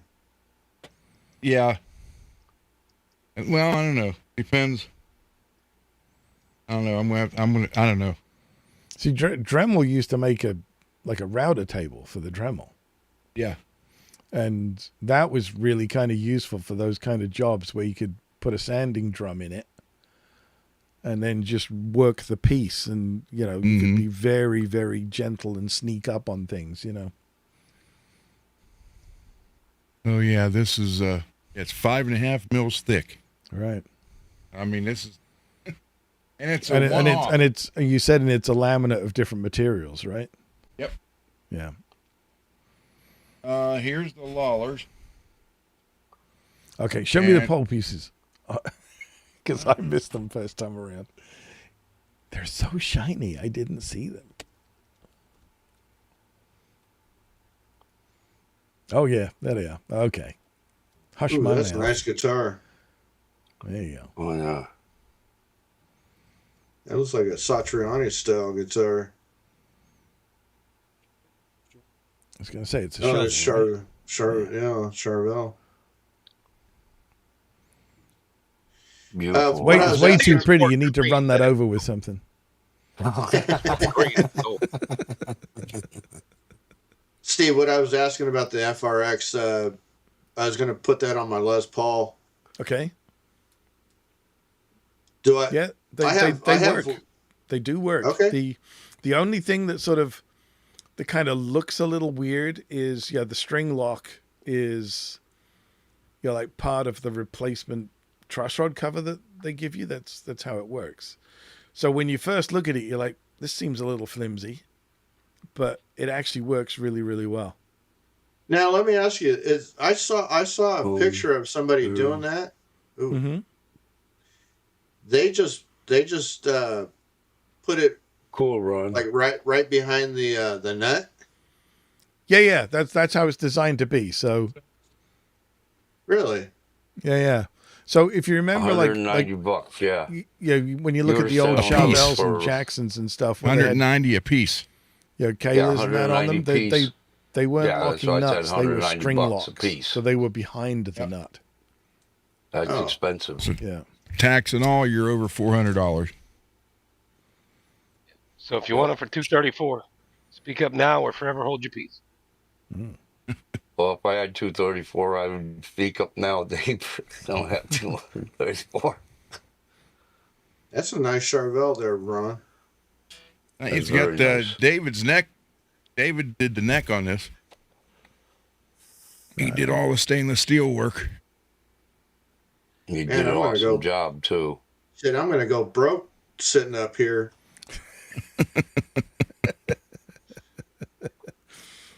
I love Charvels and Jacksons. We got what you need, Mike. We got what you need. I want him to use the guitar. So instead of drugs and alcohol, it's all about guitars and guitar parts. Yeah. Now, David, you got that one that he put those humbuckers I sent to him, right? In that guitar? The Tiger one? Built? Yeah. I think so. Or he tried them for a while. I don't know if he changed them. You have to ask him. But yeah, I know that they were in there for a while. They're not still there. Yeah. I thought you might have had. I thought you got it back. That's why I was wondering if you liked them. No. I made that and gave that to Ron. He can do whatever he's got to do with it. All right. I hope he doesn't burn it, but it belongs to him. I'm playing it. That's what I'm doing with it. If he goes to burn it, I would just have him send it to me. I like the way it looks. Yeah. All right, so now I can show you. I forgot this was sitting next to me. So there's the angles of the body. See how the sides are not perpendicular? They all taper. So there's an angle here for the forearm. Then there's another angle here. Then there's another angle for the belly cut. And then an angle this way to the strap button. And an angle this way to the strap. So it's all very sort of prismatic, I guess you would say. Right. But, yeah. So you know what happened there, don't you, Steve? That was the first day the guy ever used a bandsaw. Yeah, that's right. That's exactly what happened. Am I supposed to tilt it like this? No. No, you made a prototype now. Yeah, that's good. I'll throw it away. That's a prototype. Yep. But yeah, this is an 87 as well. It looks pretty thick on the one side. And there's Well, not when you many. don't know what it's funny when you don't know what that is. The rear cavity cover tells you what it is. Yep. It sure Oh, it's like did. I got that Ibanez Gem Junior that I won from Search for Tone. And the one thing that bugs the heck out of me is I don't know why they made that jack that you plug in so deep into the body. The California jack? The barrel jack, you know. There it is. It's rounded bit into it. Let's see that, Ron. Put that up on the. This was a guitar David did for me. He did the. Dude, that's sick. That's beautiful. That's sick. I love it. David's Hellfire paint job. Dude, that is sick. Totally awesome, David. You did an awesome job, man. Is that a rag job there, David? Rag job. More like a Walmart bag. Yeah. Yeah. That's what I mean. Yeah. Pull it. Yep. So you put the wet coats on and then use the crumpled up bag to pull the color through, right? Yes. Right on. Right. Yeah, it worked real good. So and then typically it just stays too black. And you got to wet sand until you like it. Yep. That's very cool. Cut on the back. Yep. So my first job out of college. Yeah. I was just gonna say you got to use Scotch-Brite. You can't use sandpaper. You got to use the gray Scotch-Brite, and you're making little circles until it looks right. Yeah. So it's got a neck on it from Scott. Right. Anyway, sorry, Steve. I was going to say, so my first job out of college, I'm actually a fully ticketed Yamaha motorcycle technician. And one of the guys that, was sort of one of the third-party guys that we used to deal with was a custom painter. And he was very sort of old-school custom motorcycles. And some of the painting techniques that he did were really interesting. So he did all the cellophane and all that sort of stuff. Yeah. But he would also spray through neck curtains and that sort of thing to get weird sort of, to do scale patterns and that sort of thing. And the other thing he would do is he would take tinfoil or aluminum foil for you American people and crumple it up and then flatten it out. And then stick that to the gas tank and do translucent colors over the top. So you saw all the crinkles in the aluminum. Right. I've seen that. Under all the colors, and that sort of thing. And he was doing that in the 80s kind of thing. Like it was cool. Yeah, I've seen a guy do basically like special skill set when you stripes able patches to do that just stuff. like that. Mm-hmm. Oh man, must have took forever. That's great. Yeah. I saw on YouTube one lady did crackle, but she did it with Elmer's glue, like where the lines would be. She sprayed Elmer's glue. Then when you're done, you just take it off. Right. So like a flexible mask. Almost. Yeah. Interesting. Yeah, because this is what I mean, Steve. See how they put that in so deep? Yeah. It's called the California Jack. Yeah. I'm not crazy about that. I hate those things. Oh, dude, come on. Everybody should use have mine one of as these. a battery cover. Just to plug it in. It's the best idea ever. Puts it over your I like that. I like that idea. Everybody should have one of these. Guitar. They say it's pink, but it more looks like a orange, the bright orange. It's kind of like the old salmon pink, right? Yeah. It's salmon. Yeah. Salmon. But it kind of reminds me of when they, how some of the contractors. I got the shitty jack. I'm using it as a battery. Fluorescent color. And I put one of these in the bottom. See, that's funny because were you here when I showed what I did years ago to this? That's your other Hellfire, right? Yeah, well, that was the first one, basically. Yeah, that's cool. Dude, the most fun about this whole paint job was the base coats and sent my brother a picture of it. And his daughter liked it, and he's looking at me like I'm gay or something. Not that that's a bad thing, just, between him and me. You like being gay, right? Yeah, I like it, and he doesn't approve. So, so you having done that side jack like that, check this out, David. Ron, could you put him center? Yeah, there you go. Yeah. Yep. A slightly more crude version. There was more hammers involved than No, mine's pretty crude. Like, I wouldn't recommend doing that ever. Well, the one thing is, if I was going to take the jack out, what I was going to put in is one of those, the ones with the 4-prong, and even though the bolt will stick out a little bit, but it'd be a little bit further out. Pure tone? Pure tone jack, yeah. Oh, and then just have the shaft stick out a little bit? Yeah, that's what I was thinking. Do you like to use a 90-degree plug? Is that the issue, Ed? Well, what I use is, you see me, Steve, is these. they do turn. Oh, So, okay. Yeah. And it's a lot, when you go to put it in the hole, it's a lot harder because it doesn't always want to go in. And then when it turns, sometimes it pulls itself out a little bit. Okay, no, that makes sense. There's stuff at Walmart that will fix that. Mine, I got the jack sticking out of the back, and then I would just go to set it down against the bed, and it wants to fall over. So I just didn't want to use that at all. Yeah. Just let them fall. They like it. You could take some more wood out for that thing. They wouldn't look that way if they didn't want to be slapped around a bit. Come on. I usually got to set one down, do something, go figure out what the dog is up to. Right. We're getting music requests. Who from? Who's the Rez? lunatic? Oh, by the way, Dave, I left you a little message in private chat. Okay.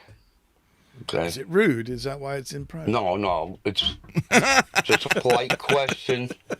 Okay, it's a polite question. That's all. Is it because he said he liked being gay? Oh no, I don't want to be a guest on someone else's show, puppy. I really don't. Thanks don't have the time for it. No, thank you anyways. I appreciate the invite. And it's not like I'm not saying never, just this year. That's fine. I know. By the way, Ron, I did reschedule you. I just want to make sure this date was all right. Would you? I keep on forgetting to do that. Which is. It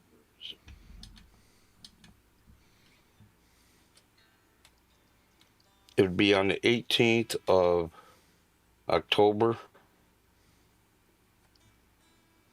Yeah, as long as they're not doing my knee, then I'll do it.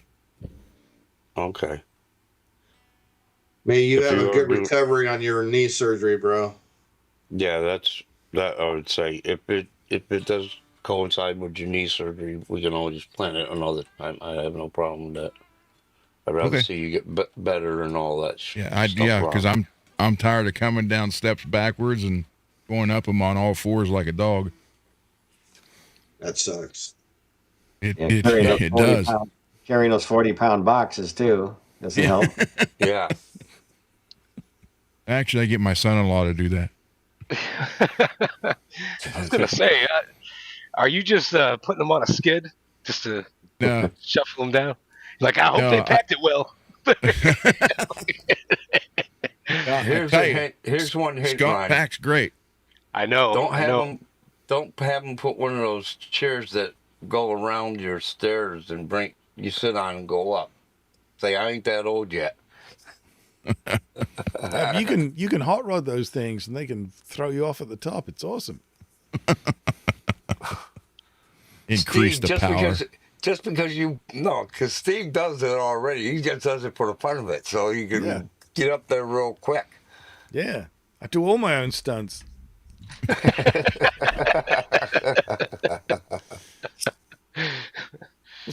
Speaking of which, 3 weeks ago, for the first time in like 30 years, I fell out of bed. 3 o'clock in the morning, I'm laying on the floor next to him. I go, what the frick? And I can remember vividly the very last time I rolled out of bed, which was 30 years ago. I was still in England. It was a low bed, squishy carpet. I remember just sort of waking up and going, oh, I'm on the floor. Guess I'll get back into bed then. This time, not so much. I have a bed frame where like the mattress is a good like 3 feet off the floor and hardwood floors. So I landed kneecap first. Oh. So the thing that wakes me up is the kaboom and then the pain. I'm still scabbed. I took the skin right off my knee, just falling out of bed. I couldn't believe it. I smacked my jaw. My jaw was aching for about a week.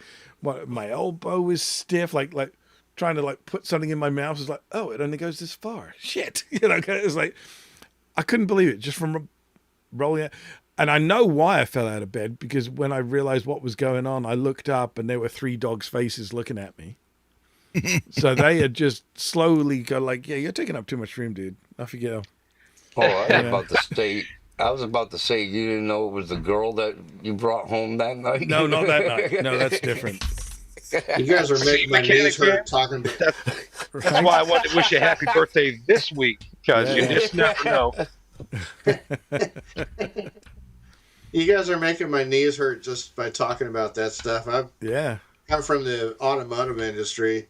I mean, working on big trucks is not much better, but it is. Well, I understand how you feel, Mike, because the one thing is I worked at a paper mill for 25 years, and I was on concrete floors and everything, and right now I work at Stop and Shop, putting up groceries and stuff at night, so I'm constantly on my knees, and I'm going to be turning 60 end of January, so I know exactly how it feels. Sometimes I go and my knees are hurting. Yeah, I'll be 56 Friday. I'll be 51 September 12th. Well, happy birthday to you, Dave, and happy birthday to Mike. Thank you. My dear old mum is 88 tomorrow. I'll be 66 in October. There you go. Yeah. I'm 61 and a half. My wife will be 68 in October. So am I, Steve. I'll be 62 in March. Oh, there you go. So I'll be 62 a couple of months ahead of you. Bunch of old guys up on the panel. Yeah. Well, you can hear the creaking. The way I see it is the amount that my body snaps and pops, it should glow. Steve, you don't Are you shaking properly? Mark Taff, right? From Ben's show? Yeah, Mark Taff. Yep. He's born on January 16th, so he's a few days older than that. Right. A few more days older than I am. I'm January 26th, same as Eddie Van Halen and Ellen DeGeneres. But anyway,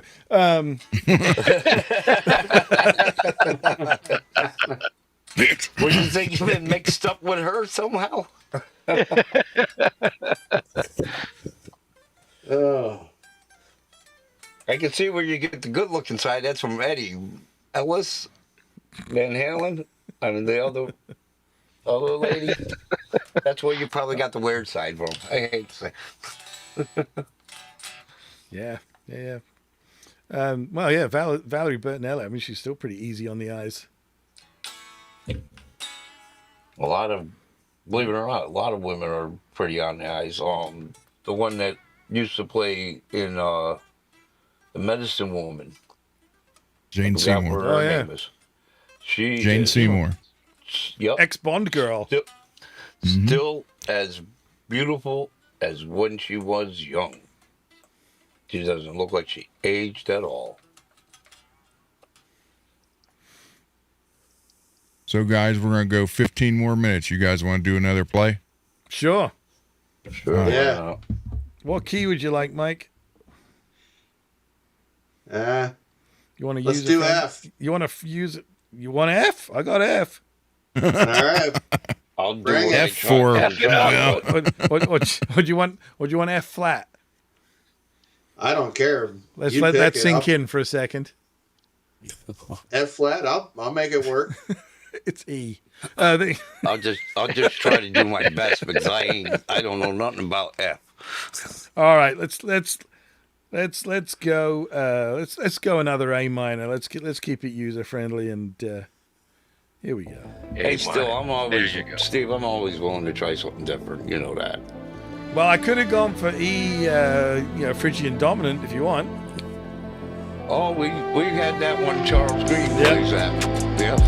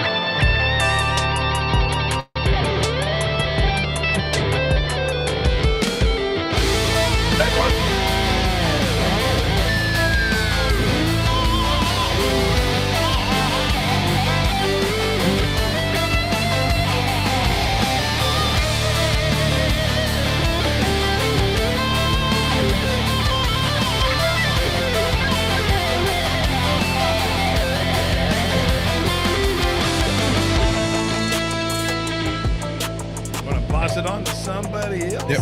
There we go. There we go. Hold on.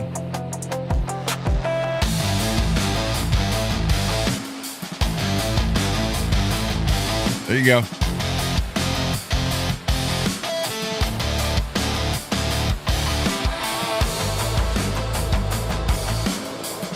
You got to turn up a little bit. Yeah, not hearing anything, Mike.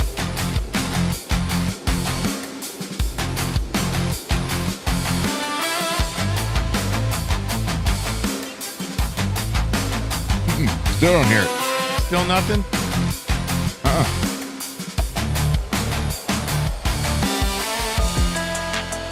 Let me see. Oh, wait. Got the extra cancellation on. There you go. Right. Nope. Still don't hear it.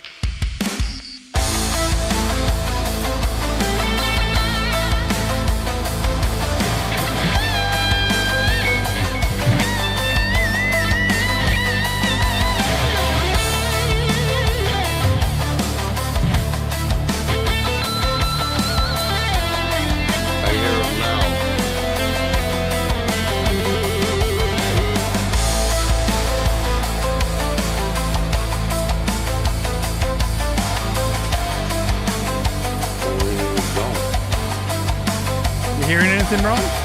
No. I don't hear anything either. It's looking really good, Mike.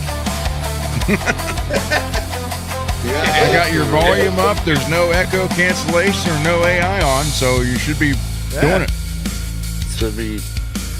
Is your guitar connected at all? Or your volume on your guitar?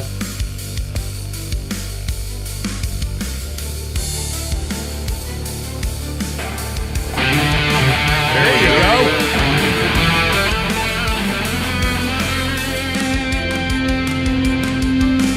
Now that sounds like echo cancellation. There he is.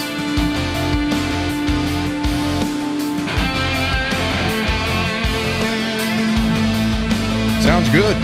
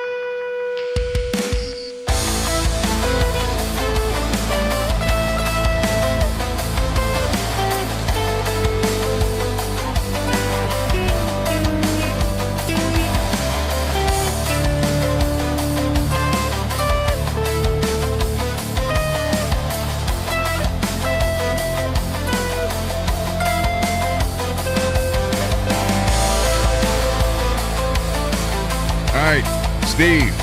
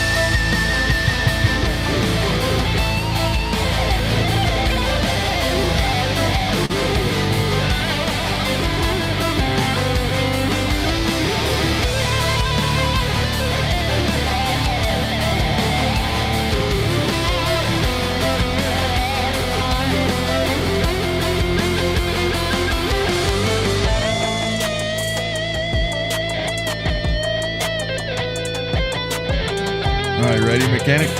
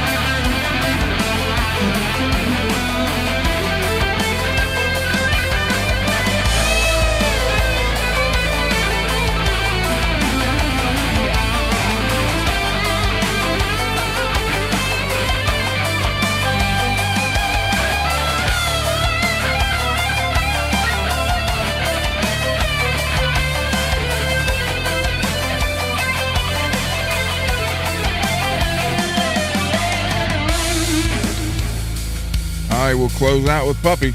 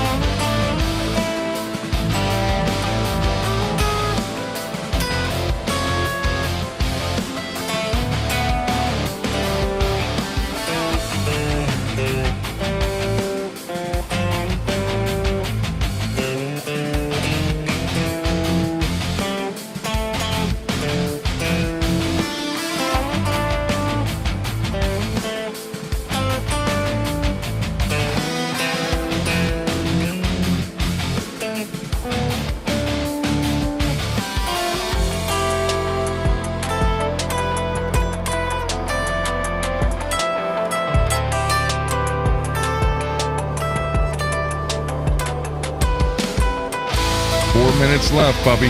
Go for it.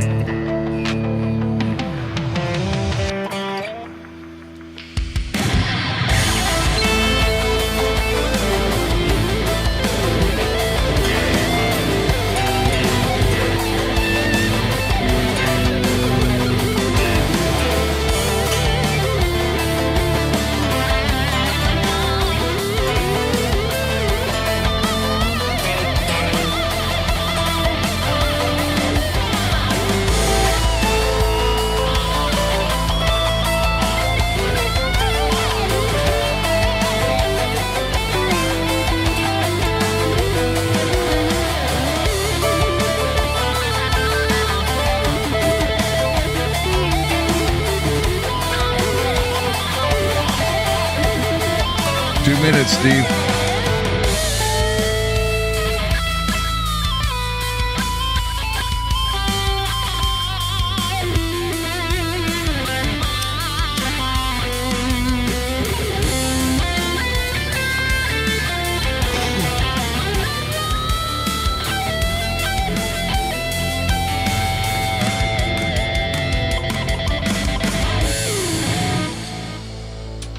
All right. I only kept going because you said 4 minutes, close it out. And I'm like, I'm trying to keep going. I'm like, I'm getting tired. Well, that was having fun. That was having fun. That's what it's all about, right, Steve? Jinx. Yeah. It's like I think I know what I'm doing, but not really. There we go. There. We got the hum again, Steve. Still humming. Well, it's not me then. No, it's not my guitar. Hold on. I got it.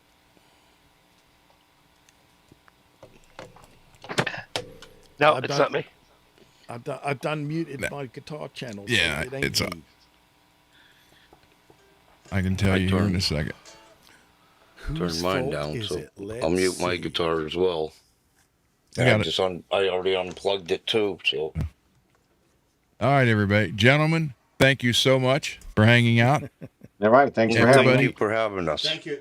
Thank you for having me. Well, you guys are welcome. Yep. See, David's got his signs. There you go. Yep. Thank you, everyone. And everybody in the chat, thank you for hanging out. And we'll see you Monday.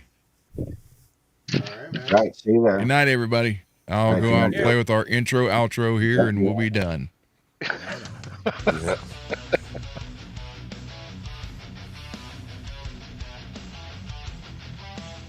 Oh, Scott left. Yeah.